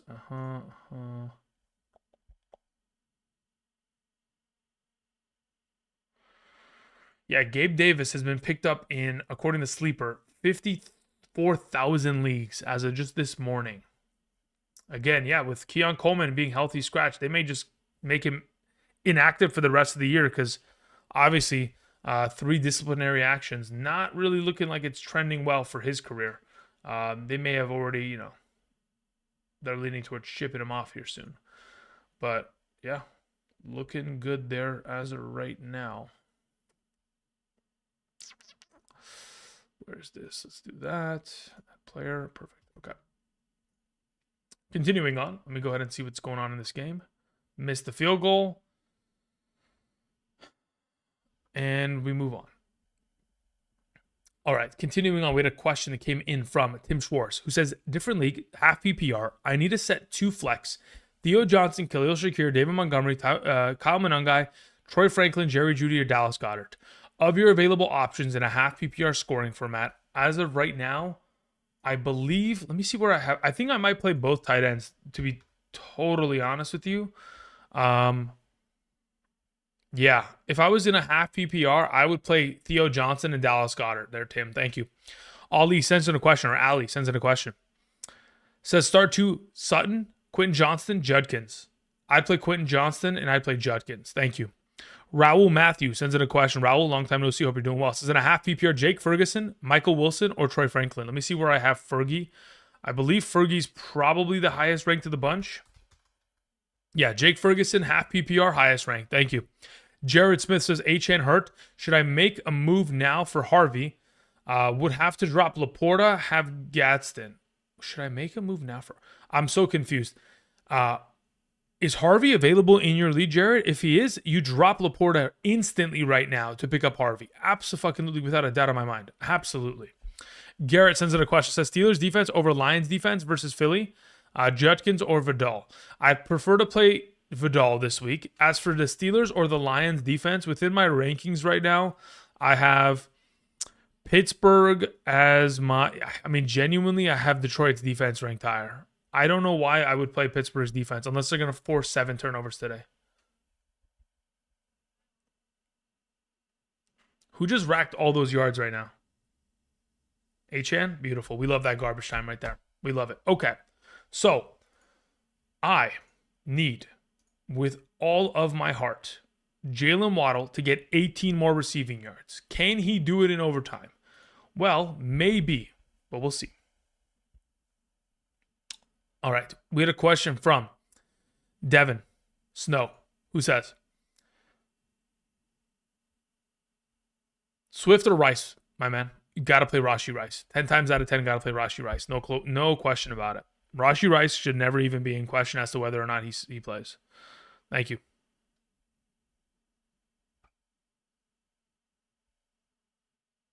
Alrighty, we're good there. Taking care of that. Beautiful. Alrighty, continuing on. Let's go ahead. What time is it? 9:33. Let me go see if there's any other updates in terms of this Bills versus Buccaneers game. Can I get... I mean, again, the wins are going to be pretty ridiculous. I know that. But I think I'm willing to roll it.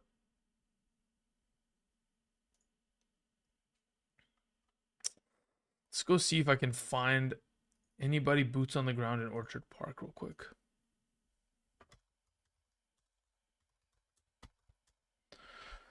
Kiwi Sports Made sends in a question. Thank you very much.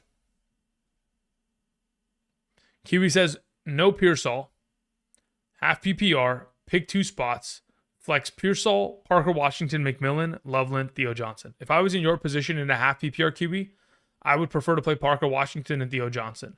I think all of them, like McMillan, Pearsall, Loveland, could be like arguably potentially a start there, but I think Parker Washington and Theo Johnson are better. John says, Andrew, you never answered my super chat. John, when did you end up sending it? When did I miss that question? Okay, hold up. Let me see if I missed not only yours, but maybe other questions there, John. Where is that question anyway? I'm so confused as to where that is.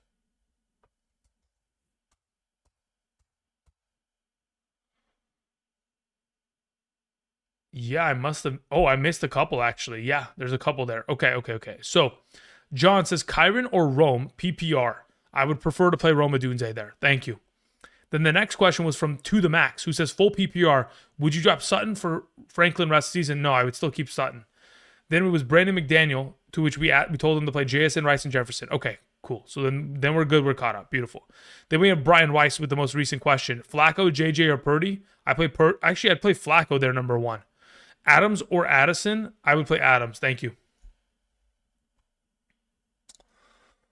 Okay, so what I want to do, technically speaking, is I want to update my wide receiver ranking on screen just to kind of supplement a couple things here. So let me remove this and this.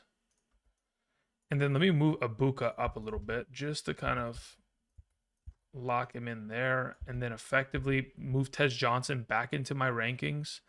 Let's do this way. Let's go here. Just going to update these rankings really quickly just so we're all on the same page in regards to what we're doing here. Okay, let's move both these here. And then Tez Johnson, I mentioned I'd probably put him like right there just to be safe. Maybe we just roll him there. Yeah, I think that's probably better. Okay, so let me go ahead and open up my Photoshop file so we can update that for the last, what time is it? Last 24 minutes of the live stream here today. I do see a couple more questions sent in. Brent Shin says, need to Judkins, Harvey, Sutton, Johnston, PPR. Play Johnston and play Harvey. Thank you. Jack Peltier says, Jacoby Myers or Worthy? I would rather play Jacoby Myers, genuinely. I think it's a little bit sketchier, but I think that the overall contributions that we've seen from Worthy are not significant enough for me to feel confident on the matter, to which I'd actually legitimately go in the opposite direction. It may sound a little bit crazy, but, you know, that's what I am. Thank you. All right, let's update these rankings here to coincide with how I want it done. Okay, so basically we need to go save this to JPEG, and then we need to go to this file and save it to there. Okay, so wide receiver rankings should be now up to date. Going forward, should be in a solid position there. Perfect. Okay, now continuing on. Let me go ahead and remove that from this page. Don't need this. And then we can go back to the game. Perfect. All right. Going back to some of the questions in this super chat area. We had Jared Smith who says, I can drop Laporta and get Harvey, but I have Gibbs, HN, Dowdle, Swift, Montgomery, and Bucky. Okay, so if I was in your spot, I would just drop Montgomery for Harvey. Again, remember, Dobbins is out for the season. So you're purely just picking up Harvey to block other teams. So, yeah, I would. Absolutely. And if anything, maybe he gets good enough to where you start him. Who knows? It's Magic says, updates on the Bills weather. Also, PPR Harvey or Smith. Let me see where I have. I believe I have Smith ranked higher. Let me just confirm that for full PPR. Yes, I do have Devontae Smith ranked higher in a full PPR. So I would suggest that. Now, as for the Bills weather update, looking at the most recent film from on the field, I'm legitimately watching Josh Allen sling the pill, like absolutely dicing it up through the air, to which, like, even with the weather being what it is, which is actual heavy wind, he is still absolutely dicing, to which I feel like Baker should be able to do the same, and the receiving threats of this offense should be fine. Not to the best of their ability, but still, you know, serviceable. Bugs19 sends in a question, says couple questions in the chat. Okay, Bugs, let's see what you have here, brother. Says full PPR Pollard or Singletary. I'd still prefer to play Pollard there. If you have another question, go ahead and type it in. Thank you, man. Moving on to Jonathan, who says full PPR Otten or Muth. I'd prefer to play in a full PPR. Yeah, at that point, with the weather being okay, I'll take Cade Otten there. That's fine by me. I do really think that Muth's going to play well, but I'm okay going Otten there because of the full PPR capacity. Jack Berry says start 2, Sutton, Parker Washington, Tedero, McMillan. I would play Parker Washington and Sutton. Omar G says full PPR, DK, Sutton, Addison. I'd play Addison there. Also, Muth or Pitts, I'd play Muth. DZ Dalla sends in a question, says Keenan Allen, Kenneth Walker, Kyle Pitts, full PPR flex. Let me see where I have Kenneth Walker compared to the two. I believe it's going to be Kenneth Walker as my suggestion.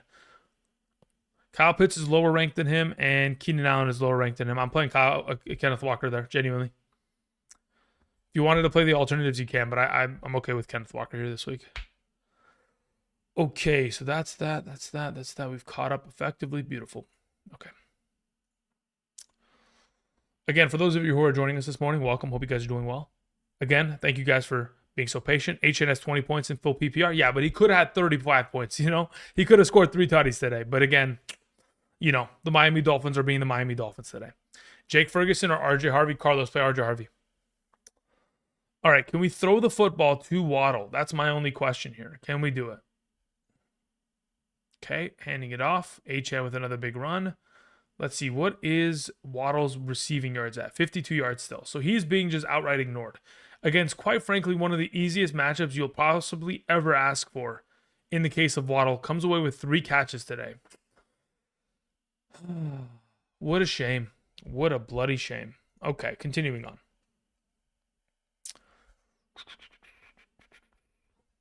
Let's get rid of this. Let's get rid of this. Okay. I don't know why my shoulder hurts. HNTD need it? I mean, brother, would love it. But I mean, at this point, as of right now, they're at the 19-yard line.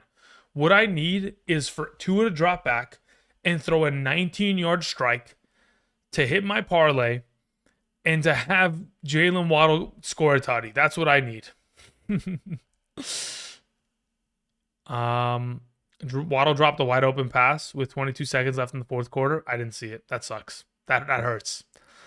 Still feels like yesterday when Chip Kelly wanted to trade everything for Mariota.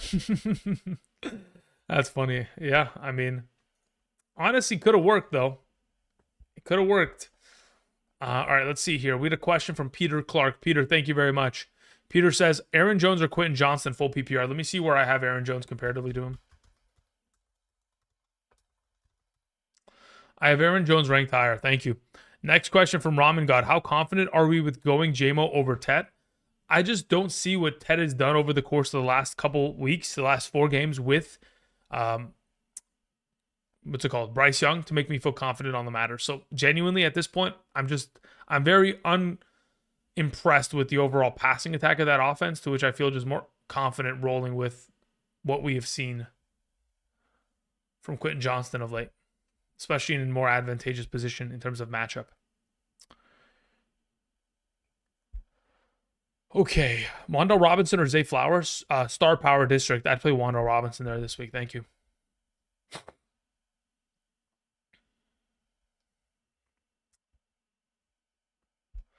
Gregory says Waddle had 2 wide open drops. Gosh, I'm sick. Tet over Tez in the weather? I don't know about that. I just don't like the AJ Terrell matchup. Are they really kicking a field goal? Oh my God, guys. There's no way, right? How many 30-yard field goals are you going to kick? Wait, they won the game? Wait, did Washington start the game with the ball? I mean, did they start OT with the ball?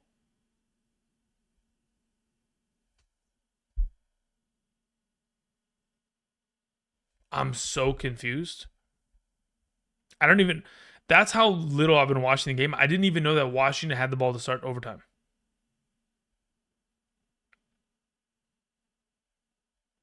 Let me see this. Marcus Mariota pass intercepted. I didn't even... He threw a pick. Got it. Okay, guys. Yes, again, I wasn't watching the game. All right, continuing on. To close out this live stream here, we have a question from Richie Moreno, who says half PPR, one tight end and one flex. Michael, let me turn off the game because I don't need to watch this anymore. One tight end, one flex. Michael Wilson, Tucker, Sutton, DeMercado, Tez, Schultz, Andrews, Pitts. I would play Schultz and Michael Wilson. Oh, it's a half PPR, huh? Tez Johnson and Schultz, actually. Could go Michael Wilson just to be safe if you want to avoid the weather. Weather doesn't look too terrible to me, but maybe I'm just mistaken.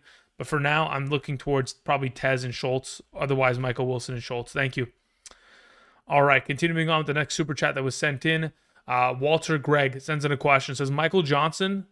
Do you mean Michael Wilson or Tez Johnson? Because Michael Johnson is not a thing. So I'm not sure who you meant by that. But Kamani Vidal is probably a better play than both of them. Thank you. HN might have the safest floor in all of fantasy. I mean, at this point, look at his upcoming schedule is only going to get better, guys. Like, genuinely, it's only going to get better. So, Tez over Michael Wilson. Yes, I would play Tez over Michael Wilson. Looking at the overall weather that I've currently seen over the course of the last 30 minutes here, I'm not too worried about it as it currently stands. I'm okay playing the receiving options of this game. Theo Johnson or Tez Johnson? I'd rather play Theo.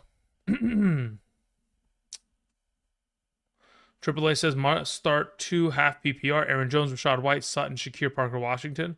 Aaron Jones has to play there.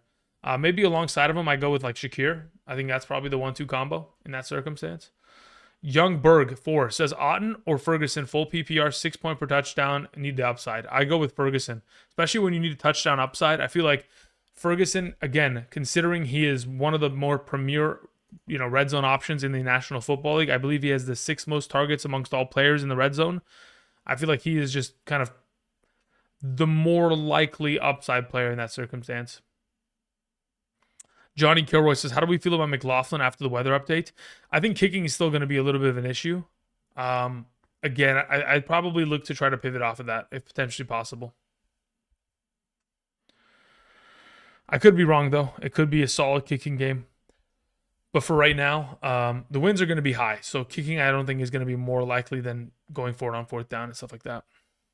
Jawan Jennings or Parker Washington? I'd rather have Jawan Jennings. Was that Schultz or Otten? I'd rather play Schultz. Andrew, brother, would you trade Justin Jefferson for Drake London? I would. Chase Brown or Derrick Henry? I'd prefer to play Chase Brown, especially in a full PPR. AJ Brown, Nico Collins, Ladd McConkey, pick 2. Nico Collins and Ladd McConkey start on my team. Sutton or Parker Washington, full PPR. I play Parker Washington there. Armani says full PPR, play Tez, Schultz, or ETN. In a full PPR, I think I'm still sticking with ETN there. Thank you. Michael Ortiz says in a half PPR, drop Loveland for Muth, Jonnu Smith, or Hawkinson. I mean, if we're just talking about a 1-week start and Loveland's not your weekly starter, I'd prefer to play Muth. I feel like, again, this week is just such an advantageous matchup. It is the correct decision to make, to which I think it gives you the better chance of winning. Troy Franklin or Pearsall? I prefer to play Troy Franklin there. Monangai or Sean Tucker? Quick, I play Monangai. Didi says Parker Washington, Tucker, or Monangai. I honestly just stick with Parker Washington now that Brian Thomas Jr. is out. Full PPR, pick 2 between Wan'Dale Robinson, ETN, and JMO. In a full PPR, I'll take both wide receivers there. Johnston or Addison? I'll take Quentin Johnston there. Andrew, how many chips have you won? Too many. I've lost count. Saquon or Javonte in a standard? I prefer to play Javonte Williams there. Half PPR, Mark Andrews or Harold Fannin? I prefer to play Mark Andrews. Gadsden or Parker? I prefer to play Gadsden. Wan'Dale or Vidal in the flex? Halo or Jags defense making me second guess. As of right now, I'm very much so confident in the idea that if that's a full PPR league goated, I'd play Wan'Dale. Crip sends in a question. Says, I need 2 in a full PPR. Henry, Swift, Woody, Schultz, or Andrews. Of those available in terms of 2 flexible players, Woody Marks has to play, and I play him alongside of Derrick Henry. That's the way I go about it. Parker A says, half PPR, ETN or Devontae Adams. Play Devontae Adams. Jay sends in a super chat. Thank you very much, Jay. Says, Fannin or Freiermuth? I play Fryer there. Winston or Love? I play Love. So I'd play Freiermuth and Love there. Thank you. Freiermuth or David Njoku? Freiermuth. Otten or Freiermuth? In a half PPR, I believe the rankings are on screen. As of right now, I have Freiermuth 1 spot ahead of Otten. And I probably continue to keep it that way because I think he has a little bit more touchdown potential for upside comparatively. Addison, I mean, again, because of the weather implication that it's a little bit of a safer play to go out, and you could play him over Freiermuth, but I think I'm just going to keep it as is. I'm not going to change it on screen. Addison or Quentin Johnston? I prefer Quentin Johnston. Coach, I'm worried about Quentin Johnston because Gat is back. Should I go with Parker Washington? If you would like to, you can. Again, I think Quentin Johnston's overall usage is going to be solid today because of the Jaguars matchup. Again, the Jaguars should be getting torched across the board, whether it is out wide or, at the tight end position or in the slot position. So ultimately, I'm confident across the board. If I was you, I would still stick with Quentin Johnston in this circumstance. Aaron Rodgers, Geno Smith, or Jacoby Brissett. I prefer to play Jacoby Brissett. Again, a lot of the questions I'm seeing in the live chat can be answered via the rankings to the right side of the screen. So hopefully you guys can use the rankings. Obviously not this Patreon ad, but in regards to the rankings that are up to, on screen, up to date, if these can hopefully help you guys out interpositionally, that is the hope. Like someone asked Jennings or Christian Watson. I prefer to play Jennings there. 11 minutes, good luck. Yeah, more like 10, but we're in the same spot. Is Devontae likely to play? He's going to play. He's not likely to play. He's going to play. Again, I do appreciate y'all. What is that, Jennings or Quentin Johnston? I believe I have them ranked on screen, to which, as of right now, between Quentin Johnston and Jennings, Johnston is 2 spots ahead of Jennings. Thank you.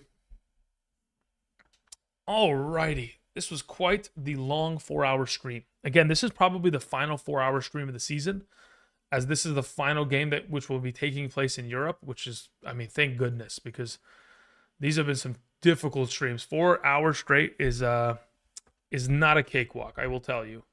Talking for 4 hours straight, I've only had to learn to do it. Otherwise, I don't think it's natural for my voice. Jay sends in a question. Jay, thank you very much. Jay, I don't see any question attached to it. If you can, type it in the live chat when you get a chance, brother. Thank you. George sends in a question. Says, standard Rome Judkins or Rachaad White? Honestly, in a standard scoring league where I get 0 points per reception, I think it's probably safest to play Judkins. But if it's me, I'm probably going to lean in the direction of just going Rome Odunze there. Thank you. Bryce sends in a question. Says, Parker Washington or Trey Tucker or Harvey or Sean Tucker? I would play Harvey and I would play Parker. That's the way I go about it. Thank you, sir. Where's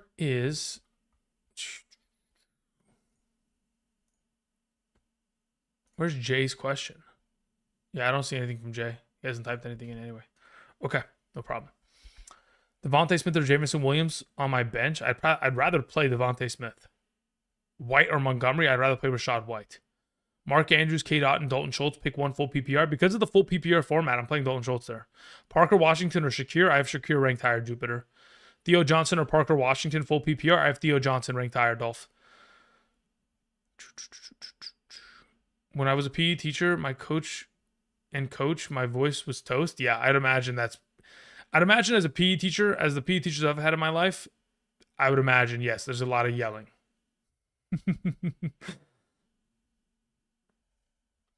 You're yelling at the kids, start running. I was one of those kids that I was like, yeah, I'm not running. In middle school, no thank you. In high school, obviously, I'm playing football or basketball, so it's not really a deal there. You don't have to tell me to run because I'm obviously going to condition myself. But anyway, continuing on. John F. sends in a question. Says, bench one, Adams, Higgins, Addison, or Quentin Johnston. If I'm benching one of this available group, I'm benching Addison there. John F. Thank you. Brian sends in a question. Says, Demercado or Jacoby Myers PPR? Ooh, interesting question. Let's see where I have Demercado comparatively to him.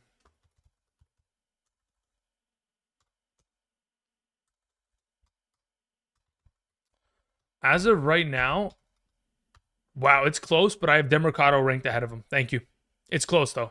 If you felt comfortable playing Jacoby Myers, I don't have an issue with it. But it's close, but I do have Amari Demercado ranked higher.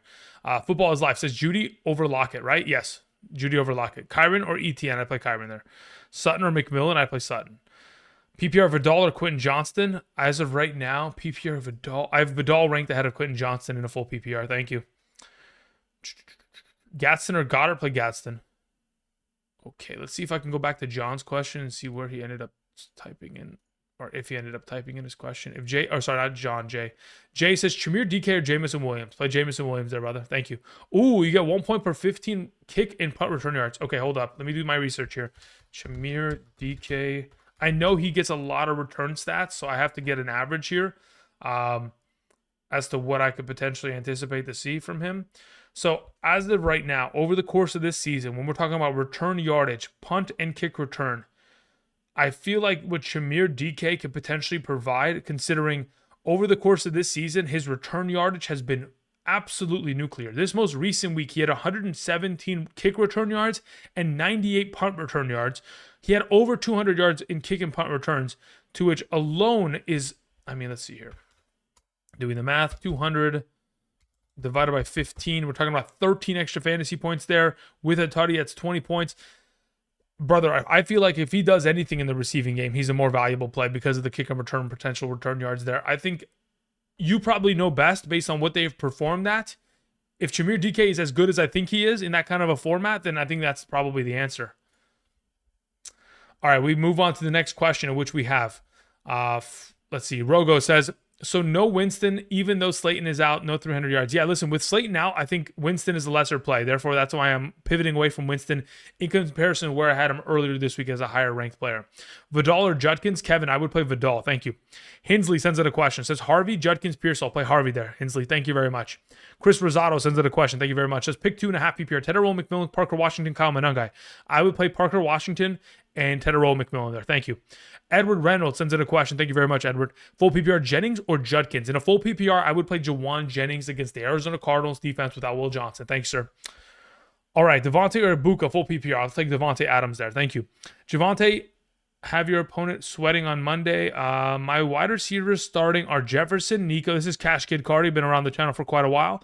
Says Jefferson, Nico, Rice, Lamb. Trying to figure out who to flex and who to go with, Ladd or Javonte Williams. Standard league. Standard scoring format, 0 points per reception.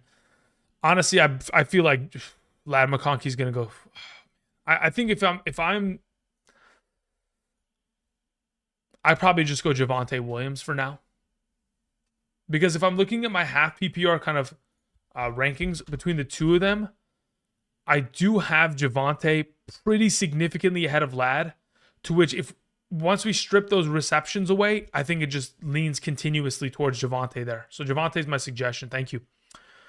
Alrighty, we move on to a question after we took care of Edward Reynolds. We have Giovanni, who says, Kyron or Rome full PPR? We'll take Rome there. I think I answered that before for you, but if you didn't hear it or anything of that nature, maybe with somebody else, I'll take Rome and Dunze there. Thank you. Roster quorum if I have Kyron. If so, do I drop Stevenson, Charbonnet, or Algier in a full PPR? Thanks. I mean, in terms of kind of securing your investment of Kyron, just in case anything was to happen, I would probably be willing to drop. At this point, I'd be willing to drop Stevenson in order to accomplish that, because I think Hendo probably keeps the job rest of the way. Theo Johnson or Michael Wilson full PPR? I would.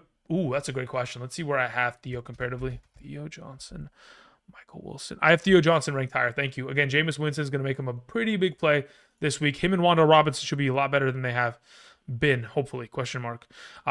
Scarter sends in a question. 411 says, full PPR, DBL flex, Wanda Robinson, Franklin, Walker, or McConkey.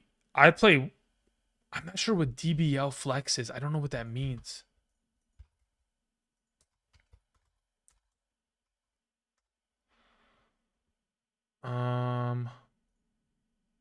DBL would be like double flex. Thank you. I'm an idiot. I'm so stupid. Just next time type it out for me because I'm stupid. Thank you. Wanda Robinson and McConkey would be my two starts there. Scarter, thank you. Brett Wood sends in a question. Brett, thank you. Full PPR, Jennings or Harvey? I would play RJ Harvey there. Thank you, sir. Somebody asked Gadsden or Otten, smiley face. Play Gadsden there. Shakir over Addison? Yes, correct. With both Keon Coleman and additionally Galton Kincaid out, Shakir is the better play, in my opinion. DeAndre Swift or Rome Odunze PPR? Thank you so much. I would play Rome Odunze there in that circumstance. Crispy, thank you. Two flexes. Yes, I understand. It took me a while. Again, my brain is lagging. Don't have enough sleep to be able to actually justify actually having a brain capacity here as of right now. Jennings or Judkins in a half PPR. Ooh, that's an interesting one, Ando. Let me see where I have them effectively half PPR. Judkins is there. And who's your other option? Ando is Jennings. I have Judkins ranked higher. Thank you. Tyler Carver says half PPR, 0.2 per carry, Judkins or Marks? Give me Woody Marks there. Thank you. Okay, I need to pop the chat back out there. Let's go here so I can at least see what's going on screen. Okay, we took care of that. What about Derrick Henry, Ladd McConkey, standard flex? I just play Derrick Henry there. Musgrave or Andrews? I play Andrews there. McMillan or Sutton? I play Sutton there. Wanda Robinson or Woody Marks? I play Woody Marks there. Dobbs or Montgomery? I'd rather play Dobbs, even in standard league. Oh, it's PPR. Perfect. Dobbs. Rick. Full PPR, Tez, Tet, Judy, Pearsall. Pick 2. I take Tez Johnson, and I'll take Tedero McMillan. Those are my 2 highest ranked, Joey. Swallow says drop JCM for Tootin or Gainwell as a stash PPR. I mean, as of today, what did the overall JCM shares look like? Let me just check right now while we're still on this this topic. So JCM had 4 carries. He's pretty much been annihilated. It's done. Chris Rodriguez has taken over the job. I do believe that he is droppable in this circumstance. So yeah, we could go in that direction. That works for me. To which actually, you know what? It gives me an idea.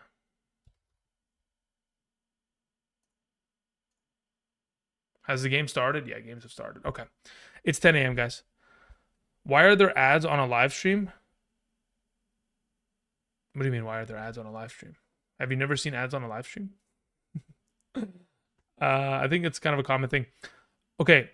Ma Junior 03 says Chase Brown or Devontae Adams in the flex full PPR. Let me check my rankings here. I believe I have Devontae Adams potentially ranked higher, but it's not. Is it? Chase Brown. Chase Brown is ranked lower. I would take Devontae Adams and I would start him. That's going to cover for me today, guys. I appreciate y'all. This was a great 4-hour live stream. Much love. Why do we switch Dak with Stafford? Again, further research, projections, etc. The questionable nature of Devontae Adams this week earlier, and then now the solidification in which he's going to play. That shifts everything. All right, guys. I appreciate y'all. Much love. Hope you guys have a wonderful week 11. Again, this was a very fun live stream. I do appreciate y'all coming through, supporting the channel, clicking the like button down below. But that's going to cover for me today. I'll see you guys tomorrow for some waiver wire pickups. Also tomorrow night after the Monday night game between the Cowboys and the Raiders, I'll be back here on the channel live streaming. So if you guys want to swing on by then, or of course, just checking out the live stream. I mean, just the videos that I post. I will be live streaming this week, obviously, Monday through Thursday. So if you guys have any questions, swing on by. Otherwise, again, if you guys want my rankings, you guys can obviously check out Patreon. You can always check out the Betr signups. We weren't able to get to the Betr plays today, but again, I did include that within the overall plays on the Hidden Gems episode. So if you guys want to still check those out and potentially putting together some plays, you can do so. But that's going to cover for me today. Thank you, everybody, for watching. I'm going to go ahead and I'm going to cue the double helix. Enjoy the music. Enjoy your Sunday. I'll see you guys. Peace.